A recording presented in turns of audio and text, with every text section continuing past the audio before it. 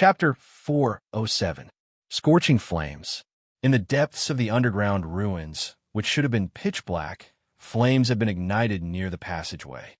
The torches that had been there for an unknown period of time, as well as the lamps that were filled with oil, were all ignited automatically under some kind of power. It was said that the land where the Baler walked would burn. Although there were very few people who had seen this terrifying monster, legends about it were still circulating in the mortal world. Because in the stories of mortals, the Baler was close to the most powerful enemy. The challenge level was equivalent to an old red dragon, and most of the dragons that appeared in the stories of mortals were young and adult dragons. If one went higher, then one would basically need to challenge the existence of the deities. The Abyss was a place of chaos and evil. There were many types of demons, and new types were born almost every day.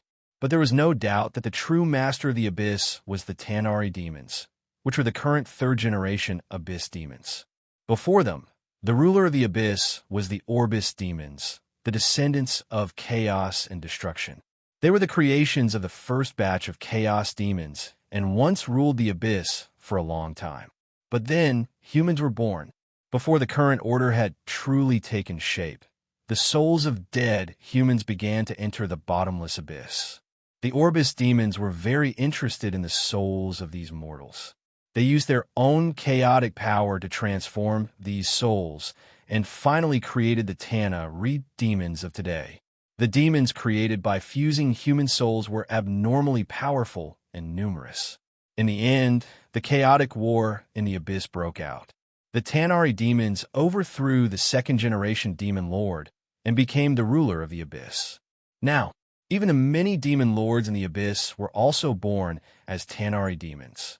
They had the spiritual power of humans. The Baler was the best among the Tanar'ri demons and also a high-level demon that inherited the power of chaos and flame. Even in the Abyss, the Baler demons were the absolute ruling class. They stood at the top of the demon race, second only to the demon lord. They were one of the few high-level demons born with divinity and had always been the main force on the Abyss battlefield. A Baler demon was the demon lord in any place in the Abyss and controlled a large number of demon armies. Note, to challenge the Baler demons in the Abyss, one must face the demon army. Name, Baler, high-level demon. Large otherworld creature. Race, Tanar'ri demon. Attributes, Strength 35, Agility 25, Constitution 31, Intelligence 21, Wisdom 24, Charm 26. Alignment, Chaotic Evil Creature level, 25 plus Challenge level, 20 plus HP, 360 plus Godhood, None Divinity, Lesser Divinity Domain, Flame, Chaos, Evil. Treasures, Standard Coins, Double Treasures, plus 3 Abyssal Beheading Sword, plus 3 Abyssal Flame Whip. Basic Skills, Deception 310, Focus 330, Negotiation 350, Disguise 100, Hide 260, Intimidation 330, Knowledge 300, Listen 380, Sneak 300, Search 300, Discerning 300, Spellcraft 300, Detect 380, Survival 70, Use Magic Device 310. Special Skills, Burning Explosion, Bind, Spell-like Ability, Summon Demons. Specialty Abilities, Cleave, Powerful Cleave, Proficient in First Strike, Proficient in Dual Wielding, Fierce Attack, Advanced Fierce Attack, Instant Cast Spell-like Ability, Telekinesis, Advanced Dual Wielding, Longsword, Expert, Beheading Sword Master. Spell-like abilities, Blasphemy, Dominate Monster, Advanced Dispel Magic, Advanced Teleportation, Soul Assimilation, Decree, Intimidate, Telekinesis, Evil Spirit Light, Firestorm, Internal Explosion. Innate Ability, Flaming Body. The Baler. It was a textbook monster in the Abyss. Almost any adventurer who was ready to go to the Abyss would remember the basic information of the Baler. When Soren felt the surrounding temperature rise, a large amount of data had already appeared in his mind. When he first went to the Abyss, the Baler was one of the monsters he paid attention to, because if he encountered this monster, he had to know enough about it to defeat it. It was too strong. Challenging the Baler was not much easier than challenging a demigod. The thirst for slaughter continued. Soren's mind did not disappear because of his transformation, but there was an extra desire to fight and kill. The Baler was the only enemy here that could satisfy his desire to kill. Flames, a huge shadow. When Soren went through the dark tunnel, the light in front of him suddenly became abundant. In front of him stood a huge monster that was burning with raging flames. It had a pair of demonic horns and a pair of wide demonic wings on its back. However, it was basically useless in this narrow underground ruin. The Baler was more than 12 feet tall and weighed more than 5,000 pounds. In its hand was a huge abyssal beheading sword that was burning with raging flames. The Baler was also a high-level demon that mastered dual wielding. Its other weapon was the level +3 abyssal flame whip. The temperature was gradually rising. The Baler was like a huge flame, and any creature that approached it would be incessantly burned. However, just when this huge monster appeared in front of Soren, a strange silver light appeared on the legendary curved sword, icing death. It was as dazzling as the stars, isolating the scorching flames. At the same time, it automatically extinguished the magic flames caused by the Baler in a burst of magic aura. This legendary curved sword had killed the Baler before. After sensing the evil aura and discovering a new enemy, it even trembled slightly in Soren's hand. The flames became a little weaker.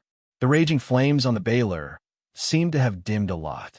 Then a pair of heavy shackles appeared in Soren's sight. The shackles with a silver-white metallic luster bound its hands, and there seemed to be a barb piercing through its huge demon wings. It had been sealed here for a long time. Even after thousands of years, it still couldn't break free from the seal here because it was imprisoned by the great arcanists of the Arcane Empire. Demon? No. A human? The pupils of the Baler were like jumping flames. It stared at Soren, who appeared in front of it, and said in the ancient demon language, a human with the aura of a slaughterer, "Mortal, come here, release me. I will give you everything you want." Soren sneered. He didn't care about the Baler's words at all, because demons were untrustworthy. They didn't abide by the law of contract at all. Anyone who made a deal with a demon could be eaten by them in the end. Besides, Soren's purpose was to take its life. An arrow on the bow. Soren took out the Elven War bow and directly shot an arrow at the Baler in front of him. Clang! The Baler's huge beheading sword instantly blocked the arrow. At the same time, the wooden shaft of the arrow instantly burned, and even the steel arrowhead showed signs of melting.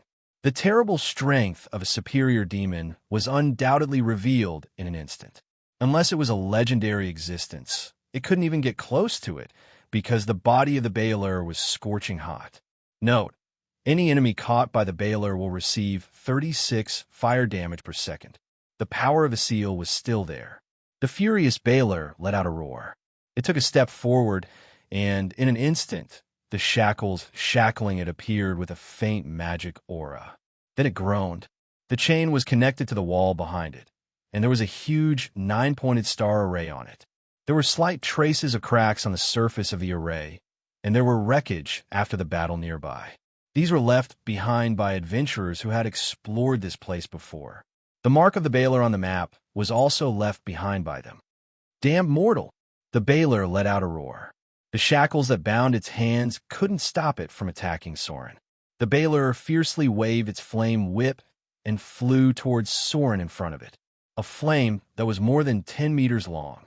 The flame whip came with a whistling sound. It was as flexible as a poisonous snake and blocked all of Soren's escape routes. Pada! Soren's eyes narrowed. His figure rose into the air, and he didn't have any intention to dodge. Instead, he directly slashed at the flame whip. A silver stream of light appeared. The flame on the flame whip seemed to dim, and then gradually extinguished. Then the Baler shook its hand and took it back. It stared at the curved sword in Soren's hand. The flame in its eyes jumped, and it said in a deep voice, "This weapon has a disgusting aura." The first round of confrontation. It seemed that both sides were probing attacks. Although Soren saw the shackles on the Baler with his own eyes, he didn't have the slightest idea of attacking rashly. The sealed flame bailer was still a flame bailer. No matter how it was trapped in this underground ruin, its challenge rating of more than 21 would not lie. Soren had encountered this kind of sealed high-level demon more than once. Although they were trapped somewhere, it didn't mean that they had no fighting power. For example, even if Soren had no weapon, even if his hands were shackled, his powerful attributes and abilities could still turn him into a terrible killing machine in an instant. The seal here had been loosened. There were 2 broken pillars behind the bailer. Originally, the shackles on its hands should have been wrapped around it, but now only the barbs on its back were connected to the wall. This allowed it to have some mobility. Soren's mind was working quickly, thinking about ways to kill the bailer in front of him, and also calculating its danger. Who? The flame whip once again turned into a flame. The chaotic nature of the bailer made it so easy to be provoked. It shook the flame whip and wrapped it around Soren, as if it was going to catch him to its side. Pata! Soren jumped away again. The bailer that was chained in place had a limited attack range, so the danger to him was reduced a lot. But just as Soren jumped away from the attack, a grin appeared on the bailer's face, and it growled, "Mortal! You can't escape." Spirits summoned. The evil magic aura emerged. The bailer raised its hand and pointed at Soren, and it launched its spell-like ability. Soren's body was hit in an instant. Immediately, a row of data appeared in front of his eyes. You've been attacked by the bailer's spirits summoned. Slaughterer form activated. Divine power transformed. You're immune to this spell effect. Soren landed safely. The bailer's expression seemed to be a little unbelievable. It roared and waved the flame whip again, and at the same time, launched another spell ability towards Soren. Law, intimidate. The flame whip whistled past, and the evil magic aura fell on Soren again. But this time, Soren didn't even plan a dodge. He directly resisted the spell of the bailer, and at the same time, waved his curved sword to cut the flame whip. A data prompt appeared. You've been attacked by the bailer's law. Intimidate. Slaughterer form activated. Divine power transformed. Your HP is higher than 200. Toughness passed. You're completely immune to the effect of this spell. Soren's mouth showed a sarcastic smile. He dared to come here to challenge the high-grade legendary bailer because he was basically immune to the opponent's control ability when he transformed into a slaughterer. Spells like Law, Intimidate were very likely to be ineffective against Soren, who had a strong HP. Few of the bailer's control spells could work on him. As if it was unbelievable, the bailer suddenly cast several spells towards Soren. Mind control, immune. Evil aura, immune. Blasphemy. The angry bailer uttered ancient blasphemy. This evil language seemed to have some kind of powerful magic. When it spoke this depraved language, the air around was filled with evil energy. This time, Soren was no longer unmoved. His expression changed a little. It seemed that he was in pain and crazy. His body trembled involuntarily, as if he was suffering great pain. The bailer couldn't help but laugh. The arrogant enemy in front of it finally fell under its spell, and the blasphemy had an effect on him. Soren let out a painful howl, and then he stood up, trembling. There was a strange blood-red light in his pupils, and the violent atmosphere on his body became stronger. He opened his mouth gently and said a blasphemy that was also full of evil. Blasphemy. A dense data display appeared in front of Soren's eyes in an instant. Chapter 408. Rewind time to 1 second ago. When the bailer uttered the blasphemous words, Soren's brain also seemed to be struck by lightning in an instant. A burning breath emerged from his body and flowed all over his body in an instant. Not only that, but Soren's powerful memory ability also seemed to be activated by some kind of power, and he instantly remembered these blasphemous words that he could not understand at all. This was the power of the oldest evil god, and one of the abilities that the gods of the evil alignment were good at. Pain. Soren's brain seemed to be pierced by some kind of power, and he instantly understood the ancient blasphemous words. Blasphemous words, pain. This power seemed to be so compatible with him at this moment, and Soren actually mastered it in an instant. A series of data appeared.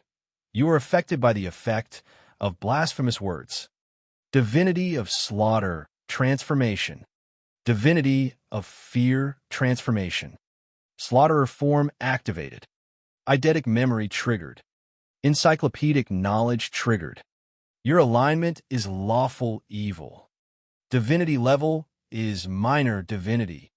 You are immune to this blasphemous damage. The compatibility between your level of evil and blasphemous words is 91%. Divinity mastery ability activated. You have learned a new ability, blasphemous words. Blasphemous words, as the name suggested, it was a special power of the evil alignment. This was the oldest blasphemous words.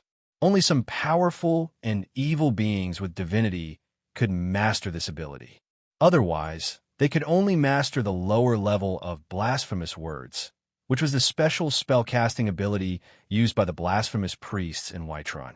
Some priests who were favored by the gods also had this ability, but they mastered Word of Truth. If they could become the chosen or favored by the gods, this ability could be upgraded to Holy Word. Good and evil. The abilities mastered by these two camps were different, but the most fundamental power of evil was still blasphemy.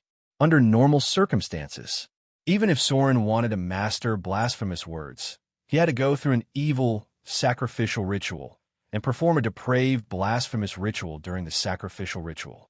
The ritual process was different according to the god sacrificed. If it was a demon, then it was likely to be a bloody ritual. If it was a devil, then it might be some terrible conspiracy. Of course, there were many choices for this ritual sacrifice because the evil gods of the Abyss and Botthor Inferno could also give this ability. For example, the Queen of Succubus, the easiest sacrificial ritual to please her, because she was the demon god in charge of lust, depravity, and ethics.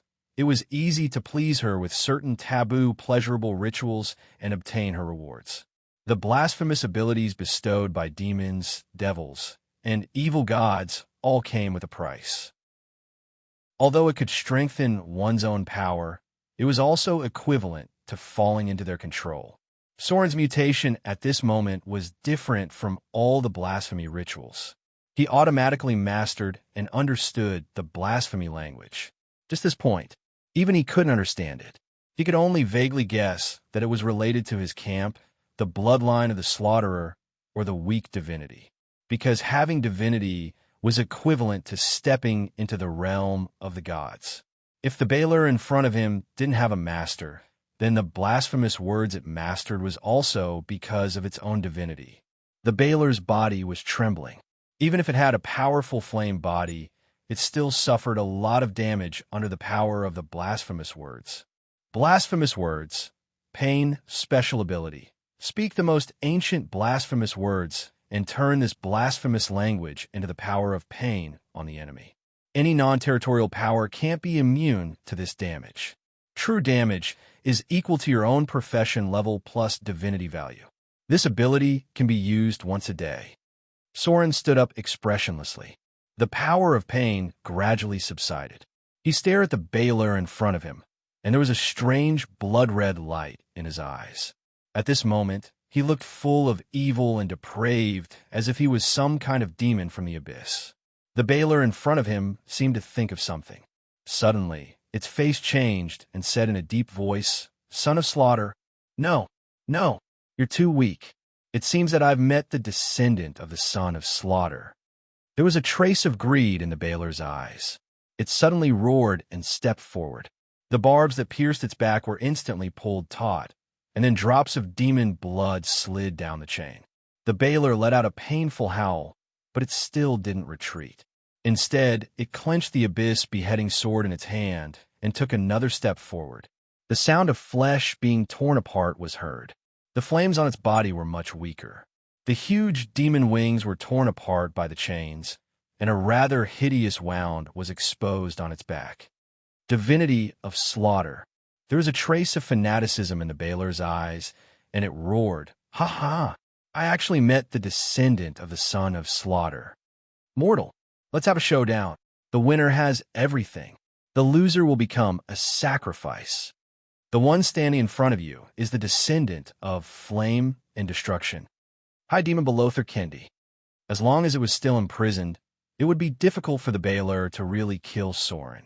Because even if it couldn't kill the Baylor in front of it, Soren could escape at any time, and the Baylor was confined to a certain area by the chains. The Baylor didn't know that Soren in front of it had a thirst for slaughter. If this thirst for slaughter was not satisfied, it would fall into madness. It just felt the divinity of slaughter in Soren's body. This power activated its crazy nature, so in order to kill Soren in front of it, it was ready to break free from the chains. Slaughter and destruction, the two most powerful divinity in the abyss. Although they were not the gods who controlled these two divinity, these two powers still created a level 27 Baylor and Soren, who was now above the ordinary legends. Boom! A trace of cracks appeared on the wall where the chains were connected, and a tearing wound appeared on the Baylor's body. Its hands were still shackled, but the chains that imprisoned it in place were pulled out little by little.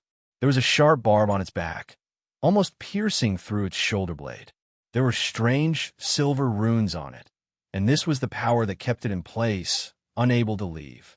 But now it was forcibly breaking free, and with a gush of demon blood gushing out, the Baylor roared in pain and madness, and once again took a step forward.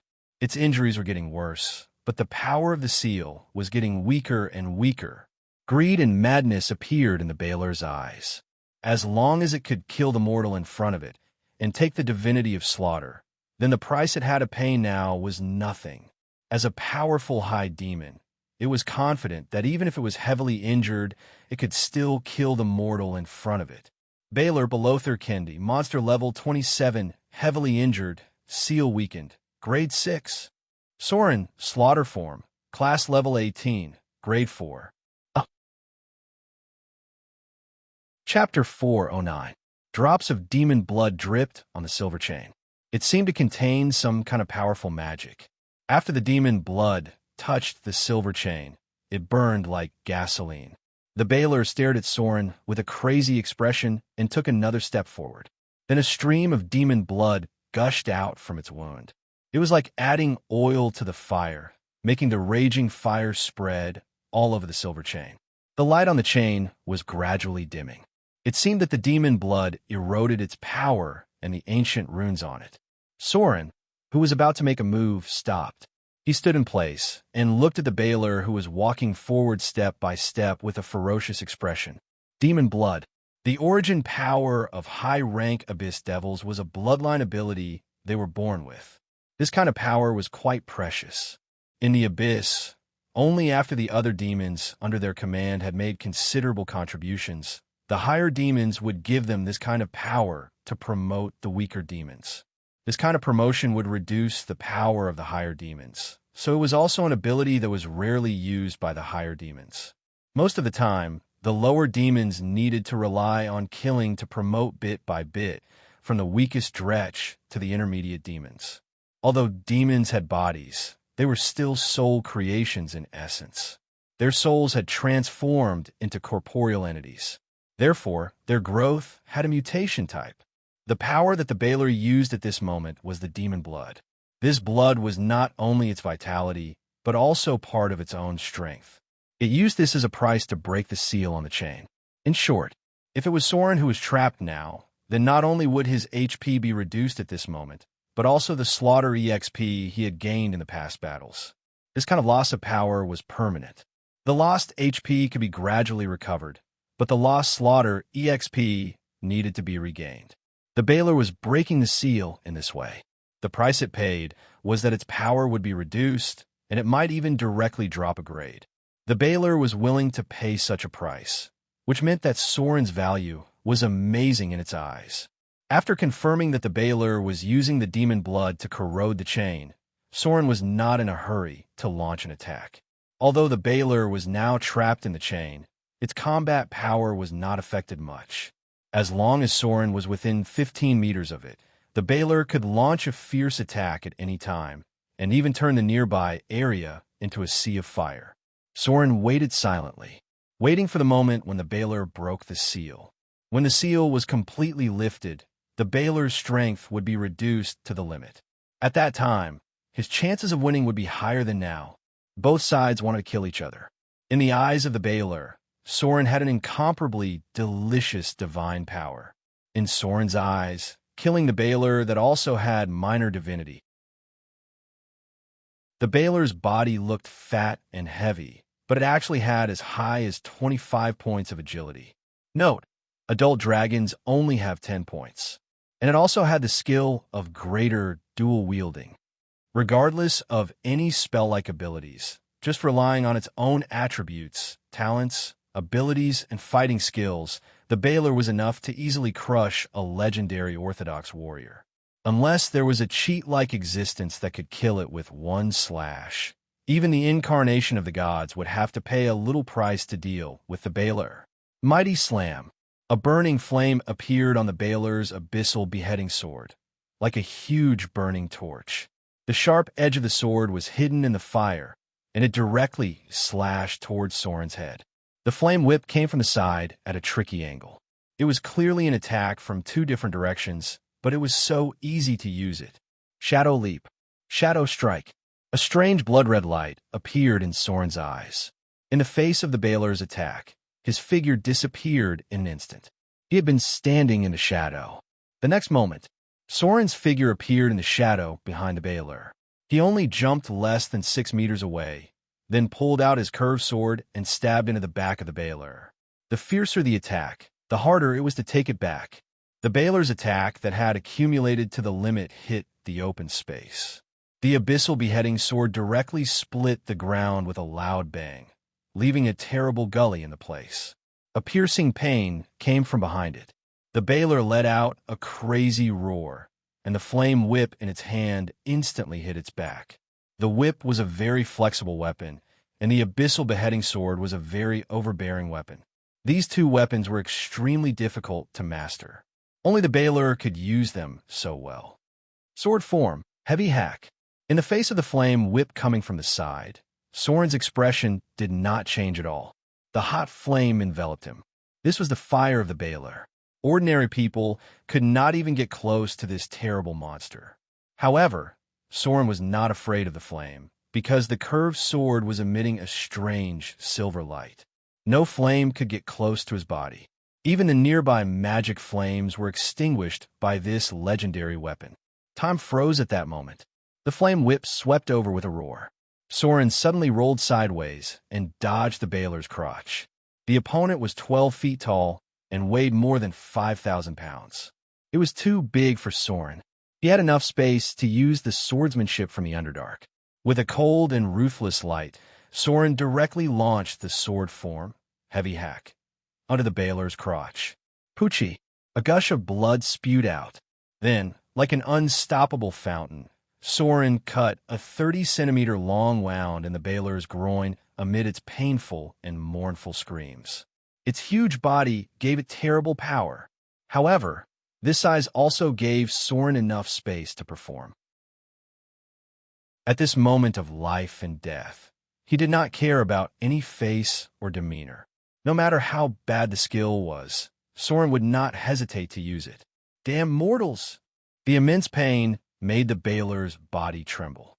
No male creature would be able to continue fighting as if nothing had happened after being cut in the groin. Soren's cold eyes did not change at all. When he rolled under the Baylor's crotch to dodge, he also appeared at the lower corner of the opponent, which was also the attack range of the Abyss beheading sword. The Baylor, who was proficient in dual wielding, shook the flame whip and instantly retracted it. At the same time, it waved the huge Abyss beheading sword and slashed at Soren. It wanted to cut the damn mortal in front of it in half. Its 35 points of strength gave it enough confidence to crush the enemy in front of it with one sword. Swing sword form.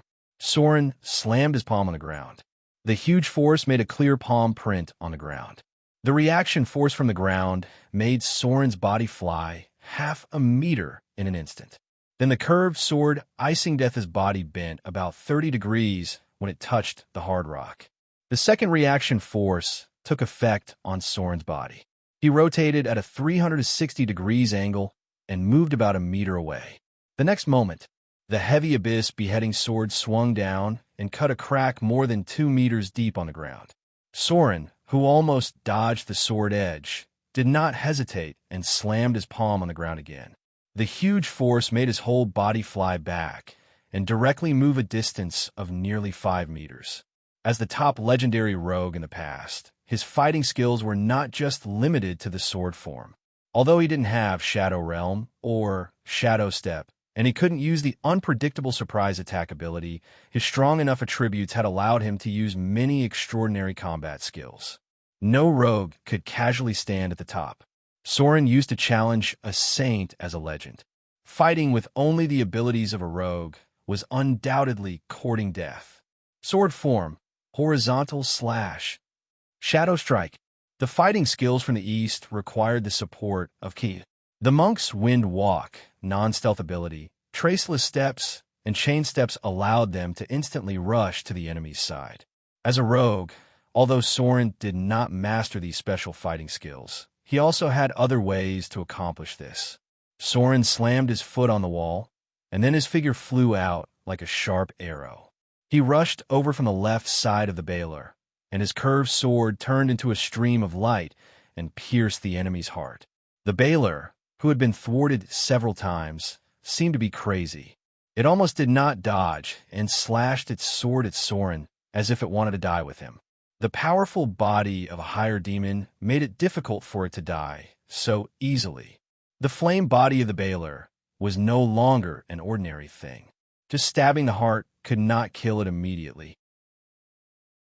On the contrary, it was difficult for Soren to resist the power of the sword in the hands of the Baylor. Shadow leap. Time froze again. Soren flew out like a sharp arrow. This seemingly fierce attack went straight to the heart of the Baylor. But after rushing about 3 meters in front of his body, Soren's figure entered the reflection of the stalactite above the underground ruins. Then in the next moment, Soren disappeared into the shadow, and then appeared again in the shadow behind the Baylor. Shadow leap 7 meters. The fighting skills of a top rogue were undoubtedly revealed at this moment. Soren successfully launched Shadow Leap in less than a millisecond after entering the shadow, and then appeared behind the enemy in an instant. Sword form, waist slash, shadow strike. Soren held his sword with both hands and slashed at the body of the Baylor in an instant.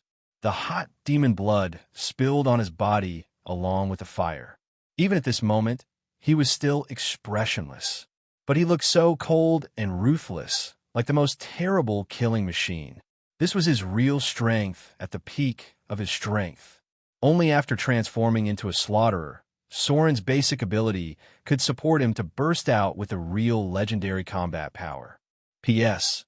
If you have a recommendation vote, please vote for it. Chapter 410. The gentle sea breeze blew through the port of Mordor, and the sound of waves hitting the reef came from afar. There were people coming and going in the port, and merchant ships full of goods were docked near the port. Occasionally, a team of heavily armed and expressionless guards patrolled by. The merchants who came and went could not help but give way in awe after seeing them. Occasionally, the legendary drows could be seen here, but they were not as evil as in the stories. They just looked a little cold and indifferent to everyone. These drows were quite strict in law enforcement, and the means used to bribe other guards did not seem to have much effect on them. Stephen Hogg jumped down from the deck, touched his money bag after landing, and then looked at the Billow Tavern on the south side of the port. This was a tavern run by a priest of the Sea Temple. On the other side of the dock was the more luxurious Golden Crown Inn, which was the best place to spend money in Mordor, with the most expensive wine and the most beautiful maids. However, Stephen was just an ordinary pirate. He couldn't afford to go to that kind of place. He just occasionally drank a few glasses of rum in the Billow Tavern. He was now a man with a family. Naturally, he needed to be more careful, so after thinking about it, he turned and walked towards Mordor City. Forget it. Stephen lowered his head and muttered, refusing his companion's invitation to go to the tavern for a night of fun.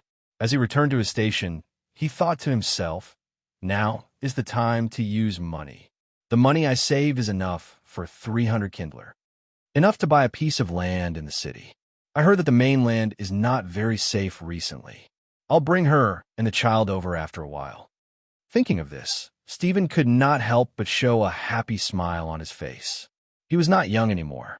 He was 35 years old this year, which was relatively old among pirates. As a human, Stephen felt that his physical energy was not as good as before after entering the age of 30. Although he had the strength of grade 2, and his combat experience was quite rich, after all, age was unforgiving. People in middle age could not avoid aging. This was the same even for advanced professions. In the last decisive battle with the pirate king Asherod, Stephen was stabbed in the abdomen and lost a lot of blood at that time. Although he had recovered now, there were still some internal injuries. Stephen drifted on the sea for a long time. After so many years of life and death battles, he was already tired of it, so he planned to apply to join the city guards after handing over this mission. Change to a more stable job. In Stephen's long career as a pirate, he had followed many pirate leaders, but he had never met anyone like Sir Soren, who filled him with hope for the future. Order. Everything in Port Mordor was in good order because there was a strict order here. Although the law had not been fully established, the rules set by Sir Soren had always been strictly enforced. Anyone who challenged the rules would be mercilessly crushed.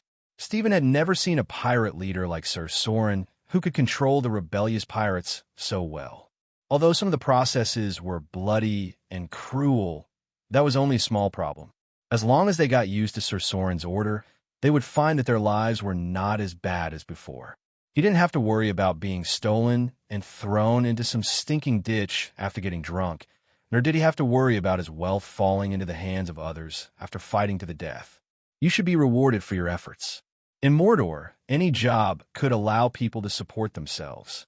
Even the most humble slave could get freedom because of hard work and live a good life in the city of Mordor. What reason did Stephen have not to believe that he would have a better future than those slaves who were freed? The money is almost enough. There was a paved road in the port that led directly to the city of Mordor. The neat road was repaired every once in a while. Stephen did not receive any education, so slightly complicated calculations were a bit troublesome for him. Although he had been spending money to learn words and arithmetic recently, unfortunately, because of his age, Stephen had been learning a bit difficult. So now he had to count with his fingers while he was on the road. With the merits I made in the past, I should be able to buy the land south of Mordor at the most favorable price. Almost enough to buy 15 acres of land. Note, the size is about the same as an acre. 1 acre is about 6 acres now. These lands have been cultivated by slaves. Looking at the growth of the land, there should be a good harvest this year. After buying the land, I'll spend some money to buy 2 slaves from Shipwreck Bay to farm. Even if I'm old in the future, I can live a good life. When I get the land deed, I'll bring her and the children over. Then I'll spend some money to ask a priest to hold the wedding. An honest smile appeared on Stephen's face, which softened the hideous scar on the left side of his face and made him look less frightening. He had a lover. She used to be a prostitute in Shipwreck Bay. Her husband used to be a sailor, but unfortunately, he died in a shipwreck. After her husband died, she struggled to raise 2 children alone. Unfortunately, it was too difficult for a woman to raise 2 half-grown children. In the end, she made up her mind and hooked up with men behind closed doors, relying on the sex business to support the 2 children. Then she met Stephen, a pirate who looked fierce but was very gentle to her. After crippling a drunkard who did not pay after sleeping with a woman, Stephen got together with her. She was a very gentle woman. She was not very beautiful, and her voice was a little soft. She was 26 or 27 years old. Her waist was a little thick, but her skin was white. She was very gentle and good at housework. She would clean the room and have a big butt. At first glance, she was a woman who could bear children. As for the sex business, Stephen did not care so much. A woman who could make up her mind to do this kind of business, to support children, only made him feel awe. He was just a pirate. It was a bit too much to say that his hands were covered in blood, but there were definitely many people who died under his hands. There were people who deserved to die, and there were also innocent people. Occasionally, he would go to the temple to confess his sins. Once, he even cried in her arms like a child. Maybe the older he got, the more soft-hearted he became. This time, when he went to Shipwreck Bay to escort goods, Stephen encountered a young thief. If it was in the past, he would definitely cripple the child's hand. But this time, when he saw the child's yellow face and thin body, he could not help but think of the two children. Not only did he let the thief go, but he also gave him a few silver dirhams. Because life was difficult and the door was always half closed, the older of the two children had also done some sneaky things in the past. Now, the 13-year-old child only had 8 fingers. Stephen was tired. He was not young anymore. In a few years, he would be 40 years old. When a man reached 40 years old, he could only rely on rich experience to fight. He wanted to change to a more stable life. There was a woman. There was a group of lively children. A stable job, a stable home. So many years of wandering on the sea had honed him into a real man. He could fight bravely without fear of death in battle. But this did not mean that he wanted to live a life of uncertainty all the time. He was a little different from other pirates. Maybe when others reached his age, they would become eager for all this. The gate of Mordor City appeared in front of him. Stephen could not help but speed up his pace and rush towards his station. He had his own house. Although it was only a small brick house, after all, it was an industry that he fought for with his life. But most of the time, he still stayed in the station because the house was empty. It was not as convenient as staying in the station. When he picked up the woman, he would consider moving in. I have to buy some furniture, too. Stephen thought so in his heart. He didn't know what he was thinking, but his face showed an expression that all men understood. Hey, there are 3 rooms. Maybe I should buy a bigger bed. At this time, there was a noise at the gate of Mordor City. Then a large pterosaur climbed out. Its head was much bigger than a cow. There was a rope around its neck. It seemed to be led by someone, but it was blocked. The pterosaur walked forward arrogantly without looking at the guards around. When it came out of the gate, it couldn't wait to flap its wings, blowing up the dust all over the sky. Okay. Little Black, stop it. I'll let you out to play now. A crisp child's voice came from behind. Although he still couldn't see the person, Stephen couldn't help but change his expression. He quickly bowed his head and knelt down on one knee. Miss. This was the treasure of Mordor. Her status in Mordor was similar to that of a princess. Everyone knew that Sir Soren valued her more than his life. Whoosh! The pterosaur's figure rose into the air. Then Vivian, who was standing at the gate in a black princess dress, appeared in front of Stephen. The little girl didn't even notice Stephen kneeling on one knee. After letting go of the pterosaur's rope, she clapped her little hands gently and said, "Let's go. Lulu, I'll take you to catch fish today." The petite cat girl was full of happiness when she heard this. She nodded desperately and said, "Meow. Catch fish. Lulu wants to eat grilled fish." Under the sun, Vivian held the little cat girl's hand and walked towards the beach. Stephen also quickly stood up and rushed to the station. He still had to hand over the mission today. Battle after battle. Desperate battles over and over again. Blood, slaughter, death. In the cruel and ruthless game of life and death, the city of Mordor finally stood on this overseas archipelago. Soren didn't just change the fate of Vivian. This city, which was full of vitality, changed the fate of many people. Vivian finally had a stable environment to grow up in. She could live a life her age should have in her free time. Happy, carefree, living like a child. After all, she was only 9 years old. And Soren, he would continue to move forward in the killing because of the promise and also because of the protection.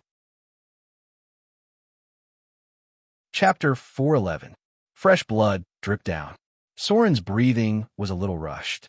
Continuous high-intensity bursts of energy were quite taxing on his body, especially in a battle where the precision was on the millisecond level. It was a great test for his body. However, his current vitality was extraordinary. In just 1 or 2 seconds, Soren had already adjusted his breathing. vitality not only affected his physical limits, but it also determined his endurance in battle. With his extraordinary vitality, Soren only needed to adjust his breathing a little, and he would be able to return to his peak condition. There was a burnt smell on his skin. Perhaps it was because he was burnt, but Soren didn't feel too much pain. The Baylor standing in front of him wasn't any better. There were 7 or 8 wounds on its body, especially on its back, where Soren had directly hit twice. Unfortunately, the Baylor's vitality was too strong. With 31 vitality, Soren's attack should have cut it in half, but it was only able to injure its spine. The Baylor's vitality was too tenacious. The HP of a high-level demon was basically above that of a legendary warrior. Soren was barely able to push it to the brink of death. The Baylor was also panting. Even if it was as strong as it was, it had lost a lot of blood and was heavily injured. The speed of its recovery was far from the speed of its recovery. The demon's madness allowed it to fight even when it was heavily injured and on the brink of death. It raised its heavy abyssal executioner sword again, and at the same time waved its flame whip and rushed towards Soren. The flames on the Baylor's body had dimmed a lot. There were only some flickering flames left on the flame whip, and then a dark green bar was exposed. This was the reason why Soren's left arm was heavily injured. The barb hooked onto the flesh of his arm, and then a piece of flesh was forcefully torn off. Soren's injury wasn't light. Although he had only been hit by the Baylor once, that one hit had caused him nearly 100 points of damage. The flames on the Baylor's body were too strong. Even with the power of icing death protecting his body, Soren was still slowly burned every time he got close to it. This kind of enemy was simply impossible for mortals to defeat. It was even more difficult to deal with in a giant dragon, because ordinary people would be burned to ashes if they stood in front of it. Soren was already a little numb from the roasting. Icing death prevented him from burning directly. This legendary weapon's ability to extinguish magic flames was still in effect. However, a scorching aura penetrated deep into Soren's bones from his skin, making him feel as if his chest was on fire. His throat was so dry that it felt like it was about to split open. The silver light was still dazzling. The Baylor's flames made it even colder.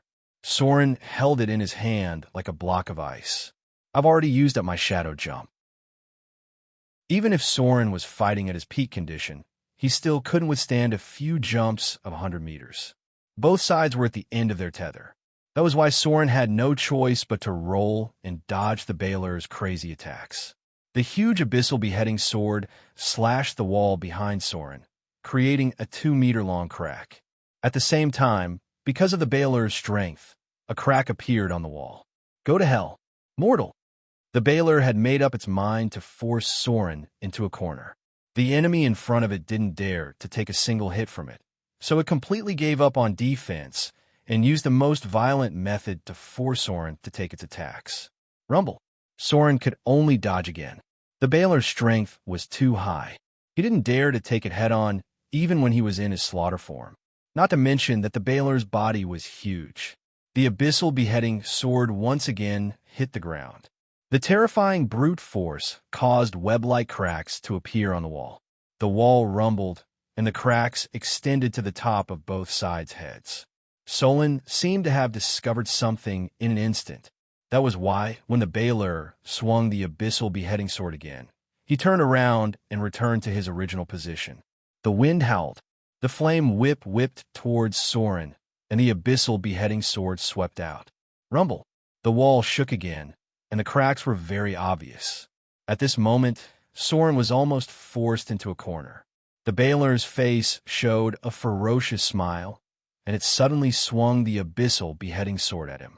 This damned mortal finally had no room to dodge. Clang!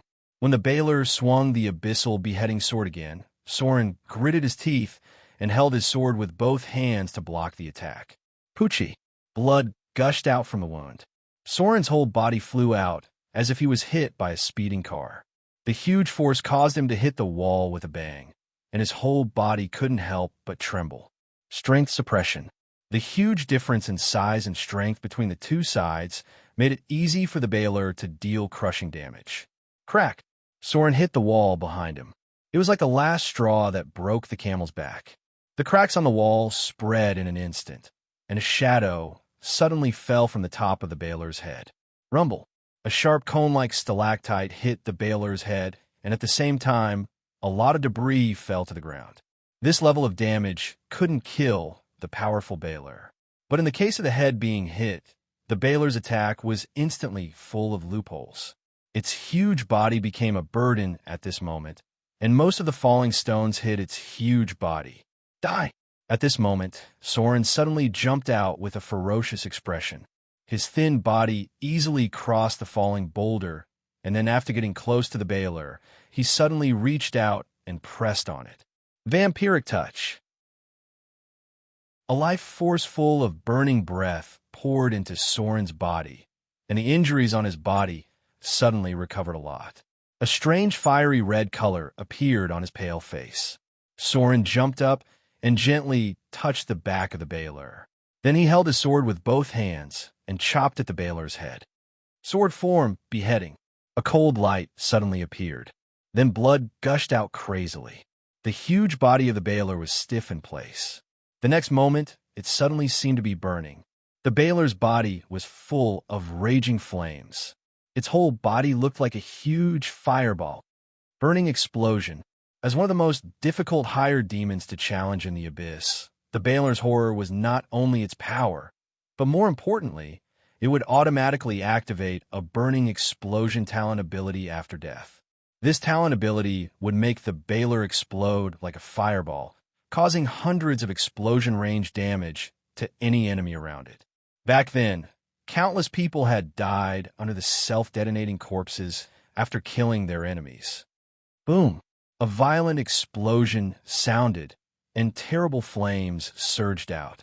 Soren, who had just slashed the Baler's head, was shrouded in a terrible explosion in an instant.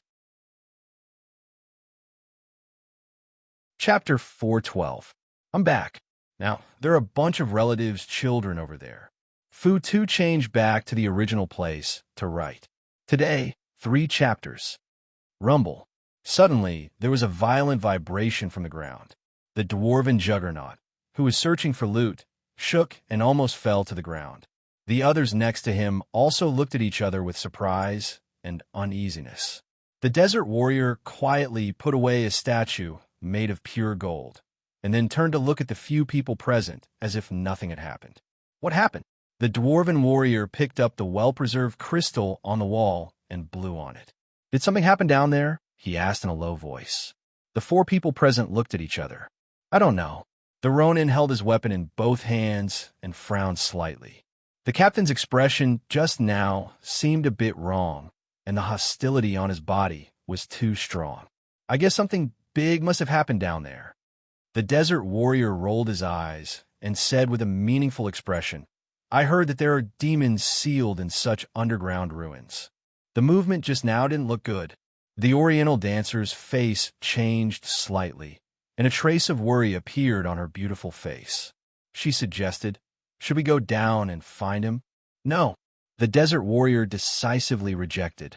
He glanced at the others and said in a deep voice, just now, the captain asked us to stay here. We don't know the situation here at all. If we go down rashly, if there is something terrible down there, I'm afraid we will all die here. Speaking of this, the desert warrior could not help but lower his voice and said, I think everyone has a good harvest today, and more importantly, no one was injured. Why don't we stop here today, go up and divide the loot first, and then wait for the captain to come out? Anyway, he is a very powerful rogue. If he wants to leave, there are very few people who can stop him. If he can't leave, we will die if we go. He wanted to slip away. The situation in the underground ruins was a bit wrong. The vibration just now caused some places to collapse. It was likely that something big had happened down there. Not many people were injured in the previous few battles. After Soren left, they found some chests and secret rooms. They found quite a lot of valuable loot. Even if they divided it up, there were still several thousand Kindler coins. Since the situation was not right, everyone had found a lot of spoils of war. Fortunately, no one was injured. The desert warrior already had the idea of leaving as soon as he could. After all, he and Soren were only in a temporary party, and they didn't have much of a relationship with each other. It wasn't strange for them to run away as soon as they saw that something was wrong. The desert warrior's words obviously attracted the approval of one person. The Ronin stroked his sword silently. He had come to the desert area to train. He had only accepted this mission because he didn't have enough money. The situation here was a bit dangerous. He had encountered a legendary ancient mummy so easily, and this was only the second floor of the underground ruins. He didn't want to lose his life here, since he already had the spoils of war, and he wasn't injured. Leaving with the benefits to continue his cultivation was undoubtedly the wisest decision. The dwarven juggernaut looked a little hesitant. It seemed that he wanted to leave, but he felt a little guilty. The dwarven race was still more credible. Leaving in this case meant abandoning his comrades. Among the people present, the one with the most complicated expression was undoubtedly the Oriental dancer. Her face looked wavering, as if she wanted to stay and leave. After all, Soren had just saved her life. Reason told her that leaving now was the wisest decision, but she felt that it was too much to do so. The difficulty of the underground ruins was a bit high. She knew very well what was below. If Soren really encountered that kind of monster, she was afraid that the possibility of him coming back alive was not high. Baylor. It was difficult for a legendary rogue to kill a Baylor alone. Rumble. After the explosion from the underground caused the first batch of collapses, it seemed to have broken the support in some places, which obviously formed a chain of collapses. There were sounds of collapsing in many places, and a large amount of dust fell here. We can't stay here any longer. The desert warrior looked at the others and said in a deep voice, "If you want to stay, then stay. I'm ready to leave. It looks like this place may collapse. Maybe we will be trapped here." After that, he ran directly towards the square. The Ronin glanced at the others and quickly followed. This was a desert area. If the hole above was blocked by the collapse, it would be very troublesome to get out. The dwarf hesitated, glanced at the Oriental dancer, and said, "Shall we go out too?" The Oriental dancer's expression gradually calmed down. She glanced at the dwarven juggernaut in front of her and said, "No, I'm going to go down and see. After all, he just saved me. I can't abandon him like this. I will definitely feel guilty about this in the future." Hearing her words, a trace of guilt appeared on the dwarf warrior's face. Immediately, he took out a few bottles of healing potions and a bottle of fiery red potion, threw them to the Oriental dancer, and said in a deep voice, "I'm sorry. I'm going to leave here. This is the healing potion bought from the temple and a bottle of strength potion from the Grey Valley dwarves. It can temporarily improve your combat effectiveness. Good luck." The dwarven juggernaut picked up his axe and ran out. A lot of dust had fallen here, and there were vibrations in the distance. The Oriental dancer glanced at their backs, gritted her teeth, and ran into the dark passage ahead. "I'm just doing this for the mission." The Oriental dancer rushed into the dark passage and muttered to herself, "The mission given by the Empress has not been completed yet. If I go back like this, she will definitely be unhappy. Yes, I have to go in and see. He shouldn't die so easily, right?" The surrounding scenery flew back quickly. The vibration in the distance continued to come. There should be a fault below. So many ruins collapsed. Boom! The Oriental dancer turned to avoid a falling stone and then stopped. There was a big pit in front of her. It was obviously blown up by a terrible explosion. Below it were all large and small pieces of debris. The road here had been cut off. If she wanted to go, she could only jump down and then find a passage to move forward. But at this moment, a rather embarrassed figure climbed up from the fracture in front. "You're not dead." The Oriental dancer's face glowed in an instant. She seemed to be relieved and said, "Great." Bah! Soren spat a mouthful of saliva after climbing up. His blood was mixed with dust. He was almost directly shrouded in the initial big explosion.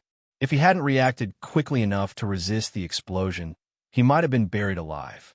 Soren's whole body was gray, and there was a thick layer of fallen sand on it. He spat out the soil in his mouth, raised his hand to wipe his face, and then said, "Why are you here? Where are they?" Soren glanced behind him and found no trace of other people. At this time, the Oriental dancer didn't even need to speak. He seemed to already know everything and said slowly, "Gone? TSK, TSK. This kind of temporary team is really unreliable at critical moments." Catch. The Oriental dancer, who just wanted to say something, suddenly saw Soren raise his hand and throw a gem with a strange luster. She quickly reached out and took a look at it. Her face immediately showed surprise. This was the task item she needed. Rumble. There was a sound of collapse behind them. Soren's face changed slightly. He rushed up quickly and said in a deep voice, "Let's go first. The bottom has been blown up. Even this area might collapse." The two sprinted toward the original road at high speed. Soren seemed to be seriously injured. The dust on his body was all stained with blood, and it was mixed together and condensed into blood clots. Even though their speed wasn't slow, by the time they arrived at the square, it was already pitch black. All the torches were extinguished, and the position of the dug passage was blocked by falling sand. The passage collapsed. This kind of temporarily dug passage could not withstand such a collapse, but the others seemed to have escaped in advance. "What should we do now?" The Oriental dancer glanced at Soren and whispered, "The passage has collapsed." Clang. Soren turned and glanced at her.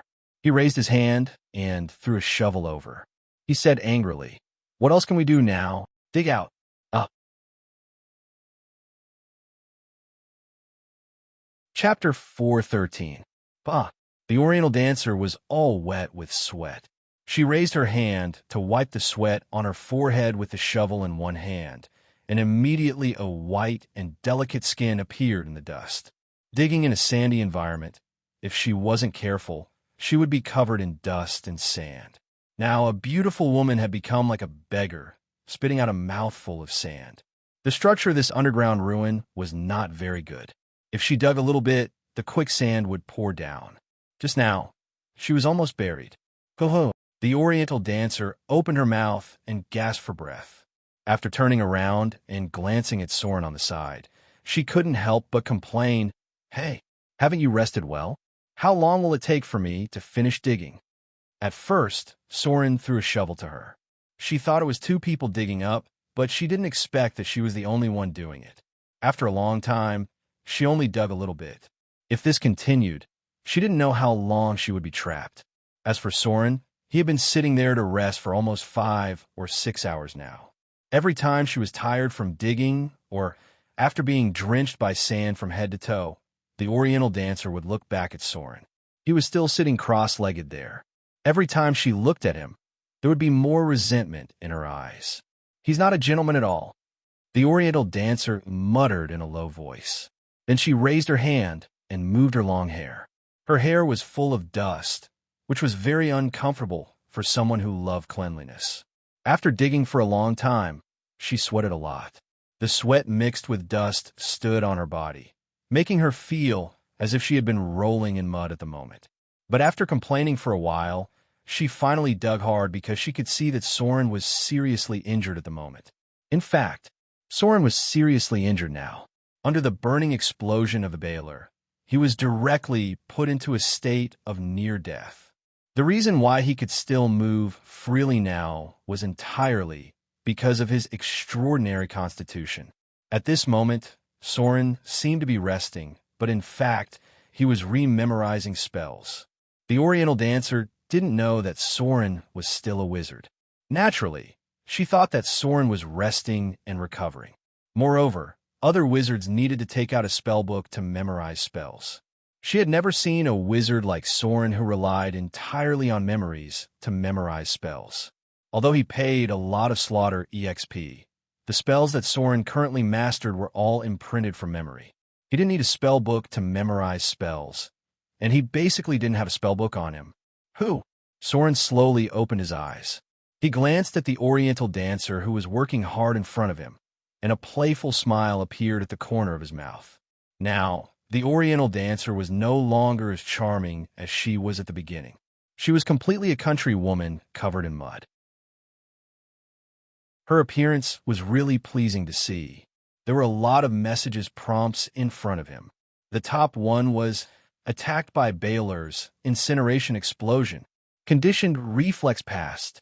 You successfully avoided the core area of the explosion. You received 52 points of explosion damage. You received 12 points of fire damage. Critical point triggered. Ability breakthrough. Your ability, minor fire resistance, has been upgraded to minor fire resistance. Critical point triggered. Ability breakthrough.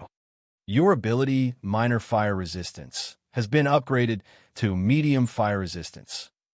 The Balor was a ball of fire. Soren was suffering from fire damage from the beginning to the end. If it weren't for the support of the power of icing death, which could extinguish the magic flames on his body, he wouldn't have been able to hold on for so long. So after the battle, the first thing that broke out was the fire resistance that Soren had originally trained. It actually increased from minor fire resistance to medium fire resistance in one breath.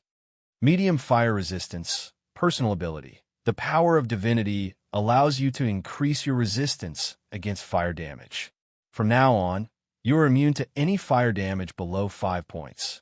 When attacked by spells or spell-like attacks, any damage with fire effects will be reduced by 10 points. With the strengthening of the power of divinity, the effect of your fire resistance ability will gradually increase. Eventually, you may be immune to fire damage. Resistance was a very useful ability. After upgrading to high resistance, it could greatly increase survivability. However, if you wanted to be immune to a certain type of attack, you may need a more powerful ability. This was the domain of the gods. Soren currently had 2 types of resistance, minor cold resistance and medium fire resistance. Then, below were some other data. You have killed the Balor, extracting the target's soul energy. You have gained 165,100 slaughter EXP. The target has divine ability. Divine power activated. Absorbing the target's remaining divinity. Divine transformation. You have gained 5 divinity points. More than 160,000 slaughter EXP. Although it was not enough for Soren to advance into the legendary realm, it was not much less than that. He still needed to get another elemental stone on this trip. At that time, it should be enough for him to advance into the legendary realm. As for the 5 divinity points, this surprised Soren. He did not expect to get so many divinity points from killing a high-level demon. It was a pity that this kind of thing was difficult to encounter again. After all, the difficulty of challenging a high-level demon and a demigod was not much different. But it was not surprising. The demons of the abyss had always had a divine bloodline. Many powerful demons clearly did not have divinity and clergy, but they could still use part of the power of the gods. This was the divine bloodline that they had. The children of the abyss demons. This time, he was lucky to kill the Balor. Soren knew very well that if the opponent was not sealed here, he would have almost no chance of winning in a head-on battle. If he wanted to deal with such an enemy in the future, he would have to wait for the arrival of the Avatar Crisis before entering the bottomless abyss. At that time, the Balor would be the backbone of the first batch of demons. When the Avatar Crisis began, the bloody war in the abyss came to an end temporarily. The demons and devils turned their attention to other planes. Patter. Soren stood up slowly. He took out a shovel and began to dig silently. The most important thing now was to leave this place. About 3 hours later, another message appeared in front of him. War of the Balor Legendary Battle. In early April 1676 of the New Moon era, you encountered a sealed Balor in the ruins of the ancient Arcane Empire. After a tough battle, you finally defeated this powerful enemy. The fall of a high-level demon made your existence begin to be noticed by the abyss. The Balor you killed is a descendant of an ancient Balor. Your existence will be sensed by some powerful demons. Legend +2. It was a little strange. Soren only got 2 legend points. Logically speaking, the Balor should be the most powerful monster he had challenged so far. But the legend points it gave him were only 2. Moreover, this time, the legend points appeared very quickly. It seemed that it did not take a long time to appear like in the past. This made Soren fall into deep thought. Why is it like this? Soren thought quickly in his mind and secretly said, "This Baylor is so powerful. Why is it only 2 legend points? Even in naval battles, legend points are higher than it. Could it be that the legend points are not directly related to the enemy's strength? Or are there other conditions that determine how much legend points are?" Soren frowned slightly because he seemed to have found something. The legend points were not necessarily the more powerful the enemy was. Of course, defeating a powerful enemy would naturally give more legend points than defeating a weak enemy. But there seemed to be a benchmark that determined the number of legend points. Audience. Many of the legend points that Soren got in the past were because of the wide range of spread. Many battles were not as dangerous as today, but the legend points obtained were very high because these things were spread far and wide. But today, Soren didn't seem to have an audience at all. He wouldn't go to the tavern to brag about how he killed the Baylor. Among all the people, only the Oriental dancer vaguely guessed that Soren defeated the Baylor. Maybe this was why the legend points were low. Chapter 414. Soren was trapped. In fact, he and the Oriental dancer were trapped in the underground ruins for a whole day and night.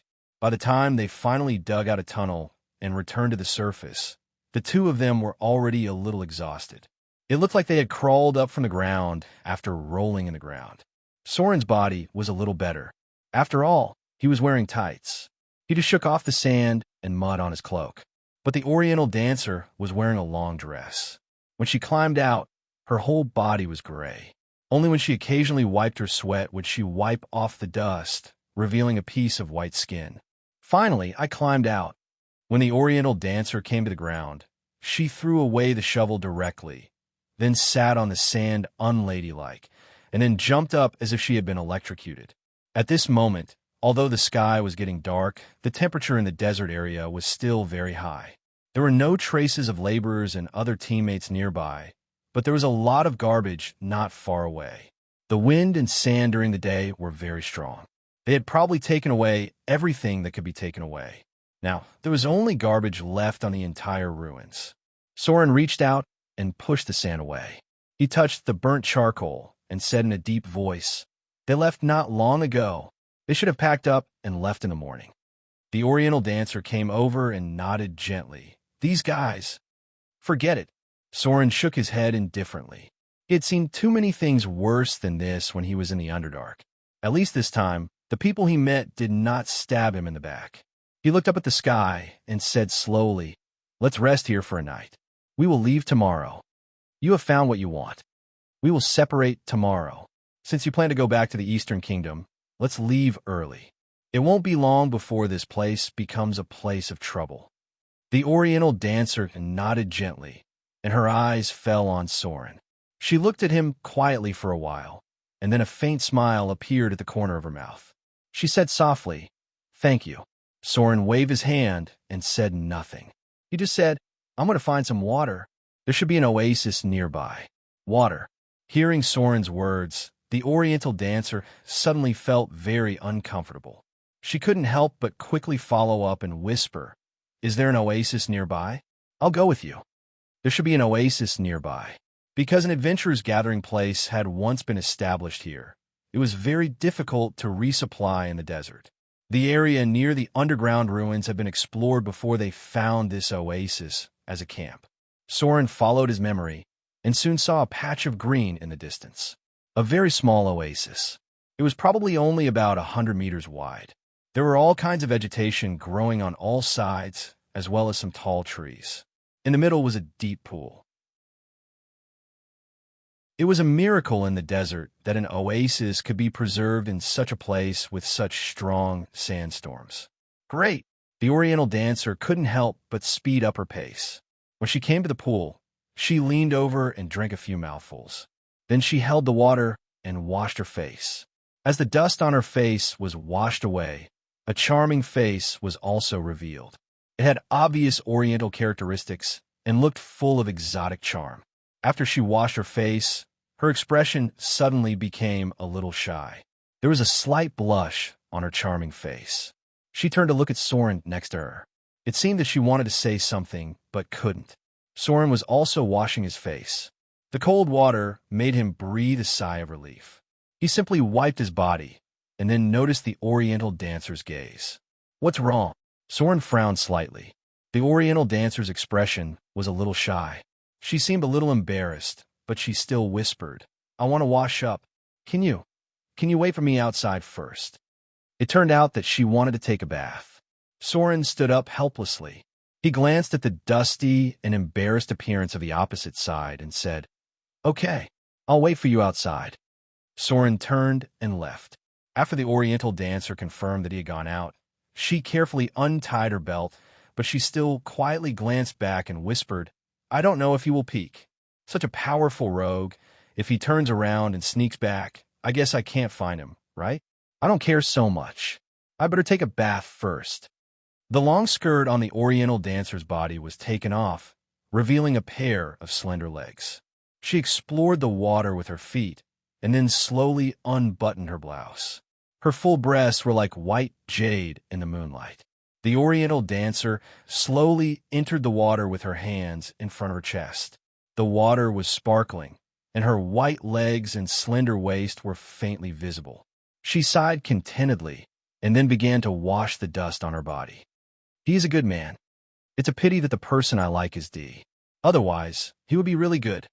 The Oriental dancer's whole body was soaked in the water, and her wet, long hair spread out like water plants.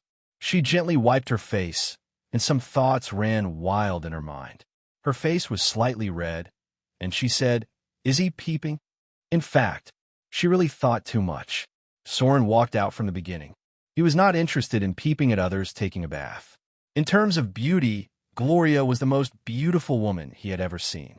It was estimated that only Vivian might surpass her when she grew up in the future. So with Gloria, Soren was not so thirsty that he would turn around and peep at others taking a bath. Faint moonlight. Soren stood on the edge of the oasis and waited quietly. But when he felt that it was almost time to go back, there was a slight noise in front of him. Someone was approaching. Soren's figure instantly disappeared into the darkness, and then quietly moved in stealth. A person. A woman. Before Soren got close to the target, he saw a tall figure with long black hair hanging down naturally. He could recognize that it was a woman at a glance. The other party was wearing tight clothes, revealing the exquisite curves of her body. Her facial features were oriental, but she was taller than the northern woman. But this was not the key point. The key point was that Soren did not see any weapons on her, only a pair of black gloves. "Who?" A cold voice sounded, and then the woman in front of Soren stopped. Her figure flew up in an instant and directly locked onto Soren's position. Then she turned into a shadow and approached Soren. Her leg was mixed with a whistling wind, and she kicked at Soren with an amazing momentum. There was no sign of it. Soren didn't even know how the enemy determined his position. He could only be sure that he was not directly exposed. The other party seemed to be able to find him because of some supernatural ability. Was I discovered? Soren's expression was a little surprised. The rolling sand exposed his position. Bang! In the face of the enemy's high-speed kick attack, Soren had no time to dodge or draw his sword. He could only block it with his hands in front of his chest. Accompanied by the dull sound of flesh colliding, Soren took a little half-step back. The vigorous figure quickly retreated after colliding with Soren. She floated in the air like a goose feather and landed on the ground. Her eyes instantly became fierce, and she said, "Rogue, clap." The woman in front of him clapped her hands together. As her palms clapped together, a faint magic aura immediately appeared on the gloves, followed by a jumping arc between her palms. This strange arc kept jumping in her palms, but it was not her own ability. It should be the power of the pair of gloves. This was a very special rare weapon. Lunge, sideways, raised her hand. The familiar posture made Soren's expression dignified for a moment. He slowly pulled out his curved sword, icing death, and said in a deep voice, "Pugilist, pugilist." This was the first time Soren saw a woman advance into a pugilist. As an advanced extension of the monk profession, although there was no mandatory advancement requirement for a pugilist, it was extremely rare for a woman to advance into a pugilist as a profession. Soren had seen a female priest advance into a pugilist modified version of Divine Fist in the past, but he had never encountered a female profession that accepted the orthodox pugilist cultivation. Moreover, the opponent's strength seemed to be not below his. Chapter 4:15. Landslide. The tall figure came like a storm. As an advanced profession that leaned towards the monk class, the strength of a pugilist was basically above the advanced level. The woman in front of him kicked more than 10 meters away. Her figure flew through the air, and her slender and strong thighs rolled up the wind and sand, directly whipping towards Soren's abdomen. Clang! The curved sword icing death was instantly unsheathed, and Soren swung it horizontally. In the face of Soren's attack, the tall woman did not panic at all. Her slender and strong legs pulled back, and she actually rose directly from the ground. She continued to soar in the air without any relay point. Soren's pupils shrank in an instant, and he suddenly bent his body and stabbed his curved sword towards the opponent's lower body. Cloud ladder. Ethereal form. In the face of Soren's attack from below, the tall woman slightly frowned her beautiful willow-like eyebrows. She only saw her palms together, and crackling lightning jumped in her palms. She swooped down toward Soren, and while her figure fell at a high speed, she strangely moved half a meter away. When she passed by Soren to avoid the attack, her palms turned into a gust of wind and hit Soren's vital parts. Gale attack. Arcs of lightning jumped in the air. Soren was shocked in an instant. He quickly protected his chest and blocked the enemy's attack. The opponent did not need a relay point at all. In the case of no foothold in the air, she could still launch continuous attacks. The enemy's fist hit Soren's body, but when she retracted her fist, Soren felt a shock in his chest. The force seemed to have passed through his arms and hit his internal organs directly. The subtle electric current jumped on Soren's body. Even with his strong physique, he felt numb all over. If it were anyone else now, they would have been paralyzed by the electric current. 1-inch punch. Soren's figure fell from the air, and his chest rose and fell violently. Suddenly, his throat moved, and a trace of blood spilled from the corner of his mouth. 1-inch punch, or it could be said that it was internal force, as well as hitting a cow through a mountain. It was a battle technique that could ignore the opponent's defense. Soren's defensive equipment was basically useless against such an attack, and the enemy's attack directly penetrated his internal organs. This was an ability that could turn a fully armored heavy soldier into an idiot. Under such a special combat technique, any physical defense would basically be rendered useless. Evade sight. Soren's figure disappeared as soon as he landed on the ground. The tall woman also landed on the ground. She furrowed her beautiful eyebrows and looked around. It was quiet all around. It was as if Soren had evaporated into thin air. There was no trace of him at all. Shadow leap. Soren's figure suddenly appeared from behind the enemy's shadow. His scimitar flashed with a cold light as it pierced towards the enemy's heart. However, the moment he launched his attack, the tall, slender woman clearly didn't notice his existence, but her body suddenly trembled, and she quickly turned around to avoid the cold light behind her. Evade instinct. Super sixth sense. When Soren realized that the enemy had actually dodged his attack, he immediately knew that things weren't going well. He immediately swung his scimitar horizontally. Clang! However, what happened next was a little different from his previous combat experience. The tall woman in front of him suddenly closed her palms and caught Soren's scimitar. Catching a blade with bare hands, crackling electricity appeared, and the electricity flowed along the weapon to Soren's arm. The tall woman in front of him sneered, and then suddenly twisted her waist. A pair of strong legs instantly clamped onto Soren's neck. Her legs locked onto Soren's neck, and then she suddenly used all her strength to flip him over onto the sand. Legendary. This woman was definitely a legendary pugilist. With such a reaction speed, such a predictive ability, Soren even suspected that she had mastered the terrifying ability Sixth Sense. Oomph. The tall woman stuck close to Soren. She was less than 5 centimeters away from Soren. At such a close distance, Soren could even feel her long black hair fluttering in the wind. Just as Soren was about to raise his scimitar, the woman's elbow hit his abdomen, and then her fist landed on his shoulder joint. In an instant, Soren's entire arm was completely numb, and he almost couldn't hold his scimitar. Elbow knee, 1-inch punch. A series of continuous attacks landed on Soren like a storm, and he didn't even have the chance to fight back. Every attack Soren made would be detected by the enemy in advance, and she would instantly hit his weak points, making it impossible for Soren to fight back, especially the pair of gloves that kept jumping with electricity. Although they couldn't do much damage to Soren, the electric arcs were a nightmare to Soren. Every time Soren was hit by the gloves, he felt like he was touching a high-voltage electric current. In this case, he might not even be able to use 30% of his usual combat ability, the close combat ability of a pugilist.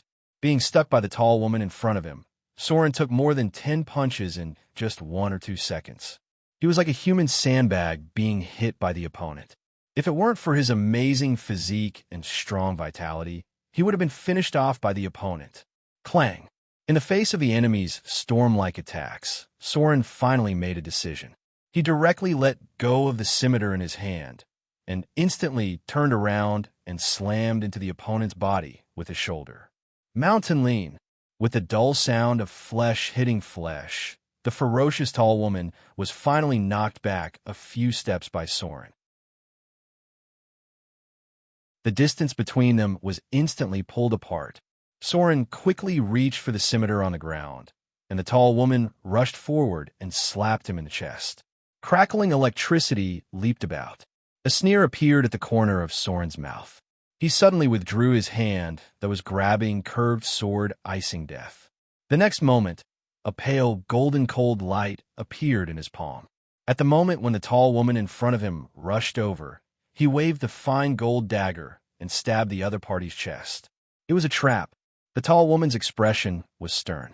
When the forward momentum disappeared, she instantly twisted her body and dodged. At the same time, her slender and strong thighs whipped Soren's chest. Bang! Both of them were sent flying. Soren pressed his hand on his chest and coughed slightly, while the tall woman pressed her hand on her elbow, where there was a slight bloodstain. If it weren't for her strong dodging ability, she would have lost half of her life. After all, a pugilist would not use other weapons except for boxing gloves, and would hardly wear any armor. Note: armor type. It's definitely the sixth sense. Soren gently moved his feet and placed the fine gold dagger in front of his chest. The pugilist's ability to rush forward was too strong. Once the distance was too close, the scimitar would become restrained. It was not as good as the small fine gold dagger. The woman in front of him should have mastered a supernatural ability like the sixth sense. Otherwise, it would be impossible for her to continuously dodge Soren's attacks and even predict the position of his attack. Soren also had the ability danger sense, but when fighting with the tall woman in front of him, it was as if it didn't exist at all. The only explanation was that she had a more powerful supernatural ability that completely suppressed Soren's danger sense. Expeditious steps. The woman in front of him looked at Soren coldly. She took a hairband from her left arm and did not look at the bloodstain on her arm. She just gently tied up her long black hair. It was not until now that Soren noticed that there was still a hairband tied around her arm. After tying her hair into a neat ponytail, the tall woman's momentum suddenly became more aggressive. Seismic strike. 1-inch punch. Landslide. The tall woman suddenly jumped up and swept through the air like a wild goose. Her long hair was tied into a single ponytail flying in the air, and she rushed towards Soren with a fierce blow. Stop! But just when Soren was about to face her with the fine gold dagger, the figure of the oriental dancer suddenly appeared and shouted at the tall woman in the air, Stop fighting. He's not an enemy.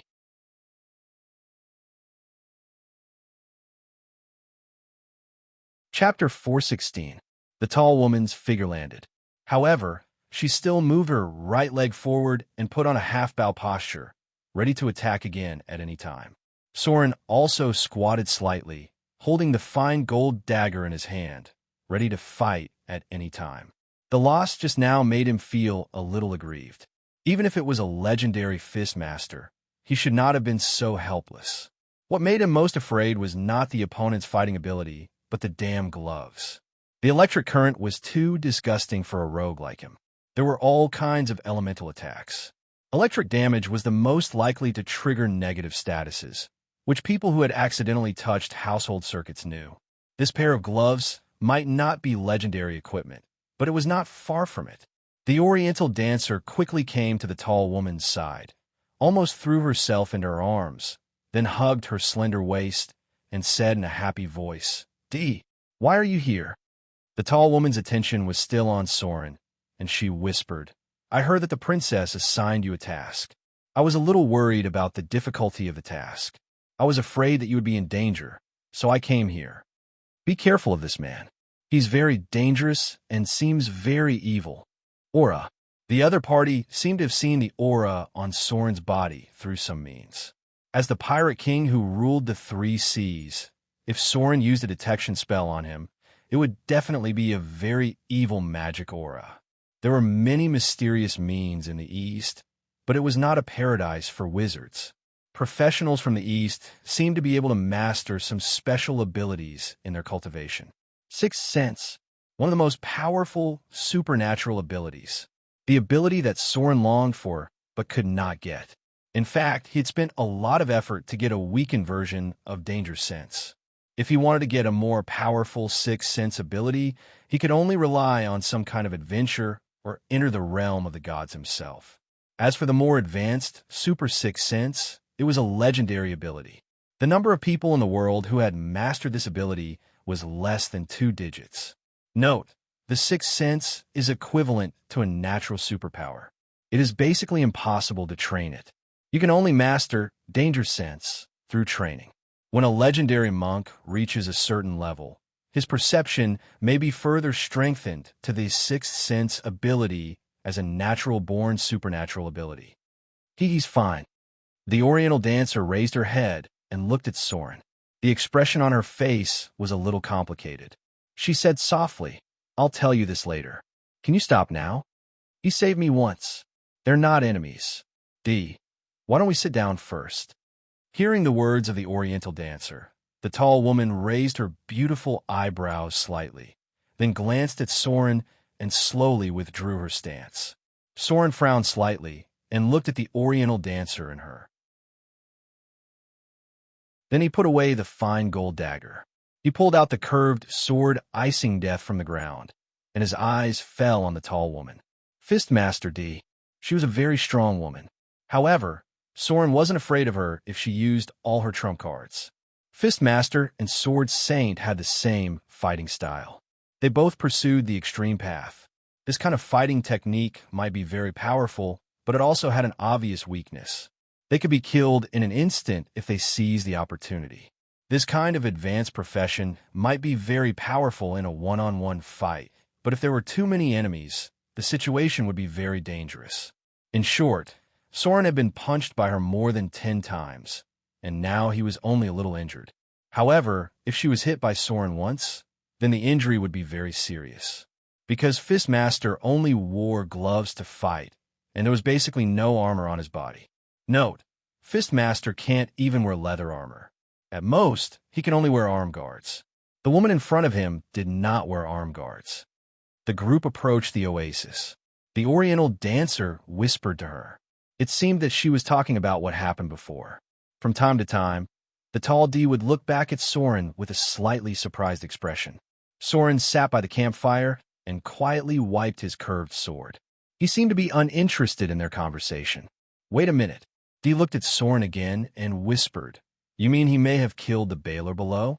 How is this possible? Even I am no match for the Baylor. With this man's strength, I'm afraid it's difficult to get close to it."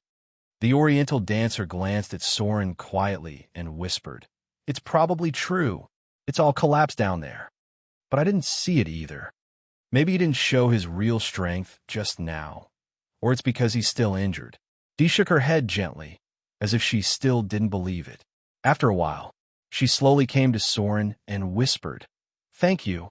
If it weren't for you, Yukari would be in danger today. Yukari. Was that the name of the Oriental dancer? The names were really strange.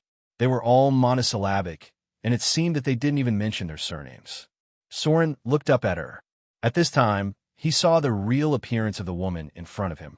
Willow leaf eyebrows, almond-shaped eyes, an oval face, a small cherry mouth, a high nose, and long black hair.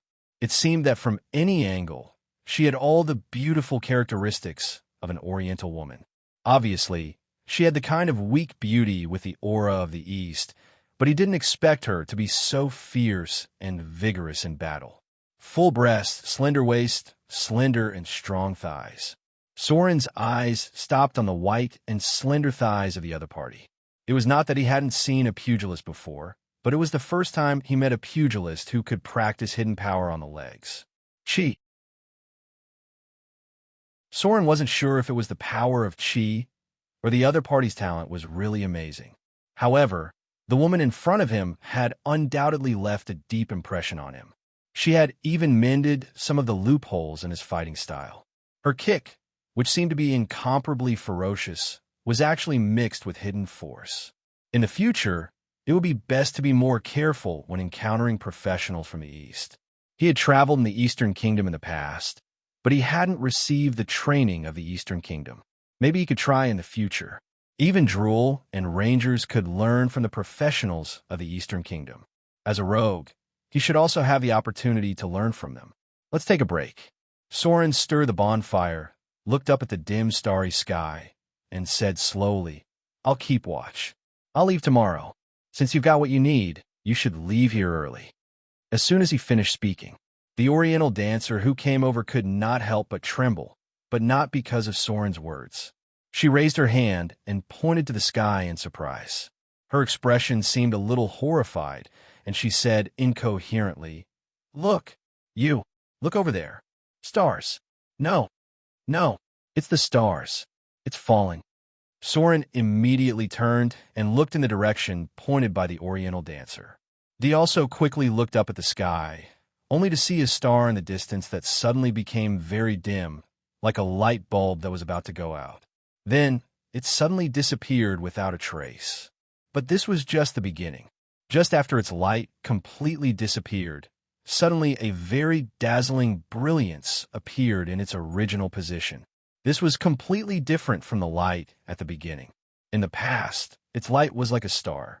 Although it could be seen clearly, it was far away, just like the earth in the starry sky. But now its light felt so close. It was as if it had been in two different latitudes before, but now it was in the same plane. The dazzling star crossed the sky, falling like a meteor. Although it only flashed for a moment, it still made people feel a strong shock.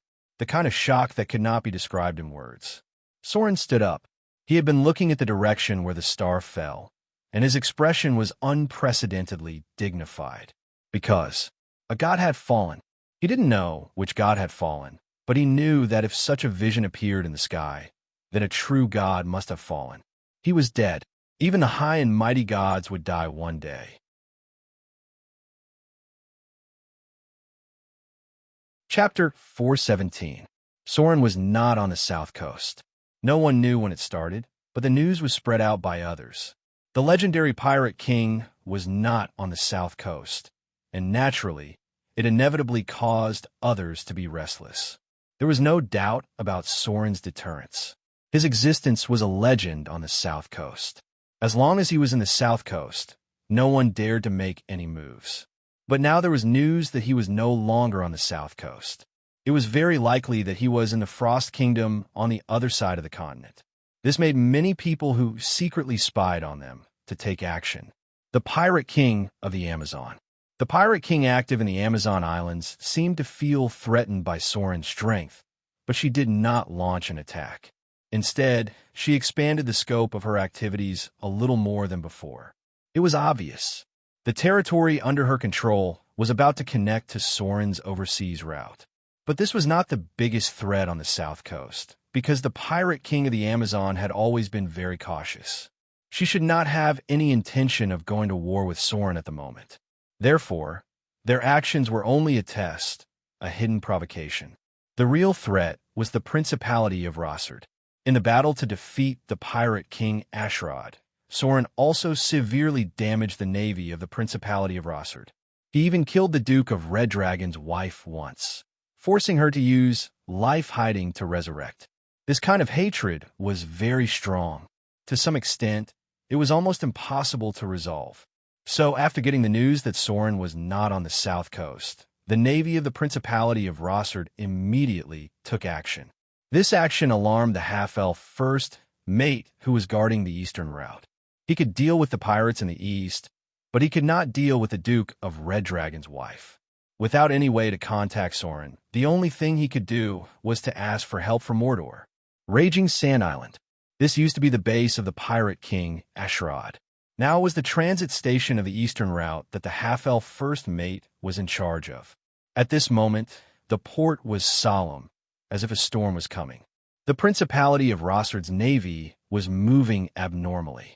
Through some unknown means, they had secretly equipped more warships. There was news that the Amazon pirates were secretly supporting them, but there were no more specific sources of information.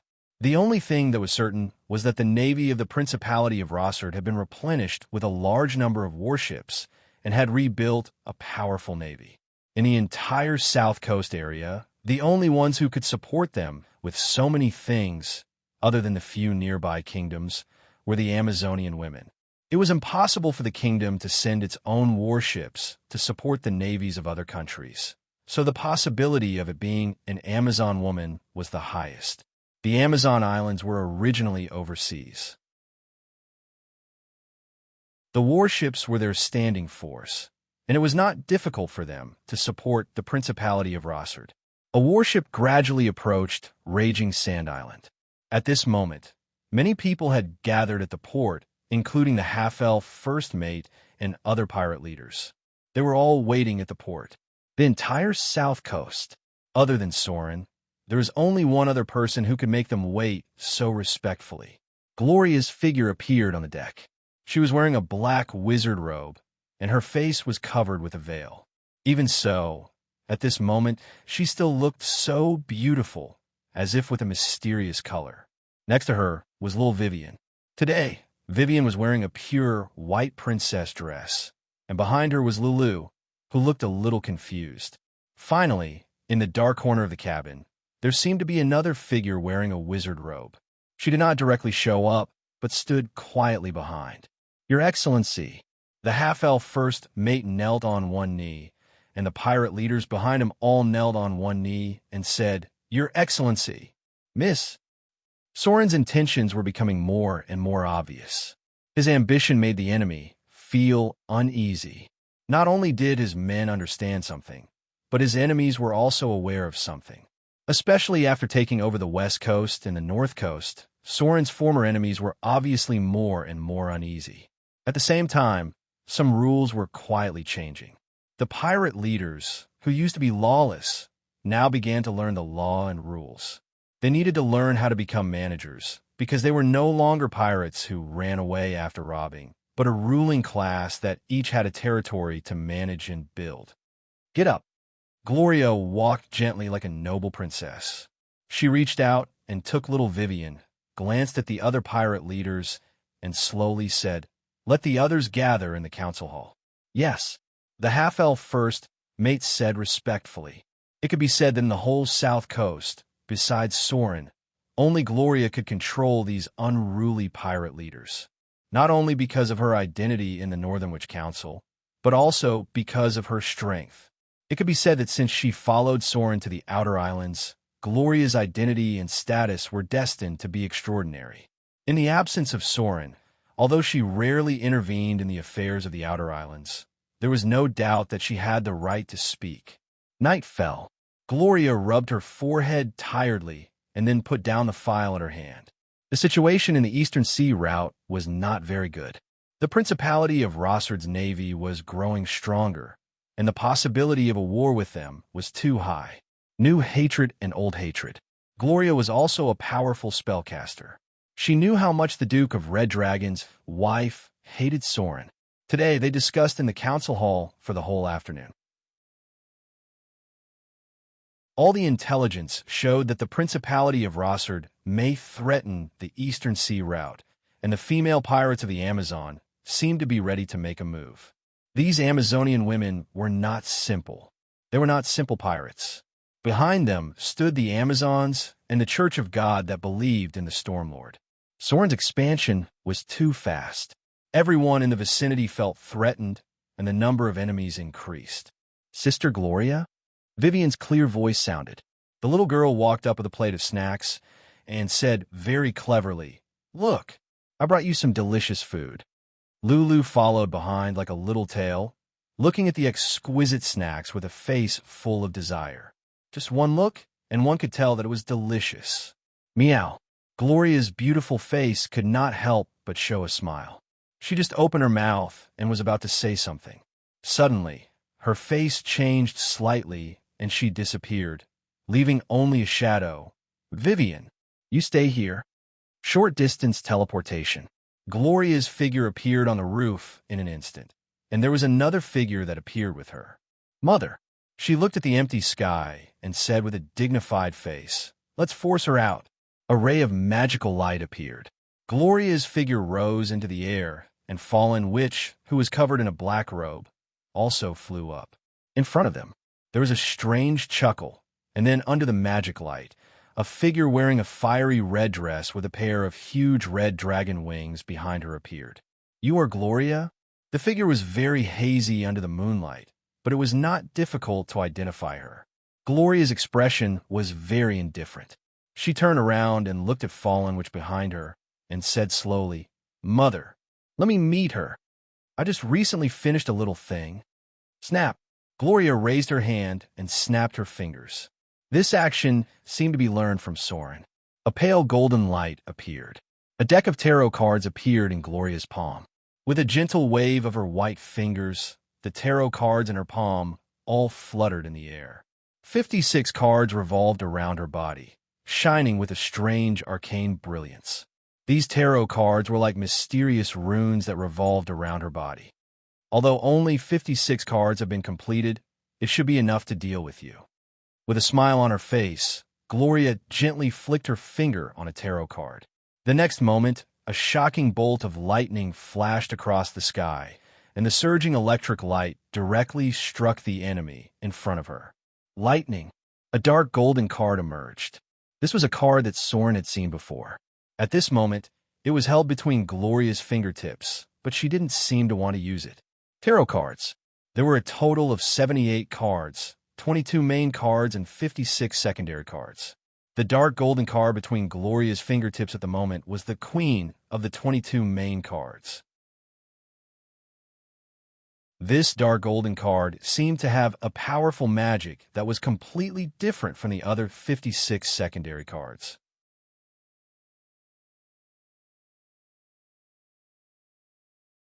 Chapter 418. Under the night sky, it was quiet. Soren sat cross-legged by the campfire, holding the curved sword Icing Death with both hands on his knees. This was the cultivation method of the Sword Saint, a mysterious realm similar to meditation. At the moment when the mind was calm to the extreme, the sensory world would capture the tremor in an instant, so the Sword Saint's moves were always so accurate and fatal.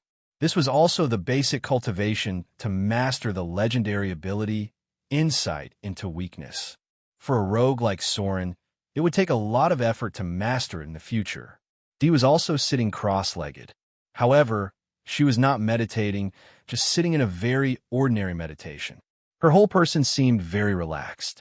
She was vaguely similar to the boxing master Soren had seen before.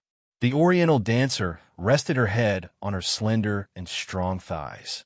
The relationship between the two women made Soren feel a little strange. He didn't know if they really just had a good relationship or there was some other special relationship. Dee in front of him looked like a gentle big sister at the moment, occasionally reaching out and stroking the long hair of the Oriental dancer. Her eyes were clear. Soren had never seen such clear eyes. It was a pure heart and a pure power. Body, spirit, soul. The cultivation of a boxing master was very similar to that of a monk. They could get a pure body through exercise and be completely immune to any disease effect. With further exercise, the physical body of a boxing master would gradually approach perfection, and they would be immune to any poison effect. When the cultivation reached a certain level, the spirit of a boxing master would become very pure, and their body and spirit would enter a mysterious state of emptiness. In the end, a boxing master would also cultivate to the realm of transcendence like a monk. In simple words, the woman in front of him had cultivated to the point where spirit, chi, and spirit were integrated. Her clear eyes represented a real power. Your mind is not calm. Dee looked at Soren for a long time and suddenly said slowly, although you have extraordinary concentration, as long as your mind is not really calm, you will never feel the real way of cultivation. Soren slowly raised his head and said in a deep voice, "What should I do? I can't teach you." Dee shook her head gently, took off the hairband behind her, and let her long black hair fall. She raised her hand and stroked the side of the Oriental dancer's face, whispering, "In the Eastern Kingdom, everyone's way of cultivation is different. Even monasteries of the same school have different ways of cultivation.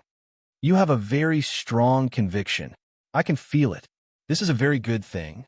When you find the path of cultivation, this belief will become your greatest motivation." Dee paused for a moment before continuing. "When I left my hometown, I met a drool. Like you, he comes from the other side of the continent. Although he has some mysterious magic that allows him to reach the Eastern Kingdom very quickly, he is still a magician.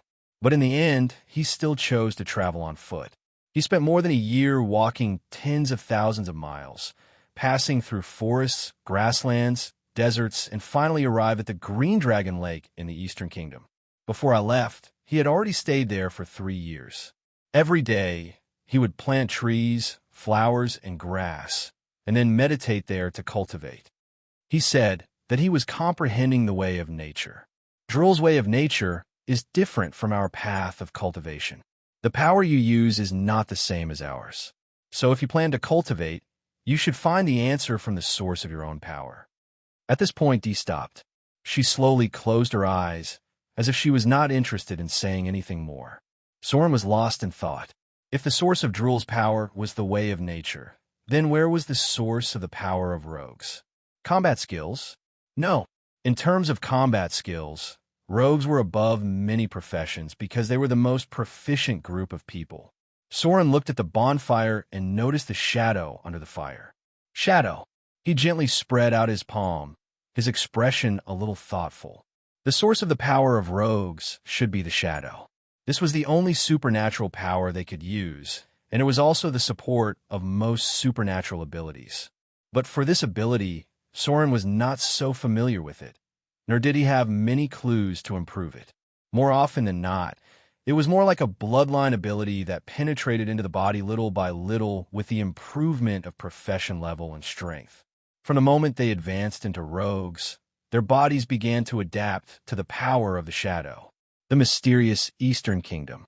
They seemed to have a completely different path. No wonder more and more professions went to the Eastern world in the past hundreds of years. Soren did not have many clues. After all, he did not know much about the cultivation of the Eastern Kingdom, but he was more familiar with something. That was the Sword Saint. The existence of a Sword Saint was the perfect combination of different profession systems on both sides of the mainland. They inherited the explosive power of the warriors on the mainland and also mastered the most mysterious Chi in the Eastern Kingdom. Ki Chi/. This was the most iconic ability of the Sword Saint. It burst out one's combat power at the peak in an instant.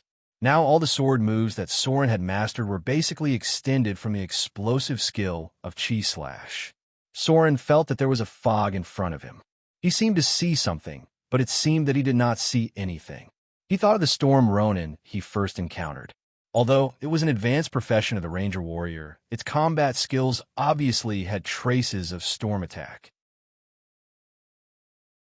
Maybe I should go to the Eastern Kingdom again when I have the chance.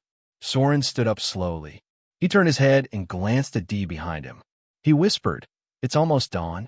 Let's part here. Take care of yourselves. I hope we can meet again when we have the chance." A glimmer of light gradually appeared on the horizon. Soren turned and walked away without saying much. The Oriental dancer also slowly opened her eyes. She watched Soren's back as he left. Her expression was a little complicated, a little reluctant, but in the end, it turned into calmness. "Let's go too." Dee slowly stood up and gently stamped her feet. The sand in front of her collapsed and buried the bonfire. She turned and stroked the side of the Oriental dancer's face. She slowly said, "The princess is still waiting for us to go back." Recently, the monasteries all over the country seem to have taken action. I'm worried that the evil things underground will run out again. Guarding the evil things. From the fall of the arcane empire to the present, the ancient evil things sealed underground had always been the great enemy of the entire Eastern Kingdom. The two tall figures gradually went away. Before leaving, the Oriental dancer looked behind her again. Soren's figure had gone far away. She could only vaguely see a small black. The wind and sand gradually spread. This desert was the border between the two countries, and it was also the place where the arcane empire was really destroyed. In this desert, there used to be the most brilliant arcane civilization that radiated throughout the multiverse, but now it had become the most barren and dangerous desert of death.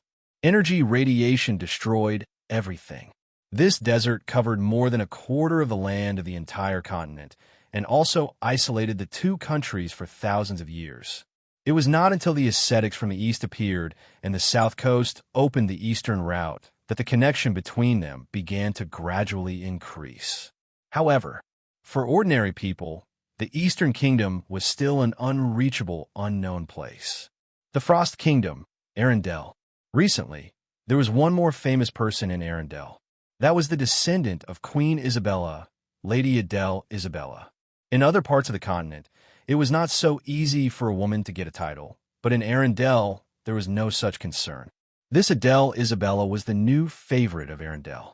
She not only had a noble bloodline, a beautiful face, and amazing wealth, but also had a close relationship with Princess Anna of Arendelle. She would be invited to almost every palace banquet and always sat beside Princess Anna. She was like Princess Anna's closest friend. Her existence was even heard of by other kingdoms in the south.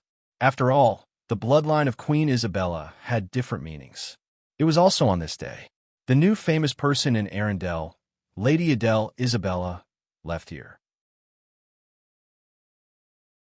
She was going to take a merchant ship to the south coast because she still had her own business in Shipwreck Bay. The news had spread to the kingdoms on the south coast. Many of the nobles in the south began to arrange for people to meet this woman with a noble bloodline. Her beauty, her wealth, her status, all of them made the nobles in the south restless. A woman with a noble background could not only increase the value of the family, but also share a huge wealth through her. They could also build a relationship with the rich Arendelle, both the woman and the wealth. Many nobles in the south were planning their own wishful thinking. Soren's plan had begun to brew.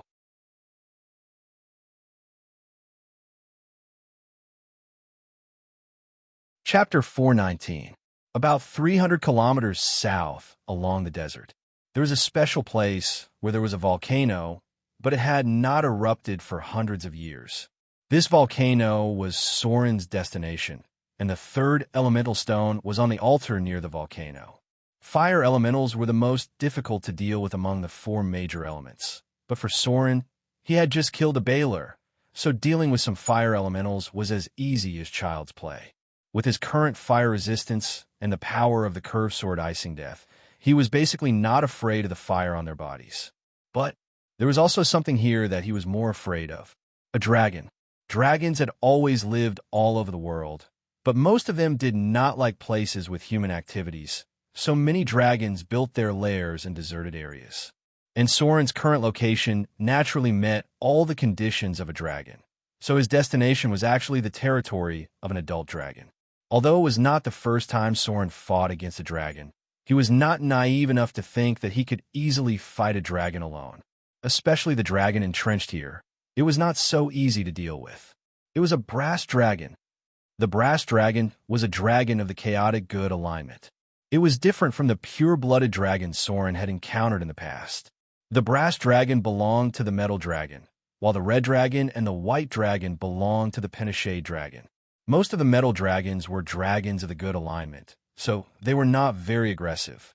Unfortunately, as an evil alignment, the danger of the metal dragon was not much different from the pentashade dragon to Soren. This was the disadvantage of the evil alignment. It was easy to fight with the good alignment, but it was also easy to fight with the evil alignment. The one entrenched here was an adult brass dragon. Its existence had long been known by others, and even a desert caravan had encountered it and called it Desert Wind. The brass dragon was a very special kind of dragon. The reason why they were special was because they had a special characteristic, and that was that they liked to talk nonsense with others. There was a passage that recorded them like this. Brass dragons are extremely talkative and can speak well. Sometimes they can provide some useful information for adventurers, but it usually takes a long time of chatting and hinting that they want to give a gift before the brass dragon will tell the news. The pupils of a brass dragon will gradually darken with age until they look like molten metal balls. Brass dragons like dry, high temperatures. They spend most of their time bathing in the scorching sun of the desert. They give off a strong smell of metal or sand. They like to build their nests in high caves. Brass dragons can eat almost anything, but they usually eat very little. They can get nutrients from a morning dew. Since the habitat of brass dragons and blue dragons was the same, blue dragons were the most dangerous enemies for brass dragons. If it's a one-on-one battle, the bigger blue dragon will have the upper hand. For brass dragons, talking to adventurers is more attractive than fighting. That was right. You didn't read it wrong. Brass dragons were labeled as extremely talkative, good at speaking, likes to chat, and so on. In the simplest and most straightforward words, brass dragons were the talkative kind among the pure-blooded dragons, and they were born to be talkative. There was such a saying back then. What's the easiest thing to produce in the chaotic camp? Without a doubt, it's a joker. Note, since ancient times, chaos has produced jokers. Brass dragons. They were the jokers among the dragons. They were born chaotic, kind, and talkative. Not only were they jokers, but they were also the battle bee of jokers. The place where Soren was now. It was the territory of the brass dragon, called the Desert Wind. It once did a very funny thing. It kidnapped a team of adventurers. Then it forced them to chat with it for 3 days and 3 nights. After satisfying its desire to be a chatterbox, it released the adventurers who were about to be played to the point of breaking down. Because it didn't do anything bad, and its strength was quite strong, no one came to crusade against this brass dragon. Basically, this desert area was its independent kingdom, and it lived here well until the end of the Avatar crisis. Maybe most of the guys who were born to be funny were lucky. Anyway, Soren didn't hear of anyone who killed it. Note 1. There are not many brass dragons, and most of them live in the deserted desert. Note 2. Because of living in the deserted desert, the brass dragon's desire as a chatterbox often cannot be satisfied. A volcano appeared in front of Soren's eyes. Fortunately, the figure of the brass dragon did not appear. The dragon slept for a long time in its life. It was not difficult to find the elemental altar, because all the elemental altars had a symbolic feature, that was, there was an elemental nearby. So if you found the fire elemental, you could find the location of the elemental altar. Fly. Soren carefully looked around the volcano, and soon he found traces of the fire elemental. It was not difficult to deal with these fire elemental. Soren's fire resistance was enough to ignore the fire on their bodies, so it was easy to kill a large number of them. Slaughter EXP was constantly accumulating. When Soren cleaned up a lot of the fire elemental near the elemental altar, he gradually approached the center of the altar. Then he began to look carefully. Time went by little. Soren's expression became more and more puzzled. At last, he frowned and stood in place, seeming to be lost in thought. The fire elemental stone was not here. This was a very strange thing, because according to the information in his memory, the location of the 4 elemental stones should not be wrong. Although the specific details were not announced at that time, the general location would not lie. The fire elemental stone should be here. Soren's previous 2 elemental stones were obtained from the altar. Why couldn't he find the fire elemental stone here? He did not give up and looked again. Unfortunately, he still found nothing. However, Soren found the hidden compartment of the elemental stone. It was empty. The fire elemental stone was taken away. This discovery suddenly made Soren feel troubled, because the 4 elemental stones could not be missing. If it was really taken away by someone, he did not know if he could get it back. Even if he could find it back, he did not know how much time it would take. Now Soren was in a race against time, and he could not afford to spend too much energy on it. If the fire elemental stone was really missing, he was afraid that he could only give up. Just when Soren could not find any clues at all, suddenly a voice came from above him. "Hey, where did this rogue come from? How dare you come to my place and steal things?" The voice was very loud, but there was a hint of naivety in it. When Soren heard this voice, he almost turned over and retreated in an instant.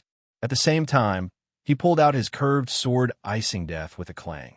He bent his body slightly and squatted down, ready to fight at any time. "Me." When Soren raised his head and looked forward, his expression suddenly froze. Standing about 50 meters in front of him was a little lowly about 2 meters tall. She was wearing a golden princess dress with broken lace, inlaid with dazzling gems. Her pale blonde hair hung down naturally. Her face looked very cute, but her expression was old. At this moment, she stretched out a pink finger and pointed at Soren in front of her. She pouted and said, "Hey, I'm asking you a question. Why did you come to my place to steal things?" "Hey, are you mute? Are you an idiot?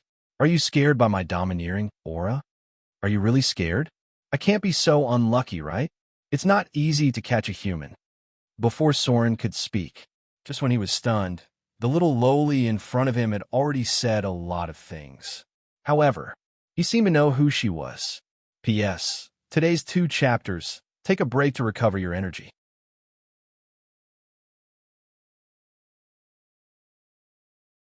Chapter 420. Brass Dragon.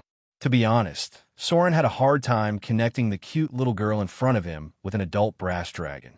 However, most dragons knew magic, so it wasn't that difficult for them to transform into human form. However, many dragons didn't like to transform. When they transformed into other creatures, their combat power would be weakened. Polymorph. Advanced polymorph. There were many spells that could transform into a human. It wasn't easy to retain combat power. Most dragons rarely transformed into human form. They thought that this form was too weak. However, small creatures also had their own advantages.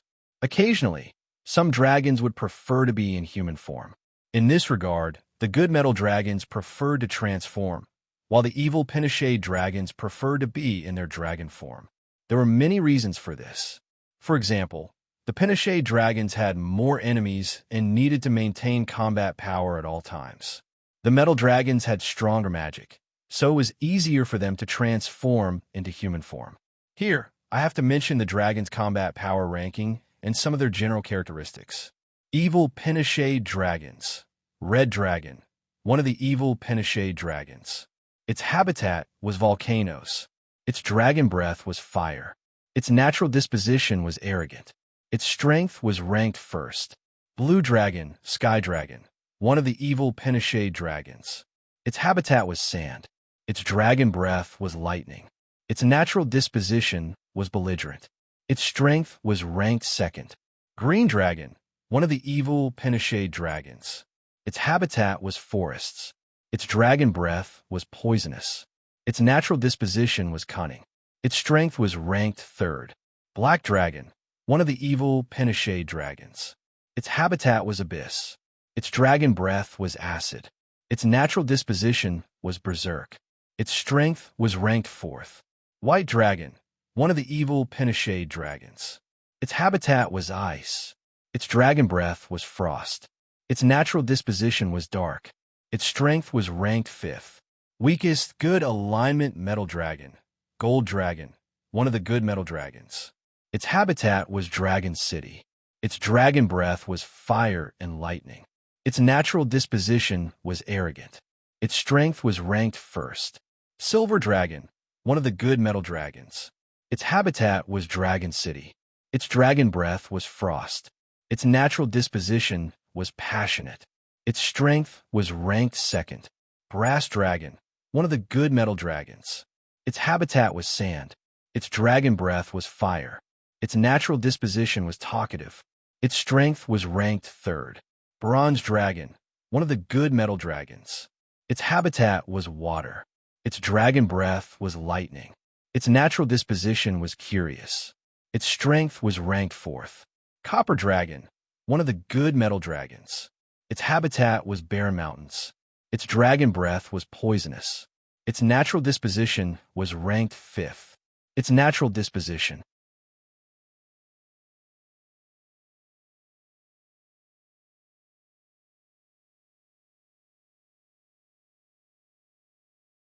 She was clearly so cute, but her expression was so infuriating.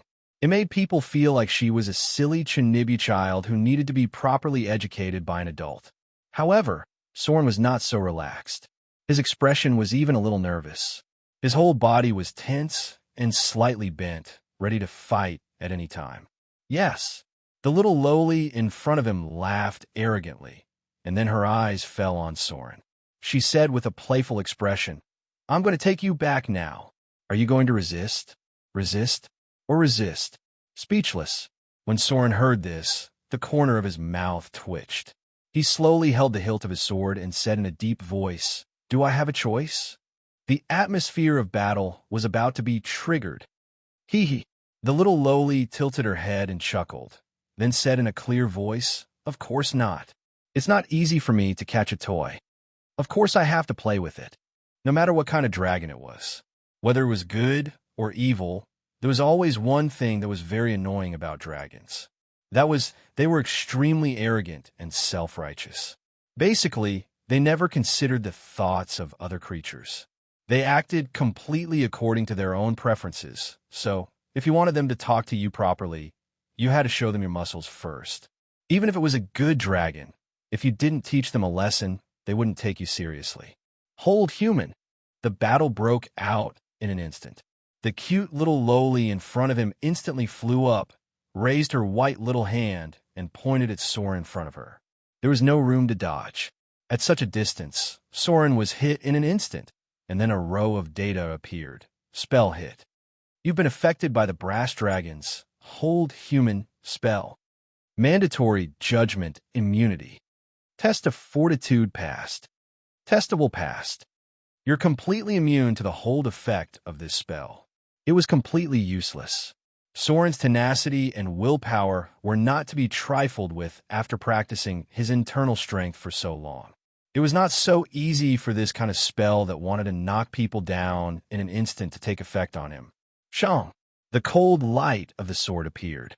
Even if it was a cute little lowly in front of him, Soren didn't have the slightest intention to be merciful. Haste shoes activated. Soren's figure flew out in an instant and slashed at the opponent's head without any mercy. Advanced spell armor. The little lowly in front of him looked a little surprised. She gently waved her little hand and opened an energy shield. Transforming into a human meant losing the natural advantage of a dragon's physical ability. How could Soren not seize the opportunity to close the distance? Arcane Missile *5.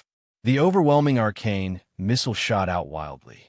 Facing the enemy in front of him, Soren didn't hold back at all and instantly activated the spell from his memory. When a dragon transformed into a human, under normal circumstances, the dragon's magic resistance would also be lost. The little lowly's expression changed from surprise to surprise. She clapped her little hands and said, "You can even cast spells. This is great. Looks like you'll be more durable. You should be a very fun guy." She didn't even look at the arcane missile that filled the sky and let them fall on her body.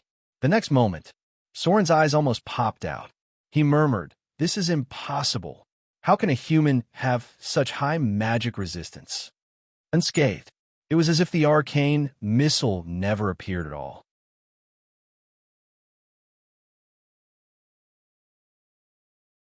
Chapter 4:21.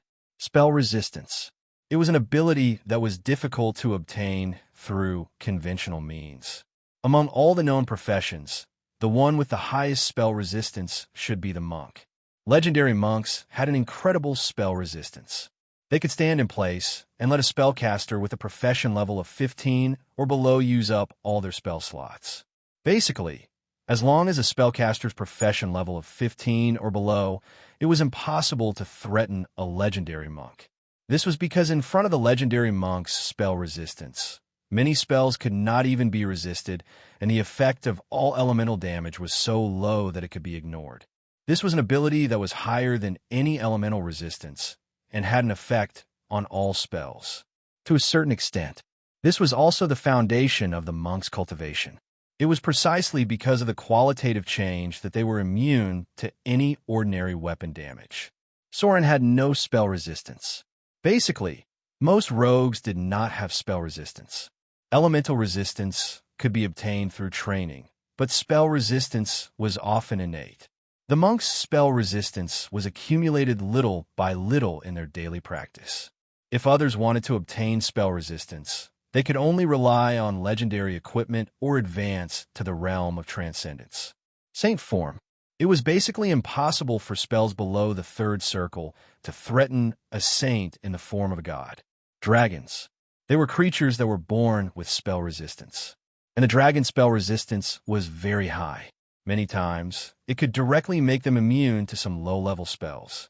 Even high-level spells may not be able to pass through their spell resistance.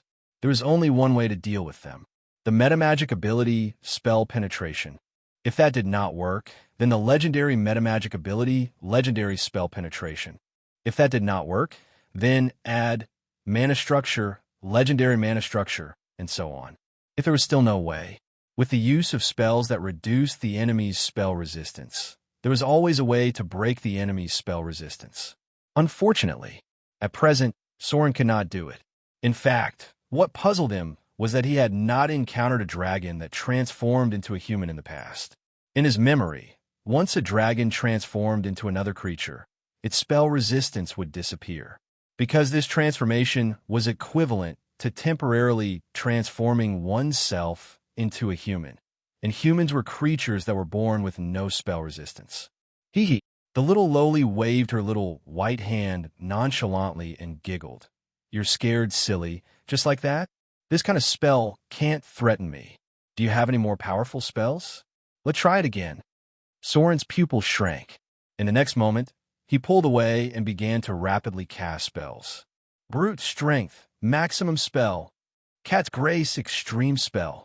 Melf's Minute Meteor, Extreme Spell.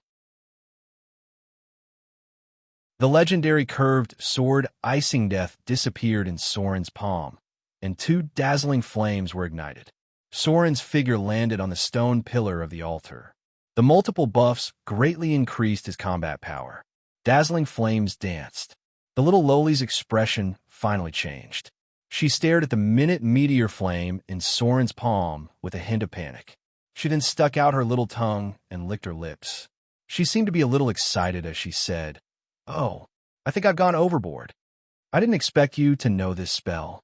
'Tis TSK. What are you going to do? Do you want to slay a dragon? I'm so cute. Do you really have the heart to do it?"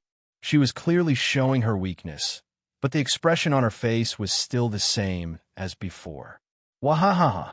The little lowly suddenly laughed excitedly. Her figure was strangely suspended in midair. There was an evil smile on the corner of her mouth. She provoked, "Come on, weak human. Even if you know this kind of spell, you may not be able to defeat me. I'm the princess of the Brass Dragon Kingdom." The Brass Dragon Kingdom. Dragon Island. Soren seemed to have caught something for a moment, but there was no time for him to think. The little lowly in front of him suddenly disappeared. When she reappeared, she was already above Soren. Dragon's Breath. A scene that completely subverted Soren's previous knowledge happened. The brass dragon in front of him could actually use the dragon's ability in human form. She took a deep breath, and her little chest was bulging. Her mouth and cheeks were bulging high. When she opened her mouth and spat at Soren, a terrible dragon's breath fell from the sky. Raging fire spewed out. This seemingly petite body actually spat out a terrible dragon's breath that was comparable to an adult red dragon's breath. In an instant, it covered Soren's figure. Shadow leap. Evade sight. Soren's figure fell under the reflection of the stone pillar on the altar, and then disappeared without a trace in the distorted shadow. Huh. The little lowly stopped spitting out the terrible dragon's breath. She tilted her head and looked down. She raised her hand and touched her light golden hair. She had an expression of a cat playing with a mouse. She said excitedly, "Are you hiding? I'm very good at hide and seek. Where are you? Let me see. Where are you hiding?" A strange shadow appeared. Soren's figure appeared in the shadow of a rock on the top of the mountain. He leaped up in an instant, and the burning micrometeor in his palm instantly hit the little lowly in front of him. Boom! There was a violent explosion. The terrible penetrating power of Melf's micrometeor destroyed the energy shield on her body in an instant, and at the same time, there was a violent explosion on her body. A petite figure was sent flying backward, but soon she stabilized her figure, but the beautiful lace princess dress was a little tattered, revealing a white and delicate thigh. There were scorch marks. Soren's spell had obviously broken through her magic resistance. But the next moment, something strange happened. The little lowly's scorched skin quickly recovered after being hit by the spell, and she returned to her white and delicate appearance, as if she had not received any damage at all. Damn it! Soren's face changed slightly, and he disappeared in an instant. The dragon's regeneration ability is also preserved. What kind of monster was this? In the case of transforming into a human, she could still retain the ability of the dragon form. Not only could she use dragon breath, but she also had the regeneration ability of the dragon body. Spell. This was definitely some kind of legendary transformation spell that he did not know about. Woo woo woo. The little lowly covered her cute face as if she was crying, but there were no tears in her eyes. Instead, there was a competitive spirit like a child who had found some kind of interesting game. She pretended to cry for a while, then said with a small mouth, "You actually ruined my favorite dress. I only have this one dress. I'm angry. Now I'm serious." Buzz. Suddenly, a gust of wind escaped from the air. Dragon wing form. A pair of huge dragon wings appeared behind the little lowly. Her body was still in human form, but there was a pair of huge brass dragon wings behind her. She looked a bit similar to the Duke of Red Dragon's wife that Soren had seen before. Therefore, when the Duke of Red Dragon's wife transformed, a pair of huge red dragon wings also appeared behind her. However, the dragon wings of the little lowly in front of him were bigger and more threatening, just like the wings of a real dragon. Flying sand and stones. As the huge dragon wings flapped, a terrible wind swept out, and the sand in front of her was immediately blown away. Soren's trace was exposed in the wind. Even if he was still invisible, there was no way to hide his general outline from others. After all, the stealth of a rogue was not omnipotent. Being invisible to the naked, I did not mean that there was no other way to find him. Found it. There was a hint of excitement in the little lowly's eyes. Her petite body swooped down with the huge dragon wings, and she shouted, "This time I'm serious. Please don't die like this." Dragon wing strike. A terrible power broke out in an instant. The huge dragon wings swept down with unparalleled force. The most threatening move of a pure-blooded dragon, the damage caused by the dragon wing strike was enough to move any profession.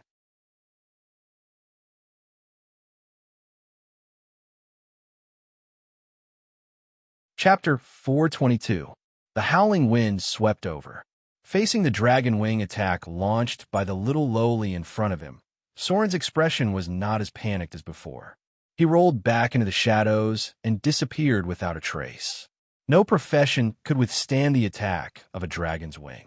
Even a wizard with a legendary force field or a barbarian with a legendary berserk would find it difficult to withstand the attack of a dragon's wing. However, it did not mean that he could not dodge it. Soren's shadow jump and shadow jump were not difficult to dodge the attack of the dragon's wing. Shadow jump. The terrible dragon wing attack swept across the entire altar. The little lowly's chest was slightly undulating, and her breathing was slightly rapid. This kind of attack was also a great burden for a dragon. The little lowly's figure rose into the air, tilted her head and looked down, and whispered, "Hiding again? What good things do you have on you? I can't even force you to show up." Anti-detection cloak. Although there was no way to let Soren avoid the effect caused by the AoE attack, it made him invisible to the naked eye. The terrain was a bit unfavorable for him. If it were not for the fact that the desert area was too easy to reveal, Soren would have a greater advantage in the battle. The little lowly carefully looked around, and there seemed to be an energy shield on her body. She thought for a moment, then took a deep breath again, and her little cheeks puffed up. Dragon breath? Didn't the giant dragon's breath need time to recover? How can she use dragon breath twice in a row? Dragon breath, sleeping gas. A strange breath came out of the little lowly's mouth, and then covered a large area in an instant. 2 types of dragon breath. Adult dragons with excellent talents could master 2 different types of dragon breath. One was elemental dragon breath, and the other was gas dragon breath. For example, the silver dragon could spit out ice dragon breath and paralyzing gas dragon breath. The range of the gas was quite large. Soren was almost instantly affected, and at the same time, a row of data appeared in front of him. You have been attacked by dragon breath. You have been attacked by dragon breath, sleeping gas. Test of compulsory immunity triggered. Test of fortitude passed. Test of willpower passed. You're completely immune to the dragon breath. It was ineffective.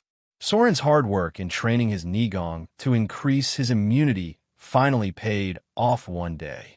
He was now immune to the effects of the dragon's breath of deep sleep. Oh, the little lowly gasped in midair and muttered, "Is it still useless?" To my surprise, this guy is actually quite strong. Shadow leap. A distorted figure appeared on her left side. Soren's figure suddenly soared into the air, and the minute meteor flame in his palm attacked her like a violent storm. He had been waiting for this opportunity for a long time. In the face of this little lowly whose strange methods completely overturned his previous attempts, he could only passively wait for her to exhaust a portion of her strength before counterattacking. Rumble. A violent explosion was heard. The powerful penetrating ability of Melf's Minute Meteor Flame successfully broke through the energy shield. However, in the case of the dragon wing form, the little lowly immediately wrapped her petite body with her huge dragon wings as soon as she saw that the situation was not right. In this way, almost all the attacks fell on the huge brass-colored dragon wings. In fact, her body suffered almost no damage. Evade sight. Shadow leap. Soren's figure instantly landed, and then immediately appeared under the shadow of the little lowly's huge dragon wings. His whole body was like a top bow. He suddenly jumped into the air and directly stabbed the enemy in front of him from below. The huge dragon wings spread open slightly. The petite body appeared, and some of the broken lace princess dress fluttered in the wind. Soren soared from below, and his curved sword drew a cold light. After the tip of the sword touched the tip of the opponent's foot, Soren suddenly turned around and put away his sword. The tip of his foot tapped on the huge dragon wings, and then slowly landed like a goose. When the tip of the sword touched the bottom of her foot, the little lowly's whole body trembled violently, but the pain that followed did not appear. Soren's control of his strength was quite subtle. He only touched her lightly, and her skin was not even scratched. The opponent did not want to hurt her. Yes, Soren did not intend to hurt her, and he did not have absolute confidence in defeating her. Since she could have dragon wings in the state of transformation and retain the dragon's strong recovery ability, then it was very likely that she also had the terrifying defensive ability of a dragon. If this was the case, Soren's attack would at most slightly hurt her. On the contrary, if she was angered and transformed into a dragon, Soren's chances of winning would be greatly reduced. This little girl's strength was probably not low. She might be a brass dragon with a monster level of 25 or above. A gust of wind blew. The little lowly's figure flew down from midair and then directly came to Soren's side. Her little face was red, and her little hand covered the corner of her dress. Her expression was a little shy and angry. "What did you just see?" "What I see?" Soren heard this and frowned. "I was fighting with you just now. What else could I see?" His mind was slightly distracted. Soren subconsciously recalled the scene just now and instantly realized that he really did see something. Damn it, it can't be. Seeing Soren's expression, the little lowly's face suddenly flushed red, and then she stared at him with dissatisfaction. Her little face also had an angry expression. Soren's expression was a little helpless. He quietly took half a step back and muttered, "What a surprise. Besides, isn't it the same if you fly around naked in the sky all day long in your dragon form?" Oomph. The little lowly glared at him, as if she was so angry that she wanted to bite him. She really did grind her teeth, but in the end she held it in. Her little face was red as she said, You're the one who flies around naked." The biological structure of a dragon. Although Soren had slain a dragon a few times, he really didn't study it in detail. However, in a battle situation, he really didn't find any obvious weaknesses on the dragon's body. It was as if most of the dragon's body was covered by dragon scales. Thinking about it this way, it didn't really count as flying around naked. But Soren thought about it and looked at the little lowly in front of him. His expression suddenly became a little strange, and he secretly said to himself, "You were definitely flying around naked just now." Of course, he didn't dare to say it out loud. Otherwise, he might really have to fight with her. The little lowly stood in place and stared at him, and then the huge dragon wings gradually disappeared. She raised her white little hand and tidied up her tattered clothes. Then she stared at him with dissatisfaction and said in a crisp voice, "Let's go. Come back with me." Soren's expression suddenly became hesitant. The other party's words made him a little uncertain. Oomph. The little lowly turned around and looked at him. A fiery red elemental stone appeared in her palm. She gently weighed it in her palm and said proudly, "Don't you want this thing? I was just playing with you just now. If I really transformed into my dragon form, you might not be able to beat me. If you want it, then come back with me first. This thing doesn't seem to be very useful to me, but it's still my collection. If you want it, then you have to give me something in return." Speaking of this, the little lowly couldn't help but squint her beautiful big eyes. She looked up and down at Soren, as if she was looking for treasures on him. A leopard can't change its spots. Soren was very clear about the character of a dragon. But the other party didn't seem to have much hostility. Soren hesitated for a moment, then gently nodded and said, "Okay." This little girl wasn't simple. Soren suspected that she came from the Dragon Island, but the Dragon Island in the material plane didn't have a kingdom. Country of the Brass Dragons. Such a name didn't seem to exist in the material plane. In the entire multiverse, there was only one place that could be called the Country of the Dragons. The plane that place was located in wasn't simple. Legend had it that the Time Dragon, who was just a baby dragon, had a challenge difficulty of 24/7. It lived in that plane.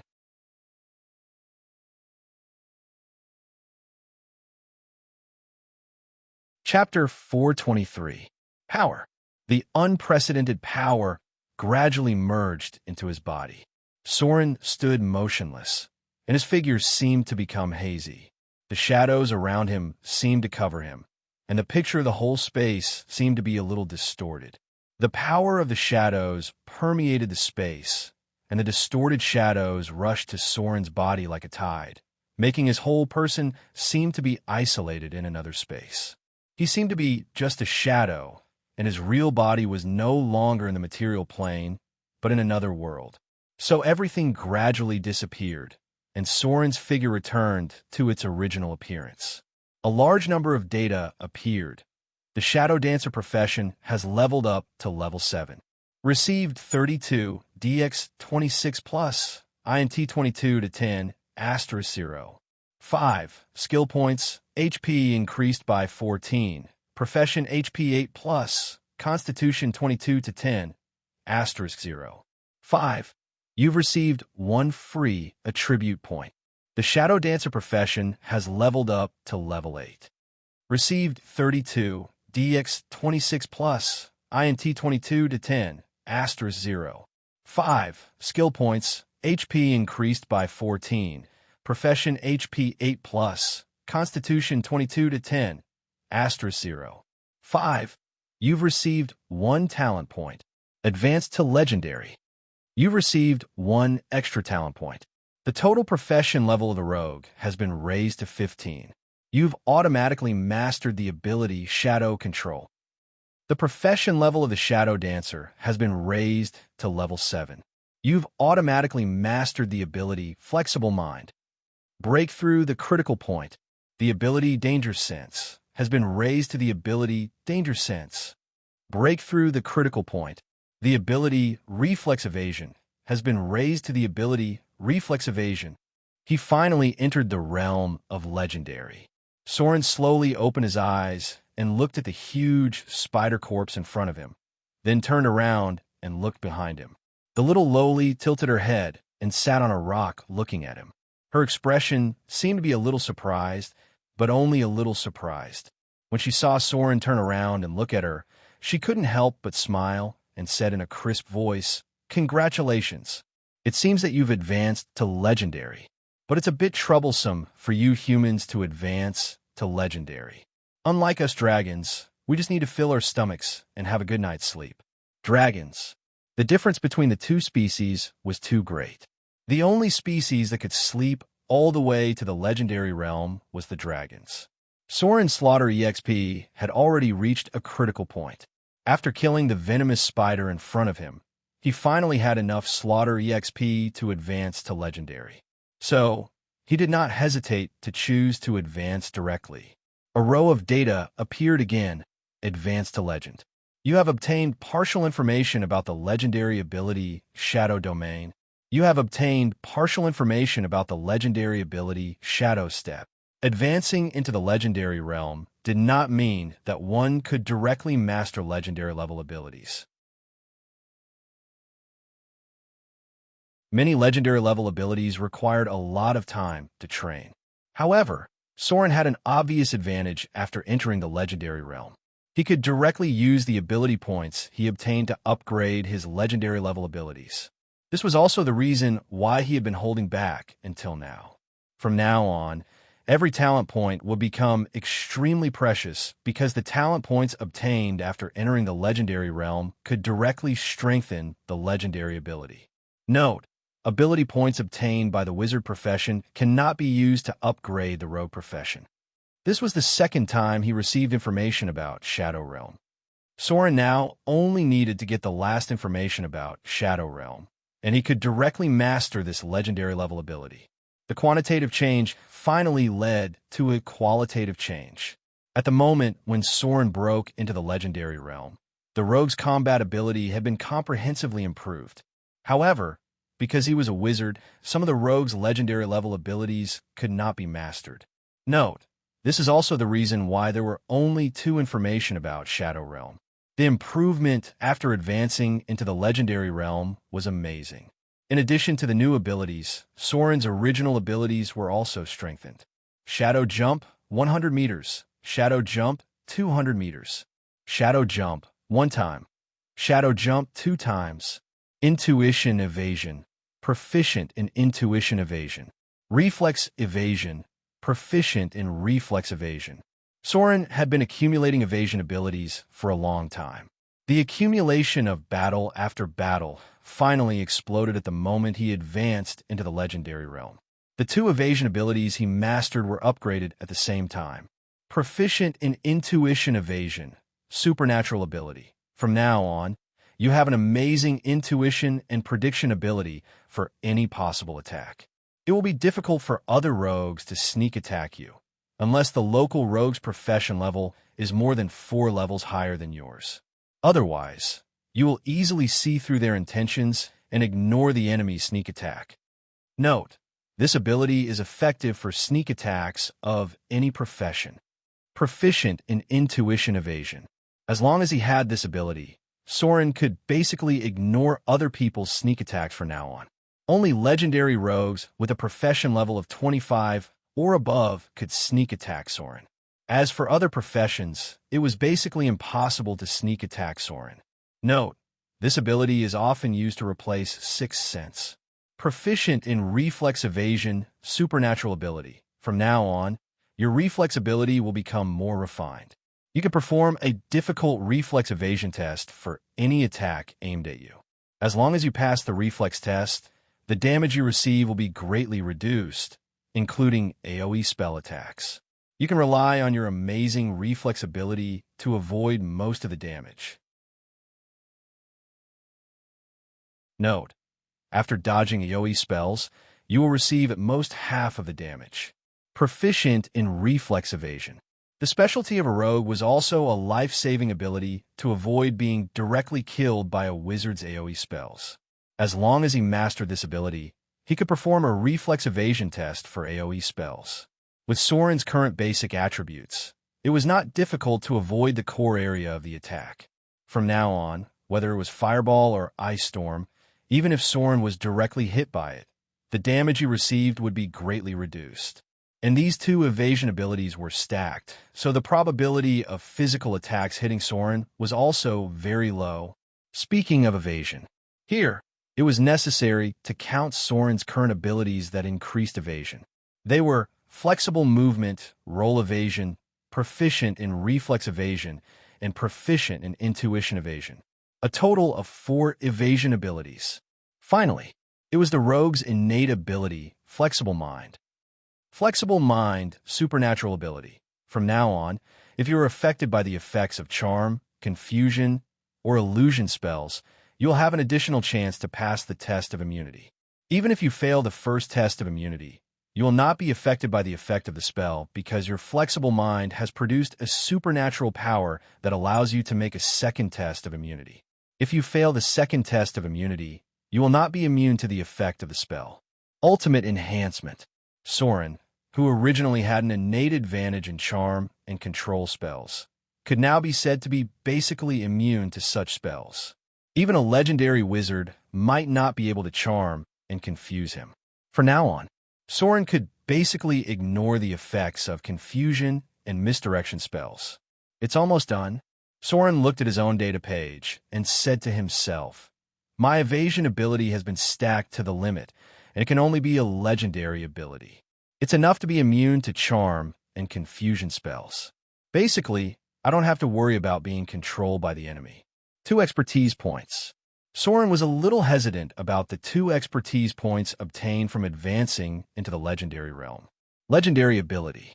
Most of the legendary abilities had prerequisites, including basic attributes, mastery of prerequisites, mastery of basic abilities, and so on. If you wanted to get the ability Legendary Dual Wielding, it was basically impossible to get the ability Dual Wielding. As Soren had just advanced into the legendary realm, some of his abilities had not been completed yet, so the number of legendary abilities he could master was relatively limited. The most eye-catching legendary ability. It was actually not his own ability, but the legendary ability Epic Sturdy of the warrior class. Damn. Because of the importance of survival, Soren's constitution had always been not low. Now he directly obtained the prerequisite to master the legendary ability Epic Sturdy. At present, the legendary abilities he could choose from were Epic Sturdy legendary ability. Your constitution has advanced beyond the realm of mortals.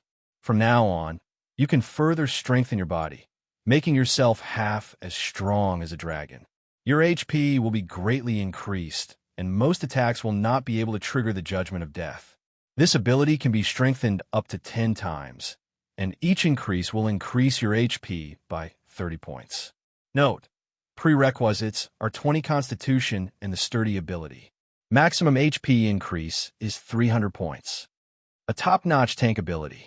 Increasing his HP to the limit was even more abnormal than the Saints. Unfortunately, Soren's requirements for this legendary ability were very low. Legendary Evasion, legendary ability. Your evasion ability has been transformed into an instinct. Even if you don't discover the enemy's presence, your body's instinct is enough to dodge the enemy's attack. From now on, any physical attack from the enemy, you will be able to dodge at least one attack. This ability can be triggered at most once per minute. This ability is a passive ability. Note, prerequisites are 25 agility, agile movement, reflex evasion, instinct evasion, roll evasion, legendary evasion. From now on, it would not be so easy for any physical attack to hit Soren. The evasion ability of a legendary rogue was above most professions. About this legendary ability, someone had tested it before. A legendary monk, a legendary barbarian, and a legendary ranger. The three of them attacked at the same time. The damage they caused should have hit the target every minute, but it was strangely dodged by the opponent instinctively. That was to say, if a profession could only effectively hit the target once per minute, then no matter how long they fought, they would not be able to cause any damage to the target. Legendary evasion stacked with any evasion type ability. Then, this was the last legendary ability to be activated. Legendary combat skills, legendary ability. From now on, your combat skills have reached the peak, and fighting has become an instinct for you. Any attack you identify will gain an additional legendary bonus of 1 point. Your combat instinct allows you to more easily exert your peak strength. This ability is a prerequisite for other legendary abilities. Note, no prerequisites. The only legendary ability with no prerequisites. But it was a prerequisite for Insight into Weakness. To master the legendary ability, Insight into Weakness, one must first master the ability of legendary combat skills. There are many kinds of legendary abilities. Soren only triggered few of them because of his focus. There was no doubt that he chose legendary evasion. Soren was also determined to get Insight into Weakness, so his choice was basically confirmed. Legendary evasion and legendary combat skills.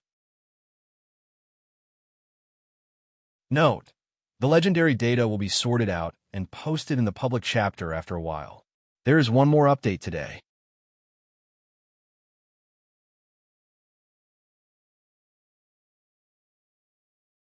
Chapter 424.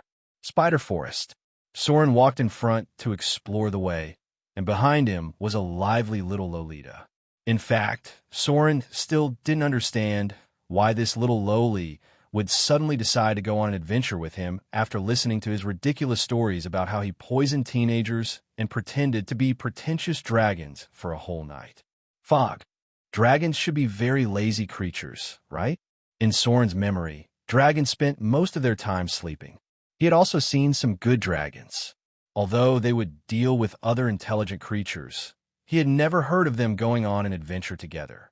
The little Lolita in front of him didn't know what was wrong with her. She actually said that she wanted to go on an adventure with him to see interesting things. And she also said that if Soren didn't agree, she would not give him the elemental stone fire, and she planned to eat it in one bite. Note, she really took a bite at that time. It was said before, brass dragons could eat almost anything, and most of them could be digested. There was no doubt, if the little Lolita in front of him really ate the elemental stone, she might really be able to digest it completely. Finally, Soren could only helplessly take her with him, and he believed that the sentence since ancient times, chaos has always produced funny people, was correct. Soren, who was exploring the way in front, suddenly stopped. He turned around and made a gesture to the little Lolita who was humming and jumping behind him, and said in a deep voice, "There's someone in front. Don't make a sound." After advancing to Legendary, Soren's abilities in all aspects had been improved a lot. Since there was a Lolita dragon who wanted to go on an adventure with him, he planned to get the last elemental stone as well. In this way, he didn't have to trouble Gloria. Now that Soren was not in the Outer Islands, he could only feel at ease if Gloria was in Mordor City. The Lolita dragon behind him was definitely at the legendary level.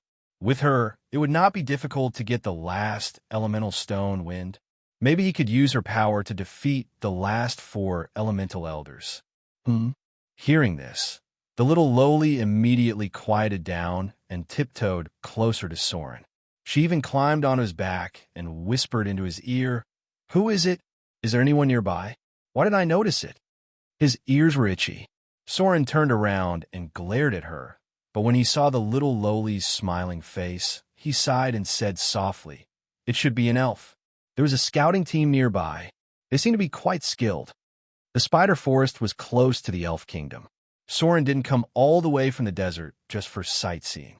In fact, anyone with a bit of intelligence would be able to guess where the spider forest led to based on its name. That was right, the Underdark. Many of the spiders here were the offspring of the Queen of Spiders, Loltha's pets. For a long time, the battle between the surface elves and the underground drows had never stopped. The spider forest was the front line of the battle and also a passage connecting to the Underdark. The last elemental crystal stone was in the Underdark. It was also the elemental crystal stone that he knew the best because Soren had been active in the Underdark for a long time. "Are we going to the underground?" The little lowly lay on Soren's back. Her beautiful big eyes were eager to move. She said excitedly, "I haven't been to the underground yet. Is there anything fun down there?" The Underdark. That was not something fun. Soren grabbed the little lowly from his back and said in a deep voice, "Be quiet. Let's find a way to sneak in. Don't get involved in the battle between the surface elves and the drows." The spider forest was very dense. Two silhouettes approached stealthily. Although the little lowly was a giant dragon, her stealth ability was unexpectedly not low when she transformed into a human. Soren was quite familiar with this place because the spider forest was a leveling ground for adventurers with a profession level of 5 to 10. There were many poisonous spiders here, all of which were the offspring of the Queen of Spiders, Loltha's pets. The speed of their reproduction was a headache for many nearby races. Poisonous spiders, phase spiders, fire spiders, etc. There was a small path here that could lead to the Underdark. Soren planned to take the little lowly dragon into the underground world from there and see if a certain rumor had happened. Blood. The ground was full of blood, accompanied by the sound of blood dripping. A burly barbarian with wounds all over his body knelt on the ground. His breath was very weak. Hideous wounds were all over his body. Many of them looked like marks left by sharp claws. Even with the strong physique of a barbarian, he was gradually approaching the edge of death. A strange and gloomy laughter sounded. The demigod vampire, who was wearing a dark red noble suit, slowly appeared. He looked at the body of a beautiful woman at his feet, lifted his foot, and stepped on the beautiful head. He said playfully, "Just with your group of trash, you want to join forces to defeat me? You're overestimating yourselves. Today, I'll let you know the difference between a mortal and a god. I'm God. I'm God." A terrible force spread. The blood on the ground all moved like living creatures. The barbarian, kneeling on the ground, trembled.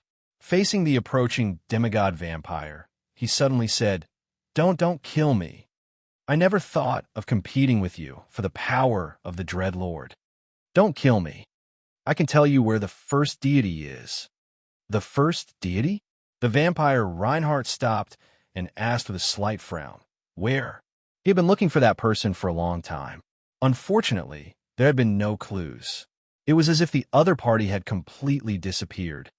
"Soren." The barbarian's face was full of fear, and his voice trembled. "The beheader, Soren. He is the first deity. You should have heard of him. The pirate king of the South Coast. If it wasn't for the power of the Dreadlord, he wouldn't have been able to unify the South Coast so quickly." "Pirate king? The beheader, Soren?" The demigod vampire's face showed a contemptuous smile and slowly said, "So, it's him. He's actually fighting for that pathetic power among the mortals. It seems that I've overestimated him." Speaking of this, his scarlet pupils looked at the barbarian in front of him. "No, don't kill me." "Ah." The barbarian's body slowly fell. The demigod vampire looked around with a cold expression and ordered, "Deal with this place. Don't leave any traces. Recently, the group of paladins has been really annoying. Damn paladins. They were like cockroaches that couldn't be killed. After killing a group, Another group would appear immediately. Were they really not afraid of death? Some other vampire servants appeared and quickly began to clean up the blood nearby. The demigod vampire looked up in the direction of the sea and murmured, "The south coast? Recently, the Church of Riches has been very hostile to me, but I still have to kill him as soon as possible. Soren, he shouldn't be a troublesome opponent, right?" Patter. There was a slight sound of something falling to the ground. The hazy figure of the Hellpemer appeared behind the demigod vampire. He frowned and glanced at the blood on the ground. He slowly said, "Reinhardt, let's talk about that later. Important news has been sent." The demigod vampire turned around when he heard the words. He smiled and looked at the Hellpemer. He opened his hand as if to hug the other party, but the Hellpemer avoided him. "What news has been sent?" The Hellpemer pulled away a little.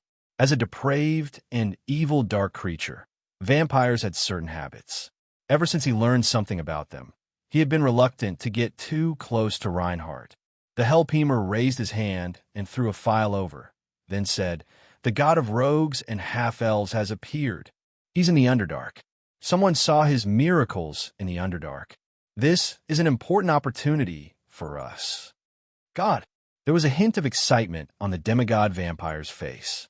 There was a sickly blush on his handsome face. He murmured, "A saint? I can finally taste the blood of a god."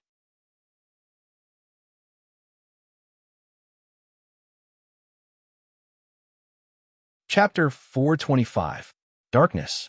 This was the strongest feeling anyone had when they entered the Underdark from the surface world.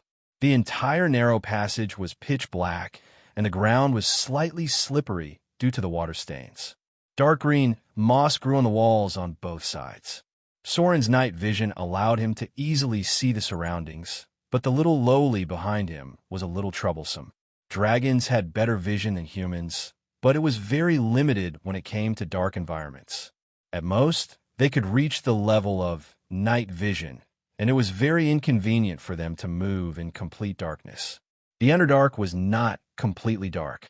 In fact, most of the areas in the Underdark were in the state of night vision. This was because there would be more or less light diffusing. It could be from fluorescent plants or from other sources of light. The specific difference could be understood as a night with no moon or stars. In this case, the range of human vision would be reduced to less than 3 meters. Many places in the Underdark were like this, so adventurers from the surface had to prepare torches or find some rare items that could enhance their night vision. This was not difficult for wizards. A normal night vision helmet cost around 3,000 to 5,000 Kindler coins. Those who had the ability to venture into the Underdark would not be short of money. "Oh, it's so dark." The little lowly was lying on Soren's back. She moved her head close to his ear and whispered, "Are we not underground yet? Can't I cast Illuminate permanently? Light? Are you planning to be a target in the Underdark?" "No." Soren refused without hesitation and said in a deep voice, "About 1,000 meters down, there will be fluorescent moss. You will be able to see things then." Light. In the Underdark, a light source was a living target. Soren knew too well how much trouble it would cause if he lit a light source. Hooked horrors, giant lizards, mind flayers, and so on. These creatures in the Underdark were very sensitive to light. Recklessly using light was the same as starting the farming mode that adventurers jokingly called. As they went deeper into the underworld, some stalactites began to appear above Soren's head. He did not know where the underground water source was, but he could hear the dripping sound of it. In the Underdark, any place near a water source was a battle zone. There were bound to be monsters that lived underground nearby. "Oh, there seems to be a swamp nearby." The little lowly leaned on Soren's shoulder and seemed to dislike the smell. She wrinkled her nose and said, "I could feel the wet smell from afar, and there was also a rotten smell. No wonder those ugly and dirty black dragons like to stay underground." In the underground swamp. Basically, places with swamps in the Underdark would have very obvious light sources. As expected, Soren began to see light. It was dark green moss that emitted a faint fluorescent light. It was a mutated plant that was very common in the Underdark. The other was a mushroom that was a specialty of the Underdark. These two plants were quite tenacious and could even grow near volcanoes. Soren had seen fiery red moss near a volcano in the Underdark. The ground became a little wet. Soren gently put the little lowly down and then made a gesture to keep quiet. In the underground swamp, it was very easy for a kind of creature to exist in such a terrain. Swamp bearmen. Simply put, they were a kind of mutated human that was infected with a virus. They belonged to a branch of the beastmen. For some unknown reason, they were bitten by other beastmen, or they were born with the disease of beastmen. In the end, they had the ability to transform into a beast or a beastman in combat. Lulu Mao, who Soren brought back, was a catwoman in the beastmen branch. Looking at Lulu Mao's talent, one could understand the combat power of the beastmen. Most adult beastmen were born between level 5 and level 8. About the beastmen, Soren should be most familiar with werewolves, tigermen, and bearmen. Among them, werewolves infected with the beastmen virus were the most common and could occasionally be encountered in the surface world.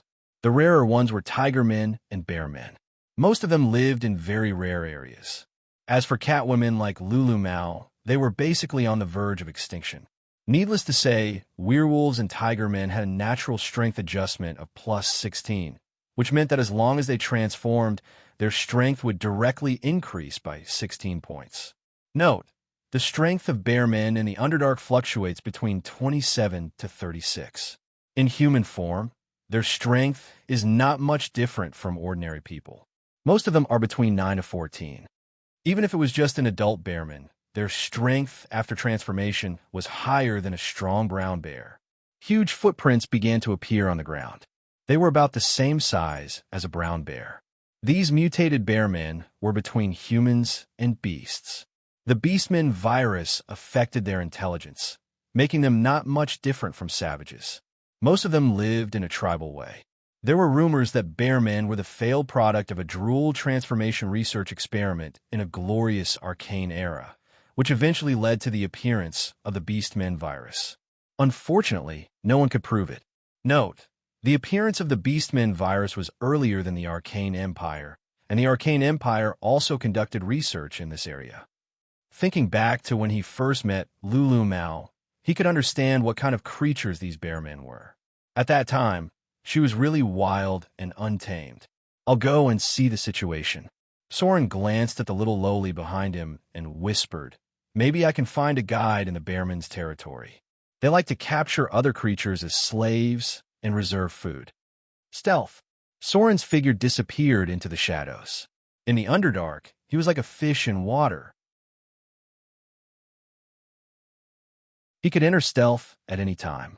There were a lot of footprints on the ground. Soren preliminarily judged that there were 3 to 6 bearmen living here. With this scale, even the patrolling drow guards would not easily provoke them. The swamp terrain was a bit troublesome, but fortunately, Soren still had spells. As he gradually sneaked in, he soon saw a shabby shack and a huge cage.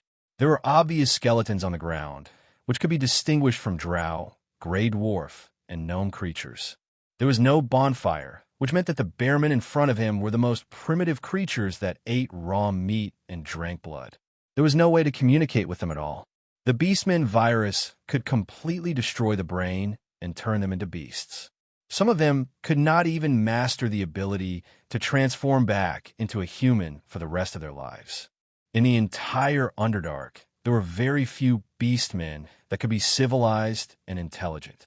In this regard, Lulu Mao was a very smart beastman, strong combat power, and very low IQ. This seemed to be more prepared for war. There were some creatures in the cage. Soren saw an injured mutant bugbear, a dying gray dwarf, and a dead hook horror. All of them were very difficult to deal with. But for the bearmen infected with the beastmen virus, they were all just food. Bang! Heavy footsteps could be heard. In Soren's field of vision, a huge monster that weighed more than 1,500 pounds appeared. It looked like a brown bear that walked upright. Its head was that of a bear, but part of its body had the outline of a human. It was very similar to a werewolf after transformation. No matter how one looked at it, their bloodline level was much lower than Lulu Mao's. It also meant that they were more primitive, more wild, and more threatening. A bearman that can't transform back into a human. Soren could determine the state of the enemy at a glance. After the bearmen returned to their territory, their noses twitched and sniffed everywhere, as if they had smelled something. Wild intuition. In front of him was the lowest level of beastmen, the most brutal, vicious, and inhumane. They couldn't be considered intelligent creatures at all. They could only be considered as beasts that walked upright. Bearman Beastman Grade 3. Challenge Rating 10. Monster Level 12+, has the ability to transform. Highest and lowest attribute points, 36 and 9. Total attribute points, 85 to 100. Special abilities, Sturdy Violent Strike, Powerful Slam, Rend Claw, Roar, Transformation, Rage, Bloodthirst, Charge, Wild Intuition. Difficulty, S+. Most of the bearmen were Grade 3 creatures, but if you measured them as an ordinary Grade 3 enemy, it was basically an act of suicide. This was because their difficulty in Grade 3 was as plus. Note, a team of fully armed adventurers with a profession level of 10 has less than a 10% chance of defeating a bearman after exhausting all their items. P.S. There's only one chapter today. Please let Fudu organize his thoughts. Moi.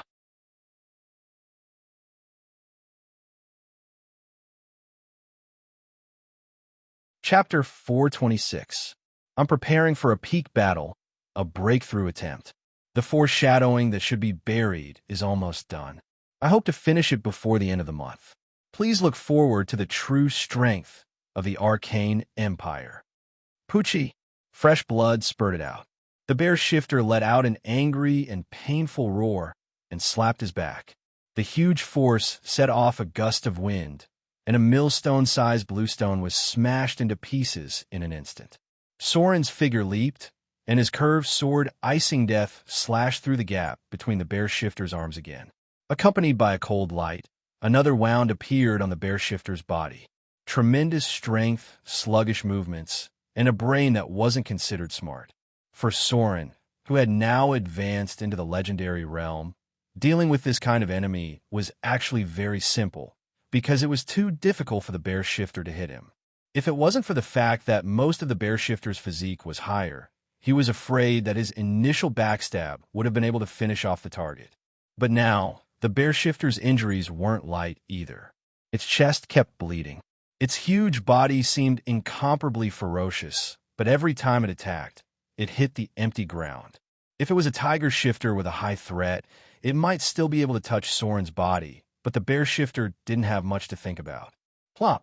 A dull sound of something falling to the ground sounded. Soren slowly withdrew his curved sword and stared at the dead body of the bear shifter on the ground.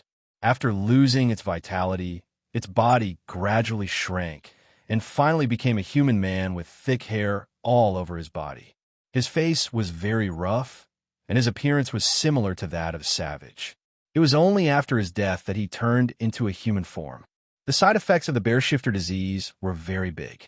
If one's innate strength was not enough, it was very likely that they would be like the bear shifter in front of him. They would be an ignorant beast for the rest of their lives, and only death could make them return to their original form. In addition, there was another very dangerous aspect of the bear shifter. Low-level bear shifter, like the one in front of him, would carry some kind of terrible virus. If one was injured by them, there was about a 10% chance of being infected with the bear shifter disease. At this time, one would have to go through a compulsory test of immunity. Or else, it was possible for them to be infected with the beast virus. After a period of feverish and painful transformation, it was possible for them to transform into beastmen on a certain night of a full moon or at any other time. During the transformation process, there was also a mandatory constitution test. If it failed, it would cause a user to go crazy or even die. Most of the beast viruses were carried by low-level war creatures. Their bodies contained the most primitive virus. If they were the offspring of a beastman, such as Lulu, an extremely rare existence, then the Beastman virus would transform into their own genetic lineage. Lulu's main body was still in human form. There was no sign of her transformation, so it was very likely that her father or mother was a purebred human. Note 1. On the mutated form of Beastmen and the mutation after reproduction, Chapter 6. Note 2. On reproductive isolation and the probability of interracial reproduction of were creatures, Chapter 3. Research report on mixed werewolves. Soren wasn't afraid of these viruses. Regardless of whether it was the beast virus or the undead corpse poison, it was impossible for him to be immune to them with his current endurance, vitality, and will. Unless Soren was infected by the virus while he was dead, he could basically ignore them. Come out. Soren slashed open the cage next to him and said to the gray dwarf imprisoned inside, "Where are you from? Are you familiar with the surrounding terrain?" Asterisk bang. Asterisk just as Soren opened the cage, the bugbear suddenly rushed out and ran out of the swamp without saying a word. It didn't know if it was out of its mind, but it actually thought that it could escape from Soren's hands. What greeted it was a cold flash of sword. Soren swung his sword and chopped off the bugbear's head. The blood that gushed out splashed onto the gray dwarf's body. The gray dwarf couldn't help but shudder and then stutter. "Your Highness. Your Highness. Don't kill me. I'll tell you everything I know. Please don't kill me. No matter where you want to go, I'll lead the way for you." Light footsteps could be heard. The little lowly tiptoed from outside. When she saw the corpse on the ground, she immediately clapped her hands and swaggered over. She pouted and said, "Soren, I'm bored to death. The environment here is so disgusting. Why don't we go out first?" As a brass dragon that lived in the desert, she naturally hated the swamp environment. "Okay." Soren nodded slightly and put away his sword. He stared coldly at the gray dwarf in front of him and said in a deep voice, "Lead the way. There should be a road that leads to Gleck's city nearby. Take us there first." The gray dwarf cowered and walked forward. Soren followed behind with an expressionless face. The little lowly was still carefree and happy, but she didn't like the environment here. About 1,000 meters away from Soren, a slender masked woman stood in the darkness. Her eyes were slightly shining, as if they contained some kind of mysterious power. There seemed to be an invisible force field around her body. Anything that got close to her, including the wind, was isolated. She stared at Soren's position. Her gaze seemed to penetrate through space and directly locked on Soren's figure. Heavy footsteps sounded. Behind the slender woman, a burly man appeared. He carried a heavy battle axe with one hand. His terrible muscles seemed to contain infinite power. The luster of the adamantine was mixed with some kind of indescribable power. Just a glance could tell that it contained a strong lethality. This was a very terrible barbarian. There was almost no need to guess that his strength was already above the legendary realm. He spoke the ancient common language, a language that was used thousands of years ago. It was a language composed of 36 rune letters. The name was very special. However, if it was converted into the current syllables, it should be possible to call this masked woman Dai. The barbarian slowly walked behind her and said in a deep voice, "What are you doing?" "Ha!" There was a chuckle. The masked woman turned around and looked at the barbarian. She smiled and said lightly, "I accidentally found a good rogue. He's a very interesting little guy, and he's followed by a brass dragon in human form. Such a combination is quite rare." The barbarian frowned and said in a deep voice, "Don't complicate things. We didn't come out of Sigil City to play this time. This is the first official action of the Godslayer. Our bait has attracted the target. The Queen of Spiders has turned her attention to the bait. To deal with this terrible existence, I believe you should know the consequences of failure.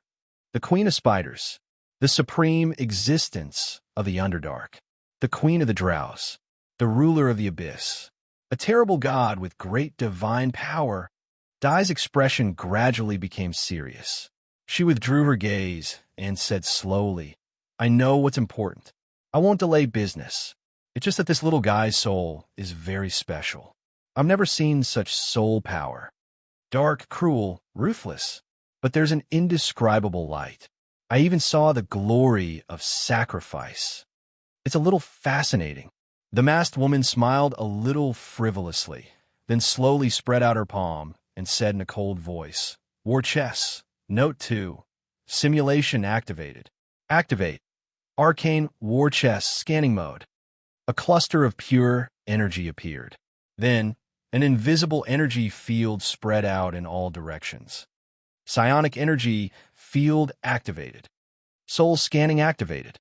Activate terrain simulation. Scan the surrounding 100 kilometers. Fouling 7 took over command of the war chess system. Beginning terrain simulation. Tactical map construction. Scanning the nearby space nodes. Psionic energy field spread. Activate psionic resonance. Synchronized psionic transmission established. Calculating space waymarks. Semiplane synchronization locked. Simulation of a different dimension teleportation channel. Teleportation node rune. Arcane power armor. Note 3. Standby. Fouling 6 took over command of space waymarks. Godslayer plan activated. Target. Queen of Spiders Lolth. Note 1. Sigil City is a very mysterious existence in the entire multiverse. Legend has it that it is an important node of the multiverse and has portals that connect countless planes. The Lady of Pain is the absolute ruler of Sigil City and has terrible power that mortals can't imagine. However, Sigil City has been closed for a long time, and now there are very few existences that can enter Sigil City. Sigil City rejects all gods, and even gods with great divine power can't easily set foot in this place. Note 2.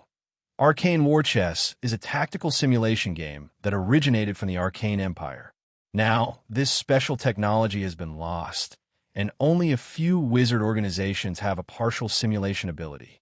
When Soren was looking for the second elemental stone, the elemental djinn he met mentioned this, war chess. The monsters it summoned at that time simulated the rules of arcane war chess. Note 3. The magic-powered armor was a terrifying war machine during the Arcane Empire in all the previous information.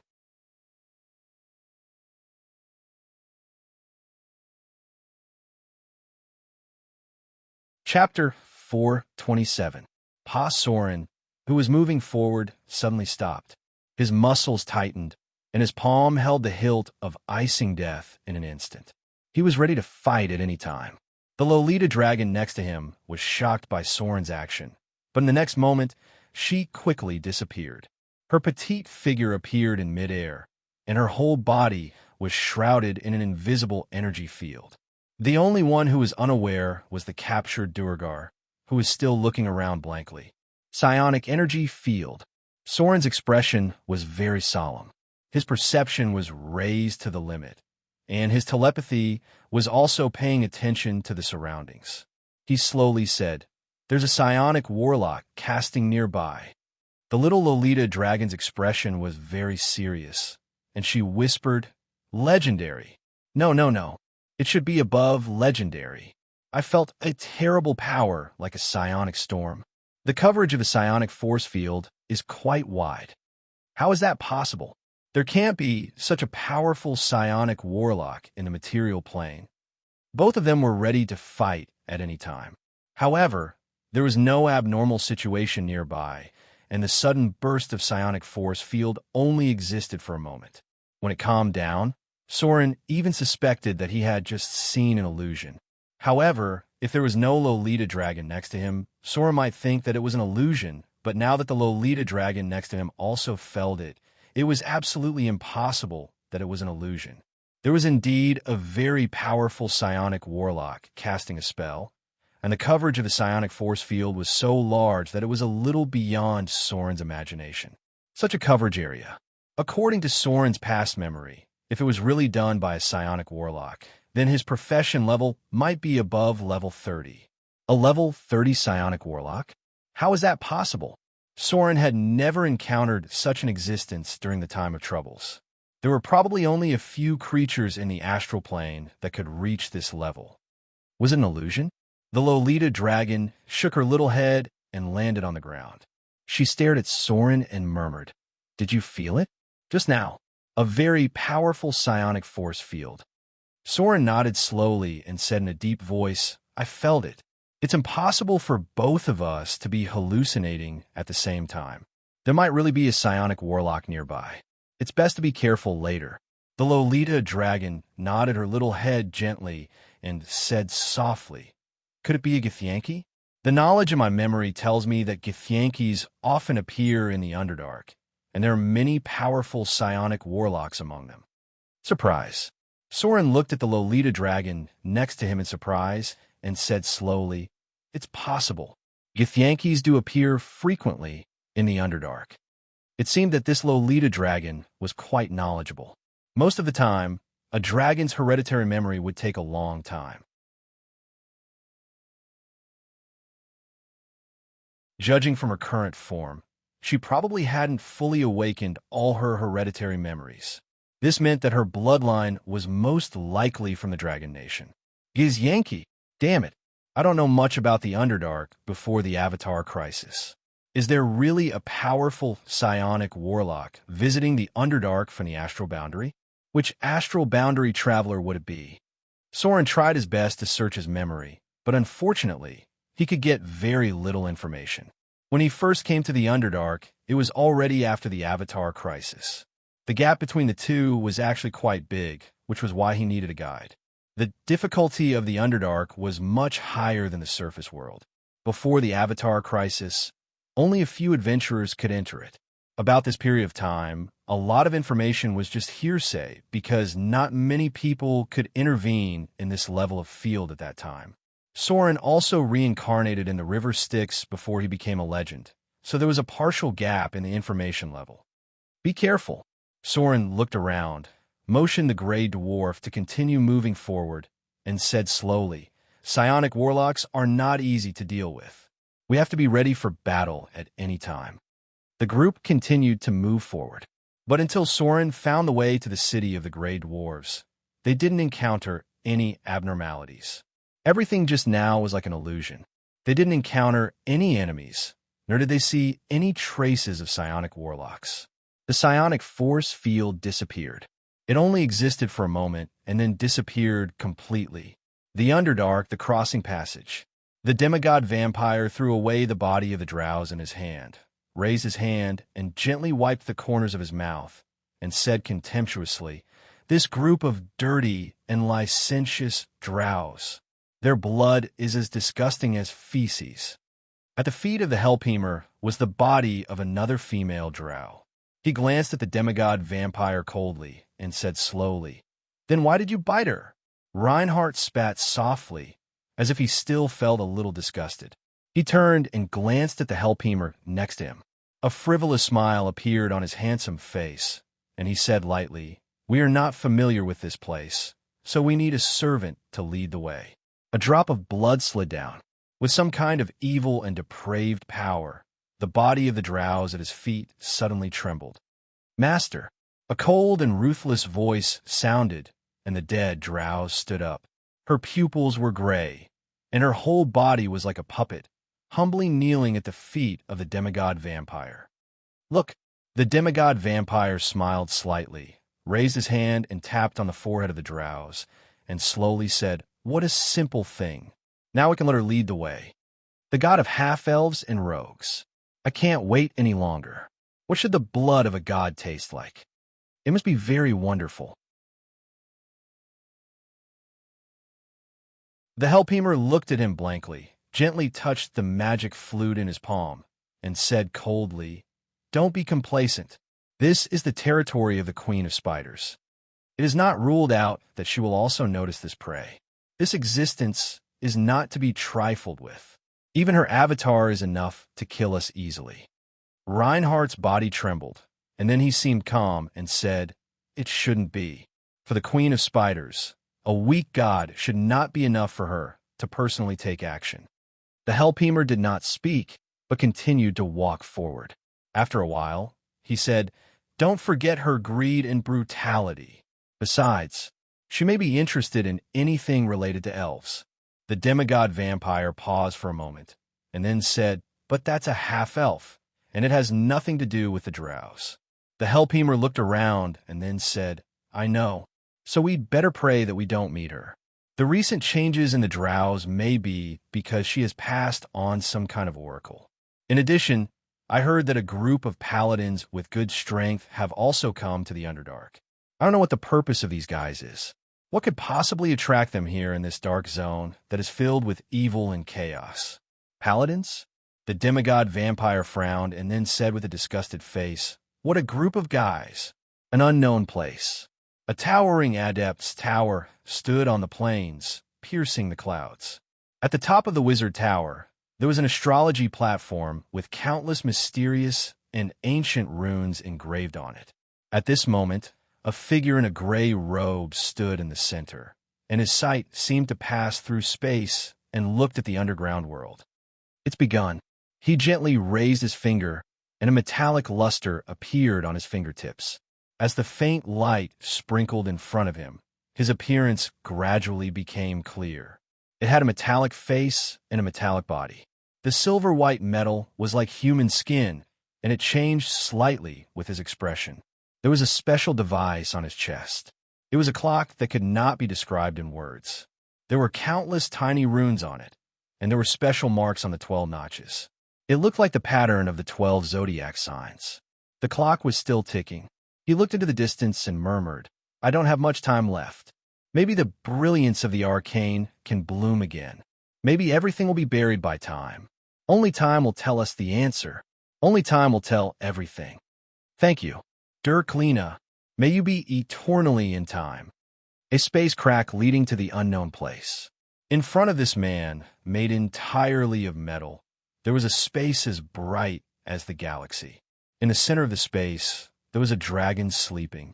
With its breathing, time and space gradually distorted. Time Dragon. There was only one existence in the entire multiverse that could distort time and space like this.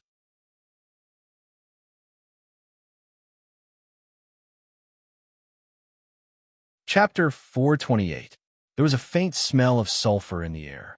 The environment in the Underdark was very bad. Some places even had underground volcanoes that could erupt at any time. Especially when they were close to the city of the Grey Dwarves, the faint smell of sulfur was even more obvious. The Grey Dwarves inherited the dwarves' usual attitude of seeking death. They liked to build their cities near volcanoes or directly dig through the ground to draw out the underground magma.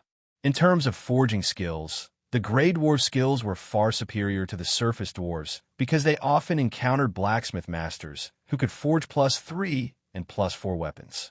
Unfortunately, the materials of the weapons in the Underdark were special. Many of them would become a pile of scrap iron if they were brought to the surface world. The Grey Dwarves were the best source of slaves in the Underdark. They had been ruled by the Mind Flayer for a long time. Although they were now free from the control of the Mind Flayer, there were still a large number of captured Grey Dwarven slaves in the city of the Drows. Slavery was deeply ingrained in this race. Even if they broke free from the control of the Mind Flayer, they were still regarded as a source of slaves by many creatures. In a city of Drows, the number of Grey Dwarven slaves may reach 1/10 or 2/10 of the total population. The light dimmed again. Soren heard the sound of flowing spring water. After passing through a towering stone forest, a white mist appeared in front of them. Soren remembered this place. Although the environment in the Underdark was very bad, there was also a good thing: hot springs. In fact, there were many hot springs in the Underdark that could be developed, and the one in front of them was the largest open-air sulfur hot spring nearby. The Drows advocated intrigue. The Grey Dwarves' brains were full of iron lumps, and the mainstream races in the Underdark did not seem to realize the value of hot springs. In the end, a team of adventurers from the surface world carried out a simple development and turned this place into a gathering point for exploring the Underdark. The water here seems good. The Lolita dragon sniffed with her eyes closed. She seemed to like the smell of sulfur. The temperature of the spring water was actually quite high, about 50 degrees, but for a dragon, it was negligible. The little Lolita reached out and took a sip of the spring water, then turned around and looked at Soren with wide eyes. She said hopefully, "Soren, can I take a bath here?" There was no sun in the Underdark. Therefore, it was easy to lose track of time. Many cities in the Underdark had a light source, which was actually some kind of obelisk that emitted light. Soren roughly calculated the travel time and nodded. "Let's rest here for an hour. I'll go prepare some food." With that, he kicked the gray dwarf beside him.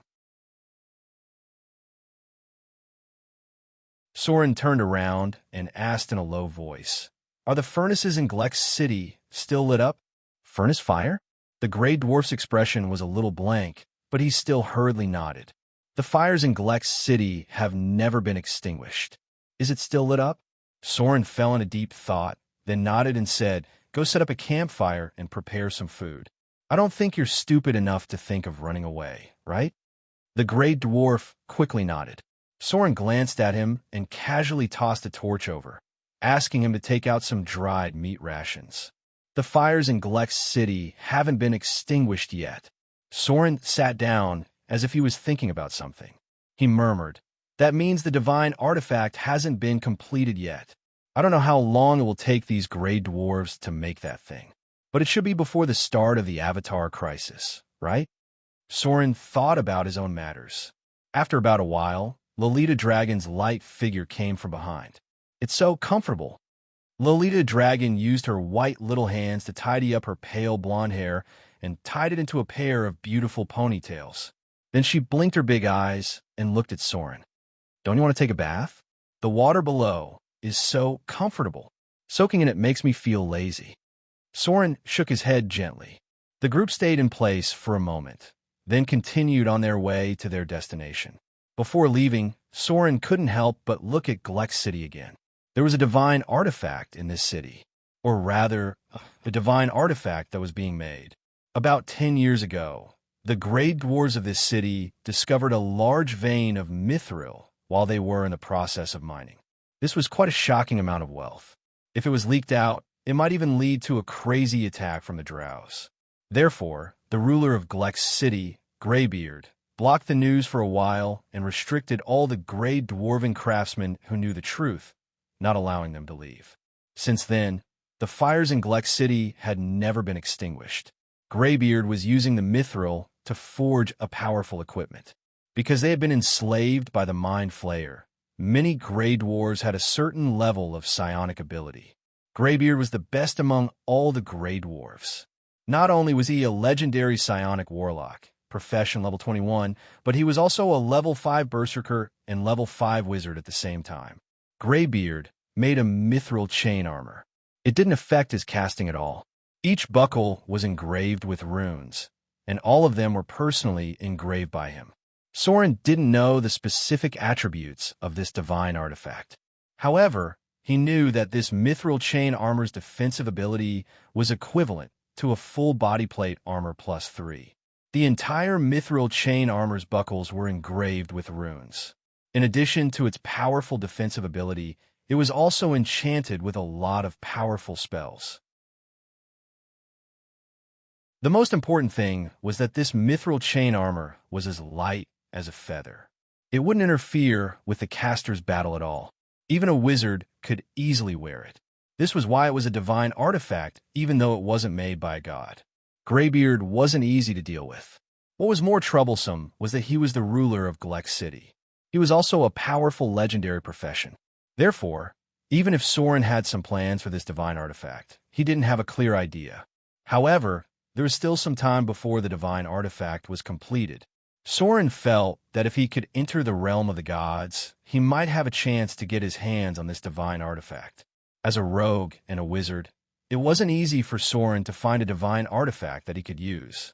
Greybeard might not be one of the strongest people in the Underdark, but in the entire Underdark, he seemed to be the only one who could reach more than 400 points in both magic equipment, forging, and alchemy at the same time. As he got closer and closer to his destination, after solving some small problems, Soren finally saw the outline of an altar. It was already very broken. However, there were still powerful energy fluctuations around it. The last elemental stone. Soren's expression couldn't help but be slightly excited. At the same time, he turned around and looked at the Lolita dragon next to him.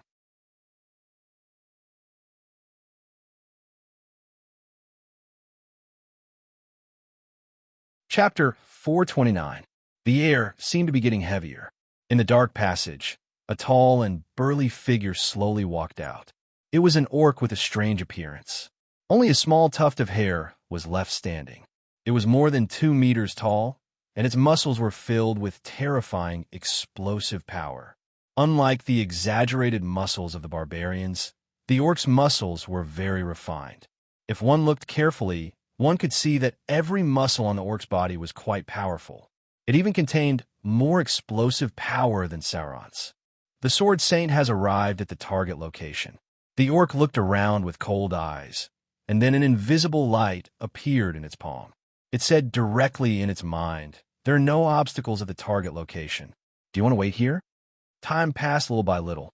About a minute or two later, a frivolous female voice sounded slowly. "The Sword Saint is on standby.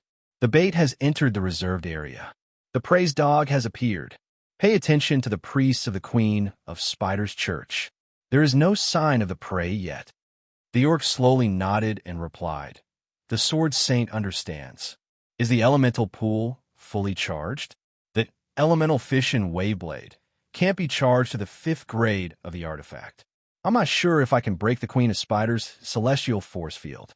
The frivolous female voice sounded again and said lightly, "Extracting the energy of the half-plane. It is estimated that the energy will reach its peak in 24 hours. The orc nodded again and said, "Understood. The Sword Saint is on standby, waiting for orders." Pada. Light footsteps came from the side of the passage.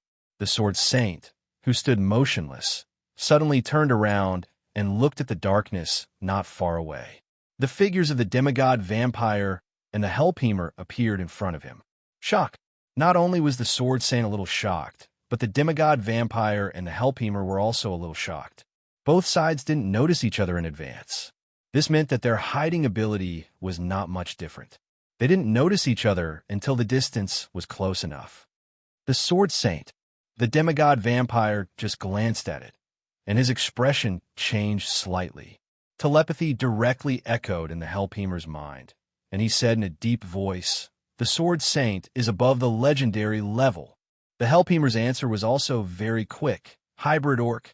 Doesn't seem to be from the material plane. It could be from the astral world." The demigod vampire's face remained unchanged, but his heart was in turmoil. He said solemnly, "Astral Sword Saint?" The Hellpemer quietly held the magic flute tightly and replied, "It's possible." The demigod vampire said, "It seems to be very strong." "Hellpemer, stronger than me." The demigod vampire said, "How is that possible? Then wouldn't he be?"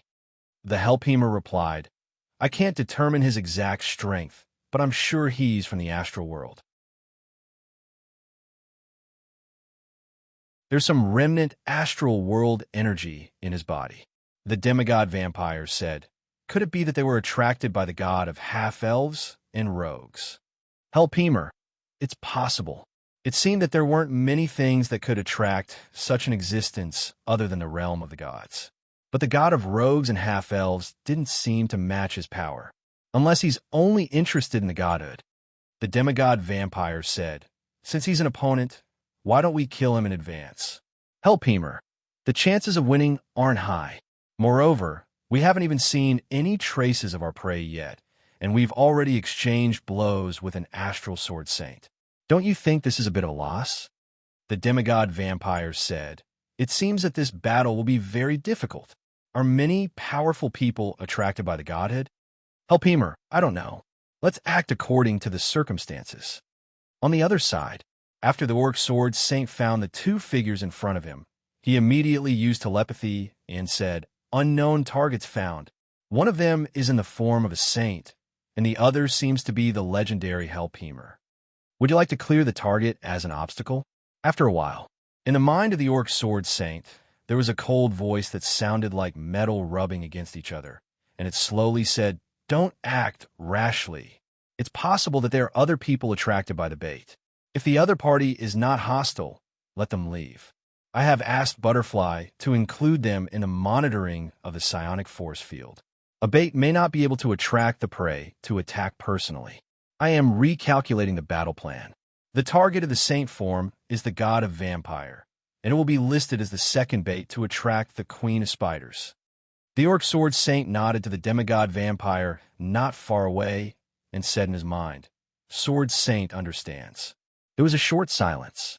The demigod vampire glanced at the orc sword saint, who nodded slightly at him and said telepathically, "It seems that he has no intention of fighting with us. Help Immerse, that's best. We will leave directly from his side." The demigod vampire. Are we leaving just like that? The astral sword saint is very rare. Don't you want to test his strength? Help Immerse. The sword saint is not testing the enemy. It will only become a battle of life and death. If we fight with him, the outcome will only be in a few seconds. This is not testing the enemy, but fighting with his life. The demigod vampire. That's true. Then let's leave. But it's really a pity. I have never encountered such an enemy. It seems that the recent changes have attracted many strong people traveling in the astral world. Hell, Immerse, let's go. Such an astral world, traveler rarely acts alone, and there may be companions nearby. There is not much contact between the two sides. The demigod vampire and the Hellpemer cautiously left through the side passage, while the orc blade master stood motionless. He waited until the target had completely disappeared before he retracted his gaze. "The target has left." A magnetic female voice sounded. "Understood. The target has been included in the detection range of the psionic power field. 80 kilometers away from the location of the orc sword saint." An expressionless monk stood on a towering stone pillar. His gaze was focused on the darkness in front of him, as if he was observing something through the fog. "Monk has arrived at the designated location." "Monk, stand by." A frivolous female voice sounded. "Stand by. Did you find anything unusual?" The monk replied, "Traces of wax demon have been found. The prey may have appeared, but the target's concealment ability is too high and did not appear in our detection range." Another cold metallic voice sounded. "Fouling number 5 has taken over the detection authority within 50 kilometers. Monk, prepare for battle. After the target appears, immediately clear the other obstacles nearby and ensure that there are no other disturbances near the prey." The monk nodded and said, "Monk understands." 50 kilometers away from the position of the monk, there seemed to be something in the twisted shadows.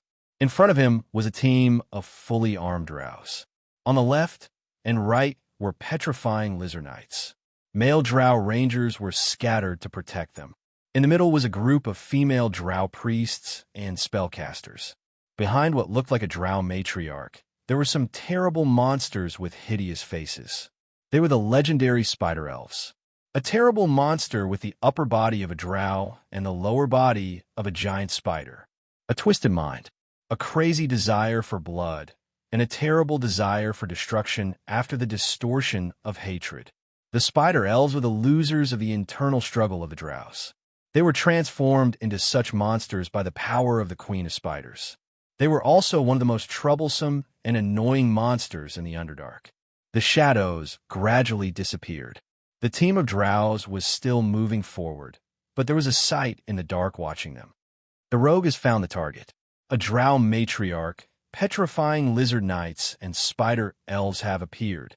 We are sure that the prey has appeared, but the specific location of the target cannot be detected at present. A cold metallic voice sounded. "Keep your distance. Don't get too close to the target. Report the target's location at all times. The Queen of Spiders is likely to be hiding in the team." There was a slight trace in the dark. "Understood." The elemental altar. Soren looked at the last elemental altar in front of him and could not help but clench his curved sword nervously.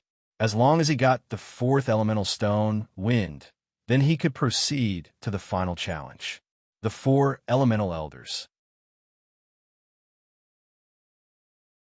After combining the 4 elemental stones, the wind elemental elder, the water elemental elder, the fire elemental elder, and the earth elemental elder would be summoned. They were all legendary level creatures. Only by defeating all of them would one be able to obtain the final spoils of war. A sealed fragment of divinity. This fragment of divinity came from an ancient evil god. Although it was only a broken fragment of divinity, it could still promote someone to the realm of demigod. Divinity plus divinity equals demigod realm. Soren had enough divinity in him. As long as he had divinity, he could advance to demigod at any time. Perhaps there would not be too much of a change in strength. However, there was one thing that was very important to Soren. As long as he advanced to the realm of demigod, Soren would be able to completely ignore the legendary spell, Time Stop. This legendary spell would be completely ineffective against him. No matter what level of spellcaster he faced, he would not sit still and wait for his death. This was the biggest benefit of advancing to the realm of demigod. Moreover, as long as Soren could raise his divinity level to minor divinity, then he could transform himself into saint form. Basically, he could ignore all spells from Circle 1 to 3. The saint form had high resistance against low-level spells. Many spells could not even break through the energy field of the saint form. Only when he advanced to the realm of demigod could he be considered to have stepped into the realm of gods. P.S. There is one more update today. Please recommend it.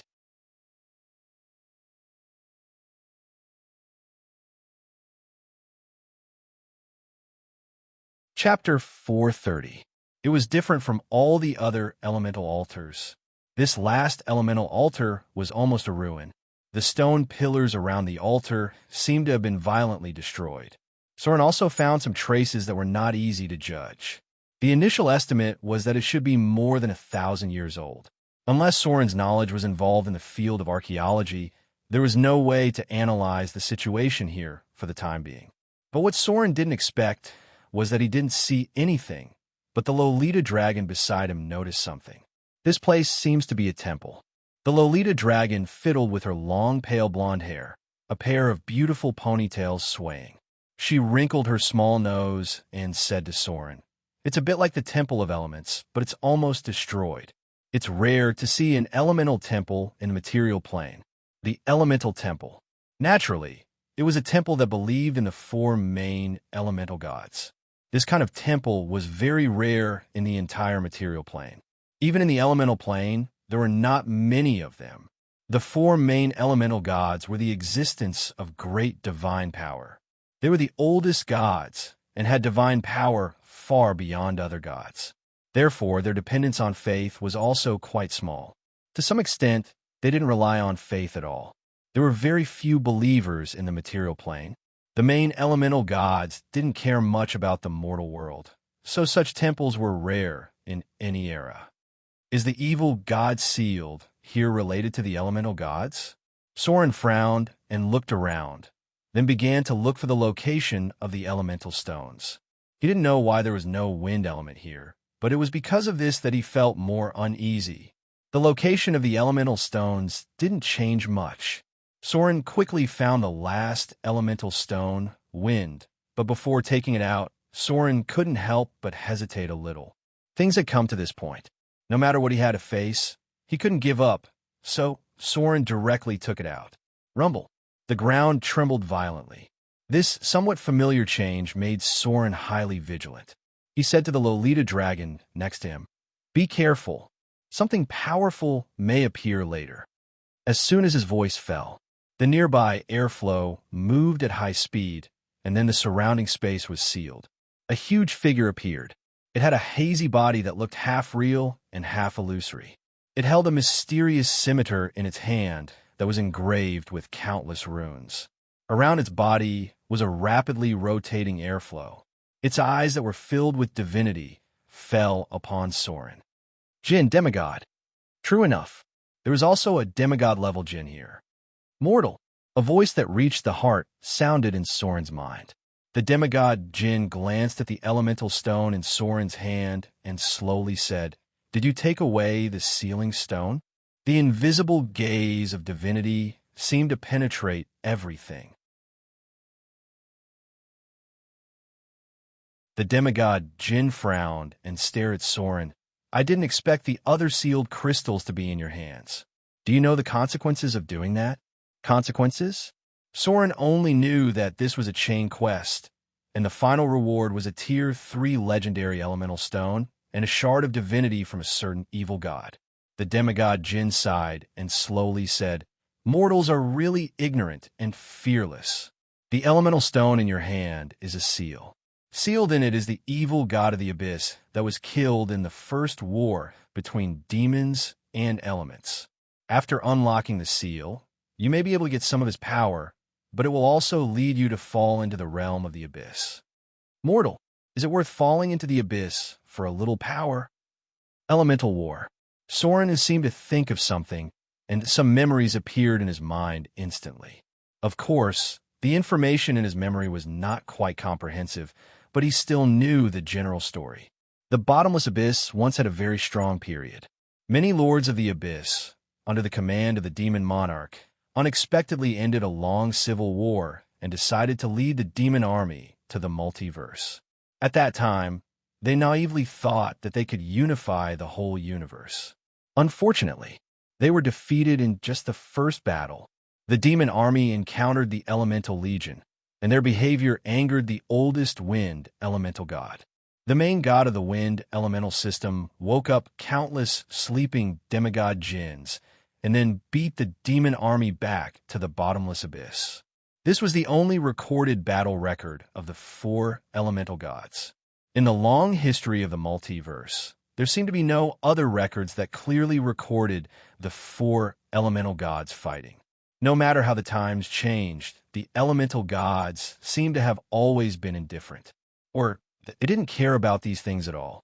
Even in the upcoming Avatar crisis, the 4 elemental gods were the least affected because they didn't need any power of faith at all, and they didn't rely too much on the field of clergy. They themselves were one of the most powerful gods. Elements were the support of the whole world. No matter how the world changed, earth, water, wind, and fire would always exist. Even the battles between the gods rarely affected them. There is a passage that recorded the wind elemental god, Arcady. Arcady is one of the 4 elemental gods. She seems to be above time and has not changed in the long history. She has a little contact with other gods related to the wind elemental, such as Airdryphenia, guardian goddess of the winged elves, and Chandical god of travel and exploration, but their relationship is not very close. The wind elemental goddess seems to have always been indifferent to everything. Occasionally, she will respond to the prayers of her believers when she is bored. But in fact, this is just a pastime for her when she is bored because she doesn't need believers to provide her with power. The only battle record of this goddess was when she led the wind elemental army to drive the demon army back to the bottomless abyss in the very ancient era. Since then, she seems to have been wandering in the long river of time. In the face of the demigod Jin's questioning, the figure of Vivian appeared in Soren's mind. His expression unexpectedly became very calm, and his eyes met the eyes of the demigod Jin, and he slowly said, "It's worth it. Maybe that's where I should go. I don't believe in fate, but I know that I'm destined to go to the bottomless abyss." There was no way out. If he wanted to completely eliminate the hidden dangers of Vivian, then Soren was destined to go to the bottomless abyss. Only by entering the bottomless abyss could he truly eliminate the remaining divinity of the Dreadlord. Otherwise, it would always be a ticking time bomb. Soren absolutely did not want to see Vivian's body torn apart one day. And finally, a resurrected Dreadlord would walk out of her corpse. The god of tyranny was resurrected in this way. His descendants didn't react until the moment of their death. Their souls, divinity, and power were all swallowed by the god of tyranny. The only body left was also turned into the last prop for his resurrection. This was something that Soren absolutely could not see. For Vivian, he could even give up his own life. What was the point of falling into the bottomless abyss? The demigod Jin was silent. Soren's determined eyes seemed to contain some kind of power, and this strong belief made it silent. Finally, the demigod Jin slowly said, "Mortal, since you have made your decision, then get ready for the final challenge. I hope that the bottomless abyss will not make your soul completely lost." The brilliance of divinity emerged. The 4 elemental stones on Soren's body emerged at the same time, and then turned into a mysterious light gate. Elder Wind, Elemental, Legendary Creature. Elder Earth, Elemental, Legendary Creature. Elder Fire, Elemental, Legendary Creature. Elder Water, Elemental, Legendary Creature. The 4 elemental stones gradually disappeared with the energy.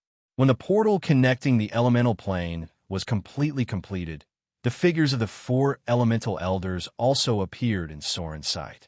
They were second only to the elemental Jinn and had legendary combat power.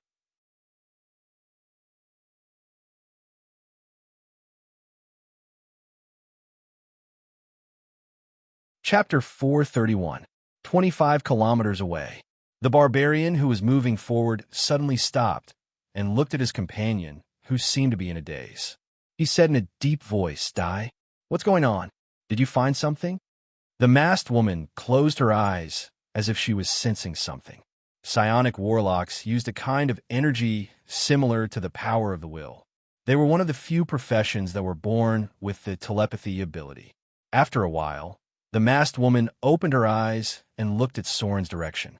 She frowned slightly and said slowly, "Nothing. It seems that someone summoned a demigod, but it shouldn't affect our plan."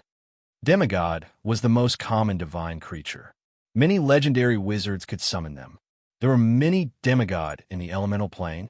According to the ancient contract, they would respond to the summoning of many spellcasters. The more famous limited Wish and Wish were to summon an elemental Jinn. Wind elementals were the most likely to respond to such spells. Note, most of the time, Wish summons a wind Jinn. The barbarian nodded slowly and said, "That's good."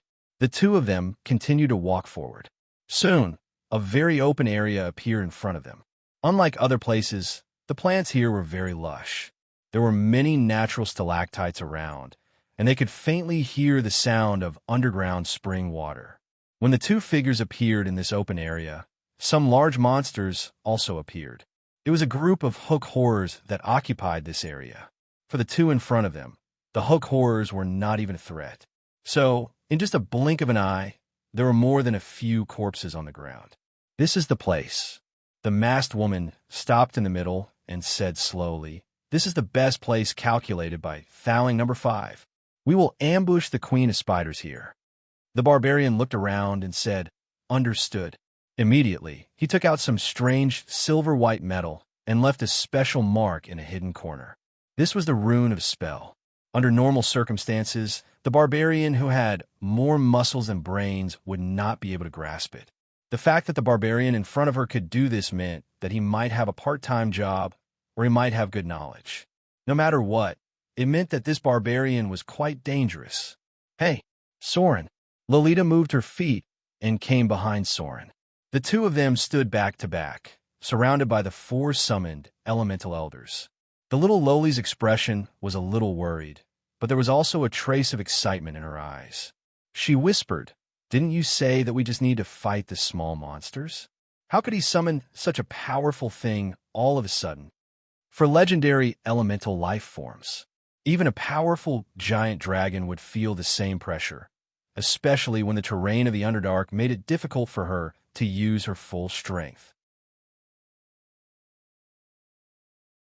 Even if she could not defeat him, she could not transform into a giant dragon and fly away from battle. It was just an accident. Soren's expression was quite serious. He looked at the demigod Jinn in front of him. After making sure that the other party didn't intend to do it himself, he couldn't help but calm down a little. If the demigod Jinn also joined the battle, then their chances of winning would be very low. However, facing 4 legendary elemental life forms at the same time, Soren also felt a lot of pressure in his heart. Back then, the other adventurers completed this mission by piling up human lives, crippling a total of 5 groups. Now, although Soren was stronger, his chances of winning alone were not very high. The only advantage he had was that he had coaxed a giant dragon to help him. Although he didn't know the specific strength of the little lowly dragon, she should be able to share a lot of the pressure. The little lowly's face seemed to be a little eager to try. The current situation made her feel like she was the protagonist of a legendary story.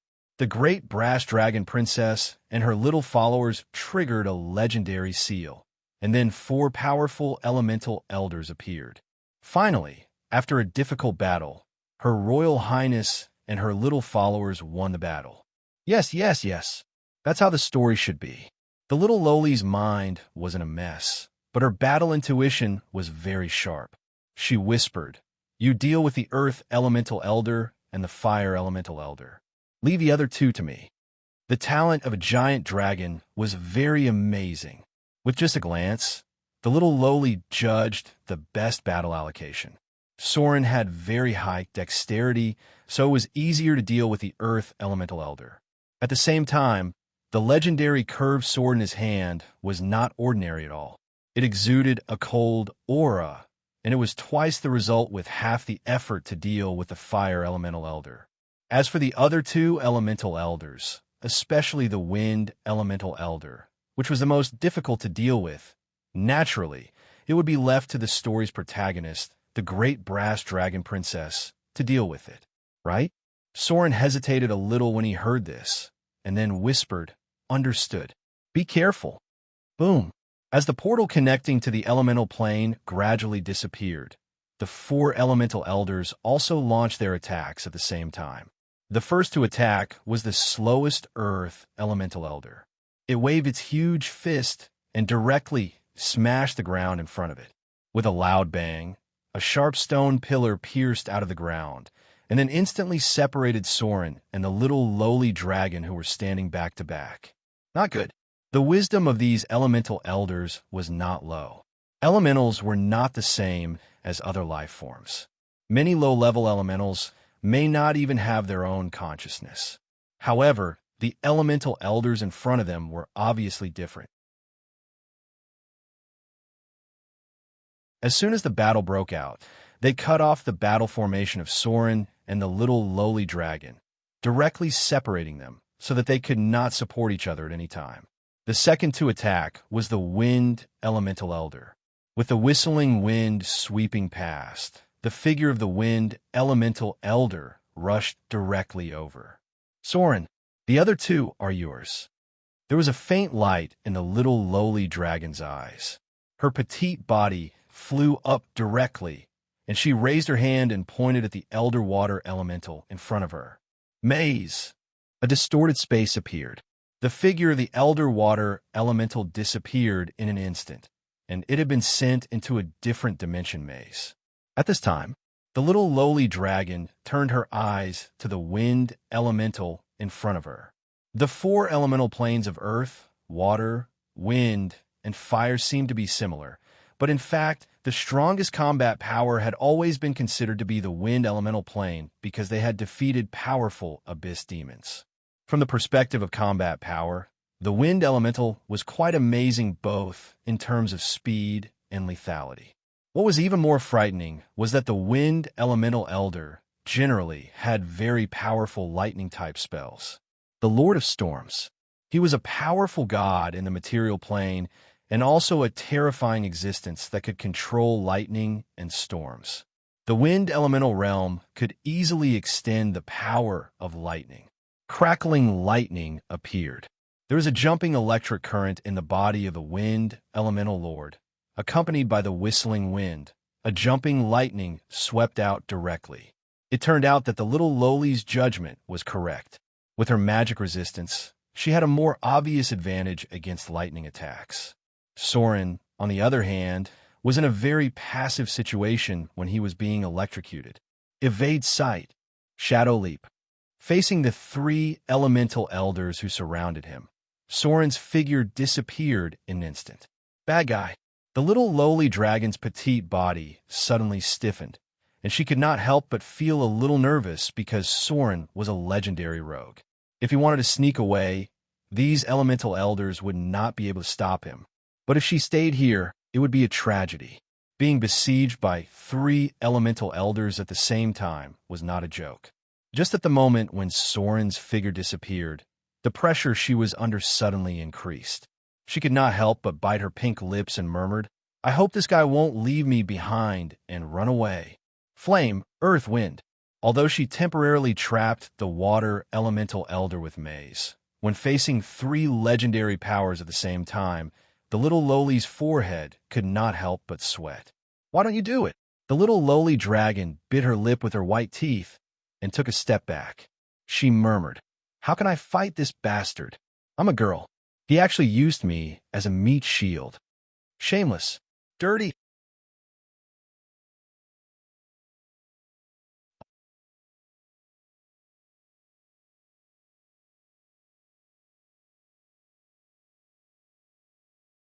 Chapter 432.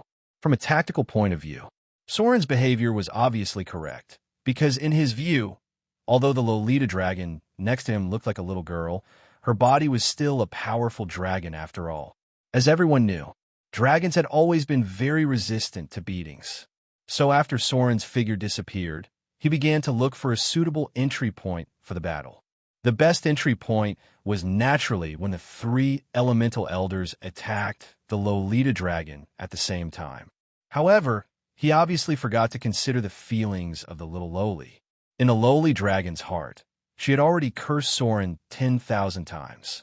She even cursed Soren with the words, F***CK your mother. The three elemental elders put a lot of pressure on her. No matter how strong the dragon's talent was, she was still a dragon who had just reached adulthood. Moreover, the battle of the legendary level formed a suppression of numbers, so no matter how strong her strength was, it would be reduced. Rumble. It was only the first round of attacks, but the little Lolita's situation was not very good. Flames, lightning, rocks. The three elemental elders directly blocked her ability to fight back, and directly covered her with a powerful firepower net, forcing her to use Blink to escape. Soren. The little Lowly's face was covered in dirt as she retreated at high speed. Her cute little face had a look of gnashing her teeth, and even a little bit of sob could be heard. Of course, she would never admit this even if she was beaten to death. The first round of attacks finally ended. Even if the little Lolita had an instantaneous teleportation spell, she still suffered a few hits. But at this time, Soren's figure also appeared from the distorted shadows. The legendary curved sword, Icing Death, emitted a strange silver-white streamer, and the temperature of the blade had dropped below zero. With a flash of cold light, Soren instantly cut into the battlefield and slashed at the fire elemental elder in front of him. With the experience of dealing with the Baylor last time, the fire elemental elder should be the easiest enemy for him to deal with. Scorching flames raged out, but for Soren, who had the curved sword Icing Death, these flames were no threat at all. It was also a legendary creature, but the combat power of the Elder Fire Elemental was much lower than that of the Baylor.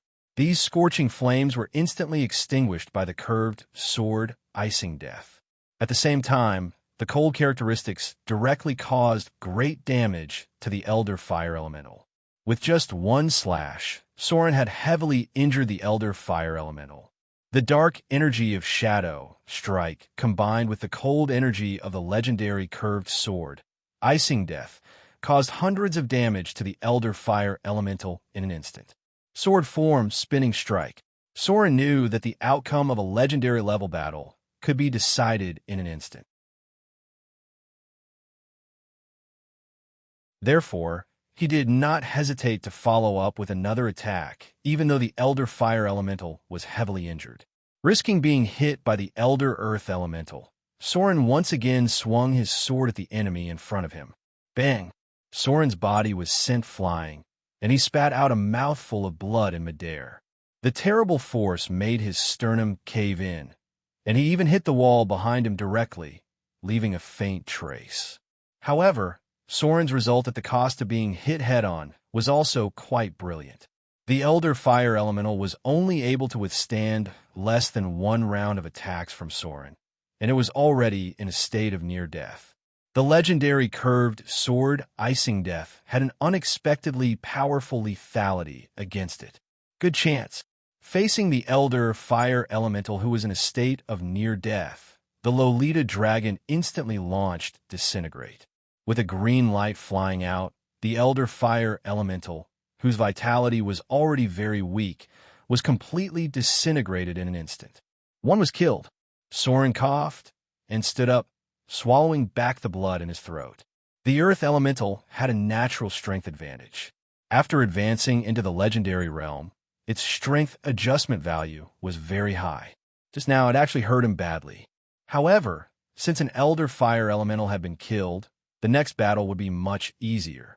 Before the Elder Water Elemental came out of the maze, they temporarily gained a one-on-one advantage, and the pressure on both of them was reduced too much. Evade sight. Soren did not hesitate to enter stealth again. For him, who had the anti-detection cloak, as long as he entered stealth, the Elder Fire Elemental in front of him would not be able to find him. Basically, he did not have to worry about being attacked by them. Out of battle again, the little Lolita dragon had a hateful expression, but she could not do anything to Soren. After all, he was a rogue. Against such a legendary level monster, unless he transformed into his slaughter form, he would definitely suffer heavy injuries. The Lolita dragon once again became the primary target of attack. Being used as a meat shield by Soren angered her to death. This was not her ideal battle scenario at all. Shouldn't her ideal battle be Soren standing in front of her, and then she would stand behind him elegantly and confidently, casting spells? Note, she thought that Soren would treat her as a spellcaster, but in fact, Soren treated her as a meat shield. This abominable guy did not follow the plot of the novel at all. Twisted Shadows. Soren's figure wandered around the edge of the battle circle, looking for a chance to break in and seriously injure the opponent. The high-speed Elder Wind Elemental was not in his consideration. Soren's target was the Elder Earth Elemental, who looked quite slow but had thick skin. Shadow Strike. Sword form Beheading.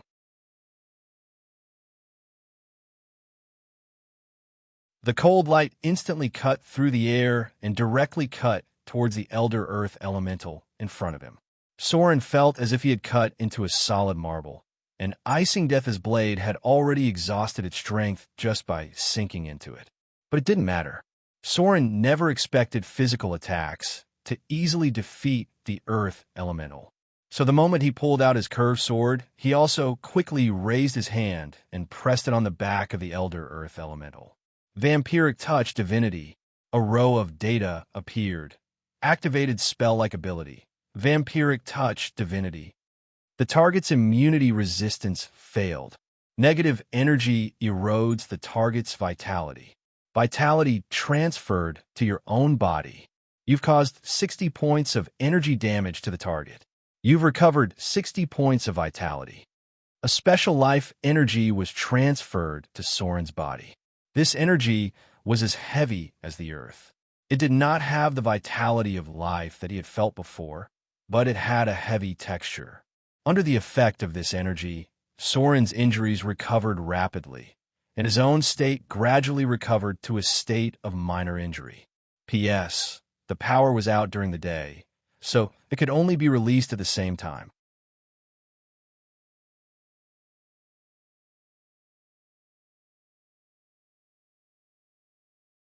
Chapter 433. Vampiric Touch. As long as the enemy had vitality, this spell would work, and the damage it caused was quite stable. The divine power gave it a strong spell penetration ability. So far, Soren had not failed to cast it. It was like a fixed damage ability for Soren, reducing the opponent's vitality and healing his own injuries. Unfortunately, it could only be used once a day, and Soren could only use it when he was in a desperate situation. As for the spell Vampiric Touch, because it was not a natural spell-like ability, and there was no divine power to support it, even if Soren remembered it, he had to cast it first and then touch the target before it could take effect. Note, casting time is about 5 seconds. In this case, it was not divinity that affected the spell, but the spell power brought by his wizard level. The injury recovered at an amazing speed.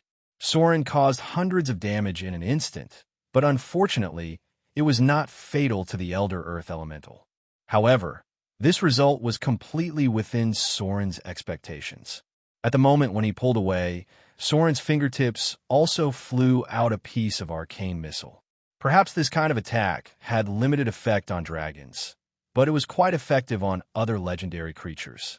After all, Creatures like dragons that were born with all kinds of resistance and could increase their strength while sleeping were still rare.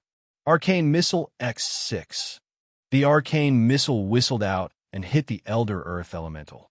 Although the damage caused was greatly reduced, it still accumulated 70 to 80 points of damage. 30 arcane missiles were fired at once. Although each missile only dealt 2 points of damage, it could not take advantage of the advantage of quantity. In the beginning, the wizard's arcane explosion relied on a huge number of enemies. As long as the enemy was not completely immune to the damage of arcane missiles, then if 50 missiles were not enough, then 100 missiles would be used. All kinds of spell enhancement and spell maximization would be used to increase the spell level, and finally a torrential explosion would kill the enemy. Unfortunately, this tactic could be broken by a one-circle shield in advance. Otherwise, it would be a terrible burst of damage. Melf's Minute Meteor. Soren pulled away after a round of explosion, and at the same time, he quickly retreated and cast his big move. However, what surprised him a little was that a message prompt suddenly appeared at this time. Breakthrough in ability. You've made new breakthroughs in battle after battle. You've received information about combat spellcasting. You've mastered a new specialty, combat casting. Accident.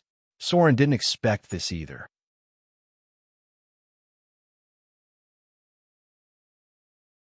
The combat casting ability actually had a breakthrough in this situation, but what surprised him even more was that when he completed the Melf's Minute Meteors, the second data display appeared again. Breakthrough in ability. You've grasped more experience and skills in battle. Your understanding of spellcasting has reached a new height. You've obtained information about the ability Mobile Casting. Mobile Casting.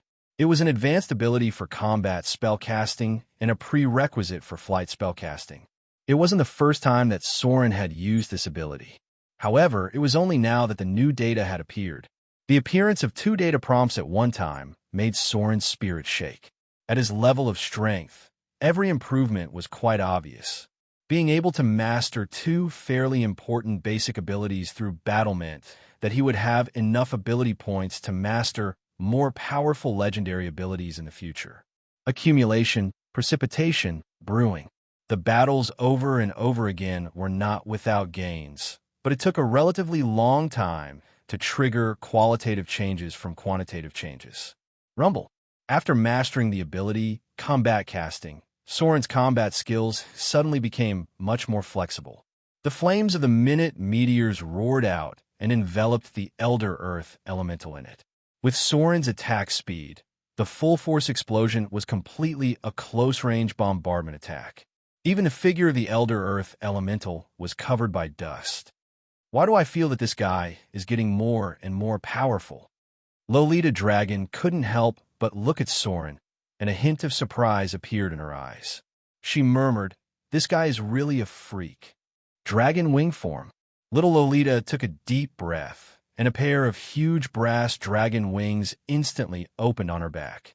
Her figure rose into the air and chased after the Elder Wind Elemental in front of her. Since Soren could suppress the Elder Earth Elemental, she must contain the most difficult Elder Wind Elemental.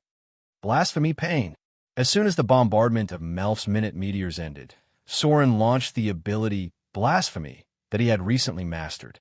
This was a spell-like ability that was effective against any enemy, a power that directly acted on the soul and spirit, a power that came from the realm of the gods. The Great Pain directly acted on the spirit of the Elder Earth Elemental, which made it tremble all over. Shadow Jump. Soren's figure disappeared into the darkness, and the surrounding space began to distort. A gray color covered everything. His figure shuttled through the shadow plane, and the cold light directly penetrated the body of the Elder Earth Elemental. Bang! The heavy body fell to the ground. A row of data appeared in front of Soren's eyes. Killed Elder Earth Elemental. Extracting target's soul energy. You've gained 48,000 slaughter EXP. The Elder Earth Elemental died. The difficulty of the battle was reduced a lot. Soren took a little breath and began to target the most difficult Elder Wind elemental. However, it seemed that he didn't need to do anything. Little Lolita had no problem fighting an Elder Earth elemental alone. In that case, Soren was calm. He went back into the shadows and began to look for the last chance to finish off the Elder Earth elemental. There was never enough slaughter EXP. It was easier to find opportunities to cut in outside the battle. An Elder Earth elemental had close to 50,000 slaughter EXP, which was a big source of income for Soren. If it was up to him to kill these 4 Elders Earth elemental alone, it would probably be enough to raise a wizard level. Unfortunately, it was not a wise choice to fight alone. He had no confidence at all if he didn't transform into slaughter form. Even if he transformed, he only had a 50 to 60% chance. The battle was still going on. As soon as little Lolita saw Soren's figure disappear again, she was furious. In this case, he didn't hurry over to help. He didn't even know where to go. She really wanted to bite him to death. Dragon's Breath. Facing the Elder Wind elemental who moved at high speed, little Lolita couldn't help but take a deep breath. Her small chest became bulging, and then a scorching flame swept out. The Dragon's Breath attack was very lethal. At the same time, at the moment when the Dragon's Breath was over, Soren's figure also reappeared. With a cold light, the Elder Wind elemental ended in his hands. The 3 Elders Earth elemental were dead. The last Elder Water elemental was not challenging at all. The effect of Maze seemed to still be there, and the Elder Water elemental had not appeared yet. Little Lolita waved her hand gently. It seemed to be some kind of special spell, and then the figure of the Elder Water elemental appeared. Little Lolita glared at Soren angrily and stood aside with her arms crossed. It seemed that she had no intention of helping at all. This guy is too shameless. I'll just let him deal with the last Elder Water elemental by himself. I'm so angry. There was almost no difficulty in fighting an Elder Water elemental alone. Soren's next battle was very easy. But as the battle ended, little Lolita finally made a move. She bit Soren. The little Loli, who had been holding her breath for a long time, finally took a bite on Soren's arm after defeating all the enemies, leaving a row of clear and neat teeth marks. Then, she lifted her leg and kicked twice as if to vent her anger. Finally, she glared at Soren hatefully, as if she wanted to take another bite. This bastard. I'm so cute and beautiful. He actually used me as a meat shield on an open flat ground. The monk sat cross-legged on a towering stone pillar.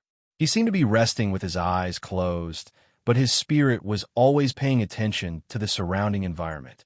At this moment, he suddenly opened his eyes, and a threatening light flashed in his eyes.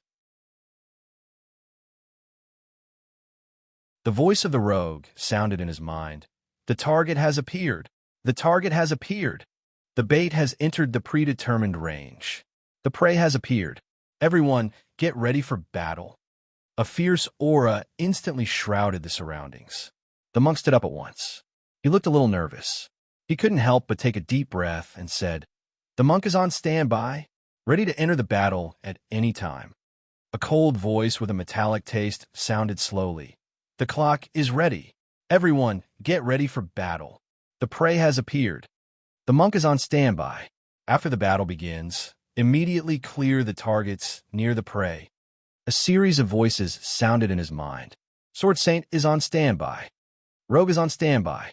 Barbarian is on standby. Fouling number 3 is ready.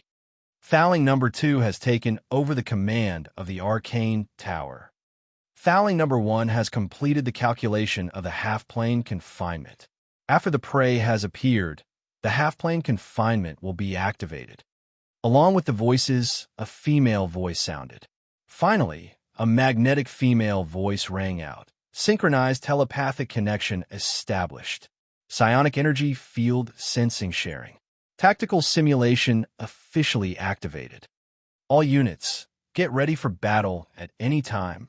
Psionic transmission has completed synchronization. P.S.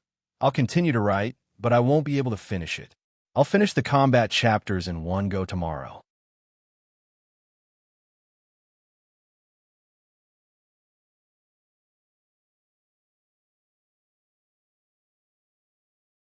Chapter 434.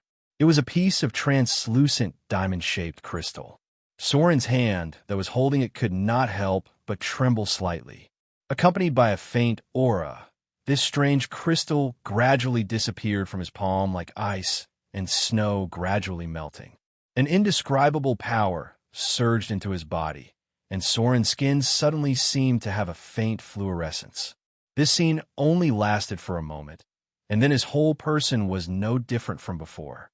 If there was a difference, it was that his eyes seemed to have an indescribable magic, and anyone who looked at his eyes could not help but feel a trace of awe. The Shard of Divinity. There were very few records about it in the material plane, because in the long history, there were not many gods that fell in the mortal world. Unless there was a situation like the Avatar crisis, even if the gods were killed, the power would be obtained by the victor. The only record of the Shard of Divinity in the mortal world was Tears of Baal, a special shard of divinity condensed by the son of God of Massacre. It not only contained the power of the god of Massacre, but also the divinity of the god of Massacre.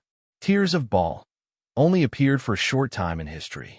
Since then, there were basically no other records related to the Shard of Divinity. A row of data appeared in front of his eyes, absorbing the Shard of Divinity. Divine power conversion. Fusing with the Shard of Divinity. Unknown residual consciousness found. Force test triggered. Testable passed. Unknown residual consciousness completely wiped out. Successfully absorbed the Shard of Divinity. You have gained 3 Shard of Divinity.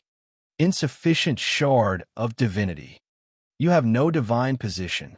Unable to convert divine power. The minimum requirement for converting divine power is minor Shard of Divinity. Divine power activated. Shard of Divinity activated. Divinity domain mutation triggered. You begin to transform into a demigod form. You are constructing your own laws. You are constructing your own domain. You have gained a new characteristic, demigod. You are immune to the legendary spell, Time Stop. Dense amounts of data appeared. A large amount of data appeared in front of Soren's eyes. Just like when he first woke up, he even felt a little dizzy. Somehow, he seemed to have sensed a change. This change did not just come from his body, but was also related to these data streams. The power of divinity seemed to have seeped into it, and it was undergoing some kind of slow change that he could not understand. This change couldn't be described with words, but Soren could feel it and realize how shocking it was. This reminded him of the first adventurer who ascended to godhood. Gods, their existence wasn't that simple. As high and mighty gods, although they had great power, they also had many things to do. One of the things that occupied most of their time was to answer the prayers of all the believers, and then to bestow divine spells upon the priests. There was a theory. The brain domain of gods was far beyond the imagination of mortals. Sometimes they were like a super biological brain, constantly receiving and responding to the prayers of the believers, and at the same time transforming the power of faith into divine power to bestow divine spells upon the priests. This was quite a complicated process, so some gods gave up their clergy, and even like the 4 main elemental gods, they didn't develop many believers at all. Under normal circumstances, unless the gods had fallen, they needed to respond to the prayers of all the priests who believed in them every day and transform the power of faith to bestow divine spells upon them. There was an adventurer who ascended to godhood. He had gained great power, but he also encountered a problem. The adventurer had to adapt to the prayers of the believers, and then slowly respond to the divine spells they bestowed upon him. This process took him a long time to adjust. Therefore, in addition to the original hero template, with a total natural attribute of more than 90 points, there was also a divine template that was obtained after ascending to godhood. The existence of the divine template was to deal with the prayers of the believers. Soren had a special feeling. That was, the flow of data in his body seemed to be changing in this direction under the power of divinity and divinity. The jumping data in front of him seemed to be filled with some kind of power, and it made him feel a slight electric current in his brain. He still couldn't describe it in words, but he knew that some changes were going on. At this time, Soren's data was very different from the past. Name, Soren, demigod race, half-elf son of slaughter. Attributes, strength 19, plus 7, giant strength plus 6, dexterity 27, plus 2, constitution 22, plus 1, intelligence 22, plus 2, wisdom 16, plus 1, charm 19, plus 3, Mo's sorrow plus 2, alignment. Lawful evil profession. Level 10 commoner, level 7 thief, 030, 6500. Level 8 shadow dancer, 037, 5000. Level 10 wizard, 014, 8500. Grade 5. Health points, 272345. Sturdy experience points, 135075. Slaughter EXP, 1545. Profession EXP. Unassigned skill points. None attribute points. None legend level. 42 divinity points. 16. Minor divinity. Requires 30 points to upgrade. Minor divinity. Divinity points. 3. Requires 10 points to upgrade. Minor divinity. Status. Normal basic skills. Sneak 285. Literacy 280. Steal 85. Pick lock 9. Trap 85. Focus 75. Negotiate 105. Appraise 65. Deceive 60. Intimidation 145. Taunt 30. Act 35. Listen 55. Dodge 145. Parry 75. Block 60. Heal 85. Search 55. Detect 70. Copy scroll 50. Spell identification 45. Survival 80. Use magic device 55. Cooking 40. Alchemy 30. Legendary skills, omnipotent hands, legendary evasion, legendary battle skills, epic dexterity special abilities, blessing of the misfortune goddess, blessing of the ocean goddess, dragon blood baptism LV2, heart of slaughter, slayer, death walker, ascetic, erudite, blasphemy, once per day, personal abilities, nimble left hand, eidetic memory, perseverance, encyclopedic knowledge, skilled spell casting, reflex evasion, intuitive evasion, roll evasion, agile movement, evade sight, dark vision, combat, spell casting, spell control, empower spell, maximize spell, minor spell resistance, minor cold resistance, medium fire resistance, minor poison resistance, minor electric resistance, greater dual wielding, sturdy, regeneration, intermediate, telepathy, 10 feet. Profession abilities, shadow control, nimble mind, military weapon proficiency, curved sword legendary. Combat skills, summon shadow, shadow jump, 200m, shadow strike, shadow jump, 2 times, fear gaze divine, fear divine, vampiric touch divine, counterspell, sword form, heavy hack, sword form, horizontal slash, sword form behead, sword form, waist chop, sword form, spinning strike. In a dark passage, a wretched figure was running for his life. His whole body seemed to be shrouded in shadows, and his appearance could not be seen clearly. Target has appeared. The prey is being attracted to the designated area. Everyone, get ready for battle. The Queen of Spiders Rose has been spotted. The prey has been exposed. Psionic warlocks, get ready to mark the target. 10 kilometers away from the designated location. Other saints have been spotted approaching. The target is the god of vampires. Seems to be attracted by the bait as well. Recalculating the battle plan. Do you want to intercept the target? The god of vampires is closing the distance at high speed. The current distance is 8 kilometers. A series of telepathic communications echoed, accompanied by a cold, thawing voice. A metallic male voice sounded in the minds of the god slayers, saying slowly, "Cancel the interception plan. Let them and the bait leave. Our target is the Queen of Spiders. Wait for the prey to appear in the designated area." In an instant, Soren's body seemed to have been hit by an electric current. Just as he completed the fusion of the shard of divinity, he also seemed to have sensed that something was gradually approaching him.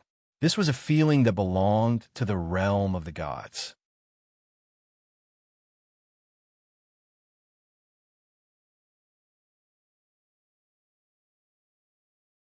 Chapter 435. Soren's figure moved forward in the shadows. Behind him was the Lolita dragon, who was carefully lurking while casting greater invisibility. Although he knew that such a move was very dangerous, Soren still couldn't resist the curiosity in his heart and was ready to come over and check it out. This was the first special feeling he had after becoming a demigod. Although he had just advanced into the realm of demigod, did not master the special ability of damage immunity, and did not advance into the form of a saint, Soren had reached the realm of demigod after all. Although there was not much change in the data display, the hidden immunity of a demigod was still there. In fact, his actual combat power had increased by at least 30%, because from now on, the probability of low-grade spells working on him was very low. In addition, there was the Cloak of Proof against detection, which was almost a divine artifact for rogues. In case of any special situation, Soren could easily escape the battle. In this regard, the Cloak of Proof against detection was tested by the Goddess of Magic, who was a greater divine power. Even the Goddess of Magic could not see the person wearing this equipment without using some special means. As for the Lolita dragon following behind, Soren really couldn't do anything about her. Logically speaking, it was best if she didn't follow him. This way, Soren could stay and leave alone if he wanted to. But he couldn't resist the Lolita dragon's princess temper. If she insisted on following, Soren couldn't do anything about it. Moreover, she was more or less a legendary combat power. If the target of the sense was really the god of half-elves and rogues in Soren's memory, then she might really be able to help Soren a lot. As the two gradually moved forward, the vision ahead gradually widened, and the underground passage became an empty flat ground. There was a forest of stone pillars in front of them, and they couldn't see any further. Soren didn't dare to get too close.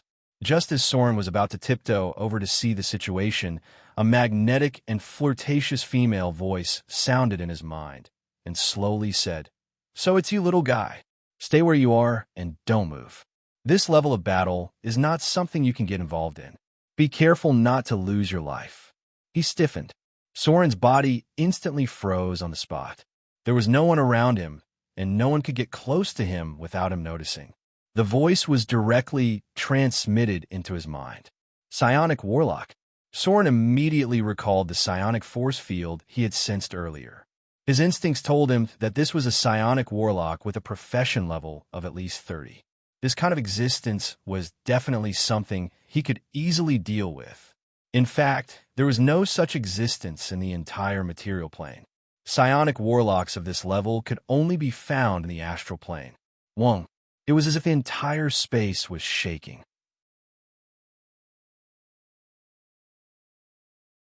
Just as Soren took a cautious step back, he saw the stone pillars in front of him collapse.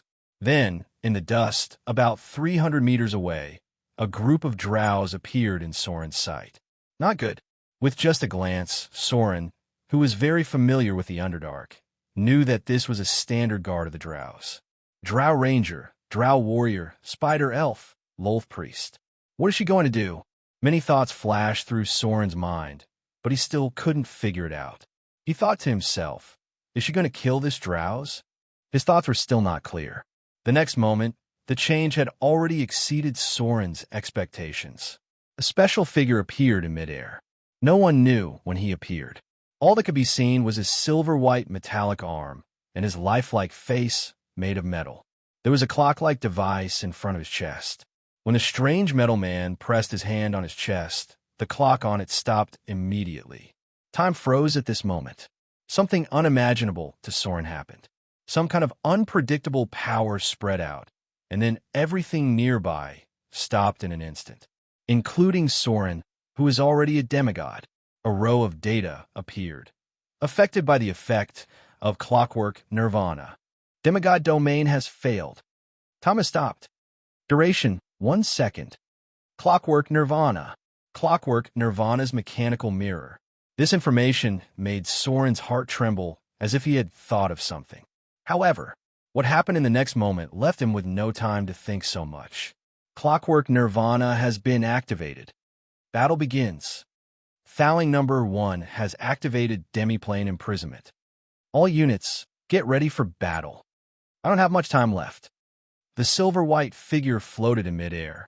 As the clock on his chest stopped, the arcane light on his body gradually dimmed, as if he had lost some kind of powerful magic.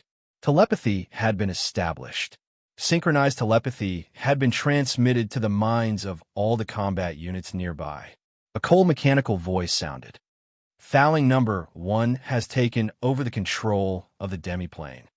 Activating demiplane imprisonment. Synchronizing the material plane space. Activating spatial fold. Synchronizing the space of different dimensions. Demiplane energy transmission. Locked onto the target space within 15 meters. Spider Queen Lolth has been discovered. Demiplane imprisonment has been established. Warning, warning. Unknown power has been activated. Target has activated celestial domain. Demiplane energy is rapidly consumed. Current energy consumption is 1%, 2%, 3%. The time was synchronized within 1 second. The metal man's voice sounded almost at the same time, and he said slowly, Demiplane imprisonment has been established. We have less than 100 seconds left. Everyone, get ready to fight at any time. The time was synchronized 1 second later. 25 kilometers away from the battlefield, the figure of the monk stood up. Fouling number 2 has taken over the teleportation authority of different dimensions. Space waymark locked. Psionic node locked. Extracting the energy of different dimensions. Activating dimensional portal number 1. Coordinates X87, Y1, 57. A dimensional portal opened. It was less than 3 meters away from a monk. His figure instantly bowed and leaped into the dimensional portal.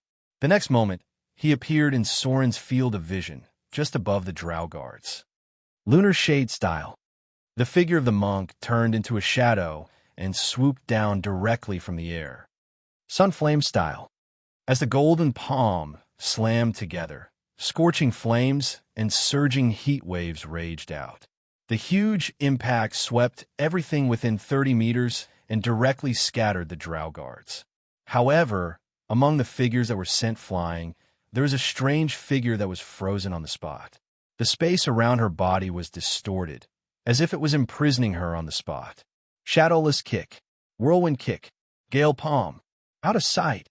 The storm-like attacks raged out, but the target was not the figure imprisoned in place, but the other drows nearby. In an instant, with the figure imprisoned in place as the center, there was no one else within 20 meters. Pada! The figure of the monk landed and stood in place as if he was meditating, bursting out so many killing moves in just 1 or 2 seconds. Even the incarnation of a god would be a huge burden. The monk has completed the mission. The target surroundings have been cleared. Barbarians prepare to relay. A cold voice sounded again. Space waymark locked. Psionic node locked. Extracting the energy of another dimension. Opening the second dimensional portal. Coordinates X57, Y1, 27. The second dimensional portal is open. Launching magic-powered armor type 3. Unknown space. In this huge half-bit wall, there was a towering arcane tower.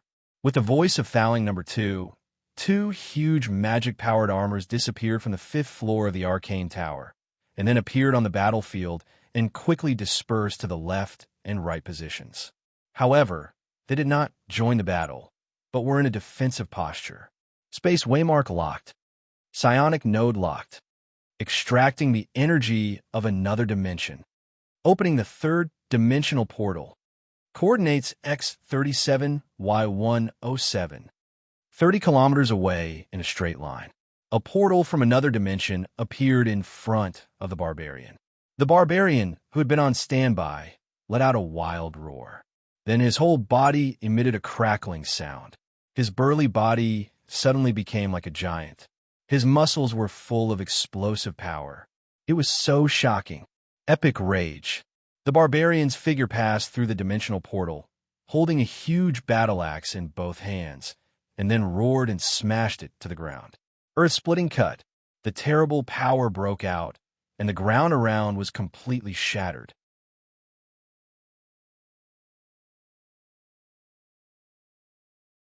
With the figure imprisoned in the half-bit wall as the center, the 20-meter area around it completely collapsed. A cold metallic voice sounded. Target is in a state of levitation. Target activated divine energy field. Calculating the consumption of divine energy field. Current attack consumption is 3%. It is estimated that the target's divine energy field can be broken after 33 attacks of the same strength. Target's divine energy field shield is too strong. Activating the backup plan. Fouling number 4 took over the command of the battle. Activating the cross-dimensional space tactical strike plan. Unknown half-bit wall. At the top of the arcane tower, a half-illusory figure appeared and said coldly. Fouling number 4 took over the command of the battle. Activating the cross-dimensional space strike tactic. Synchronizing the calculation of the dimensional portal. Activating the dimensional portal. Super Arcane Crystal Pulse Cannon Type 4 began to charge. Current charging progress is 10%, 20%, 30%. Cross-dimensional space, coordinate locked. Portal stabilized. Super Arcane Crystal Pulse Cannon Type 4 completed charging. Locking the target's spatial position. Initiating the cross-dimensional tactical strike. P.S. Stocks exploded and my vitality was greatly damaged. I also got a little heat stroke. I don't know how I'm writing in this state. 2 updates today. You're tuning in to the Romance Rendezvous YouTube channel. We're so grateful for your support, and don't forget to subscribe to join us on this incredible journey through captivating stories. Your generosity through donations truly makes a world of difference, as it's the primary source of revenue that allows me to expand and enhance this channel for you. Thank you from the bottom of my heart for being a part of this adventure.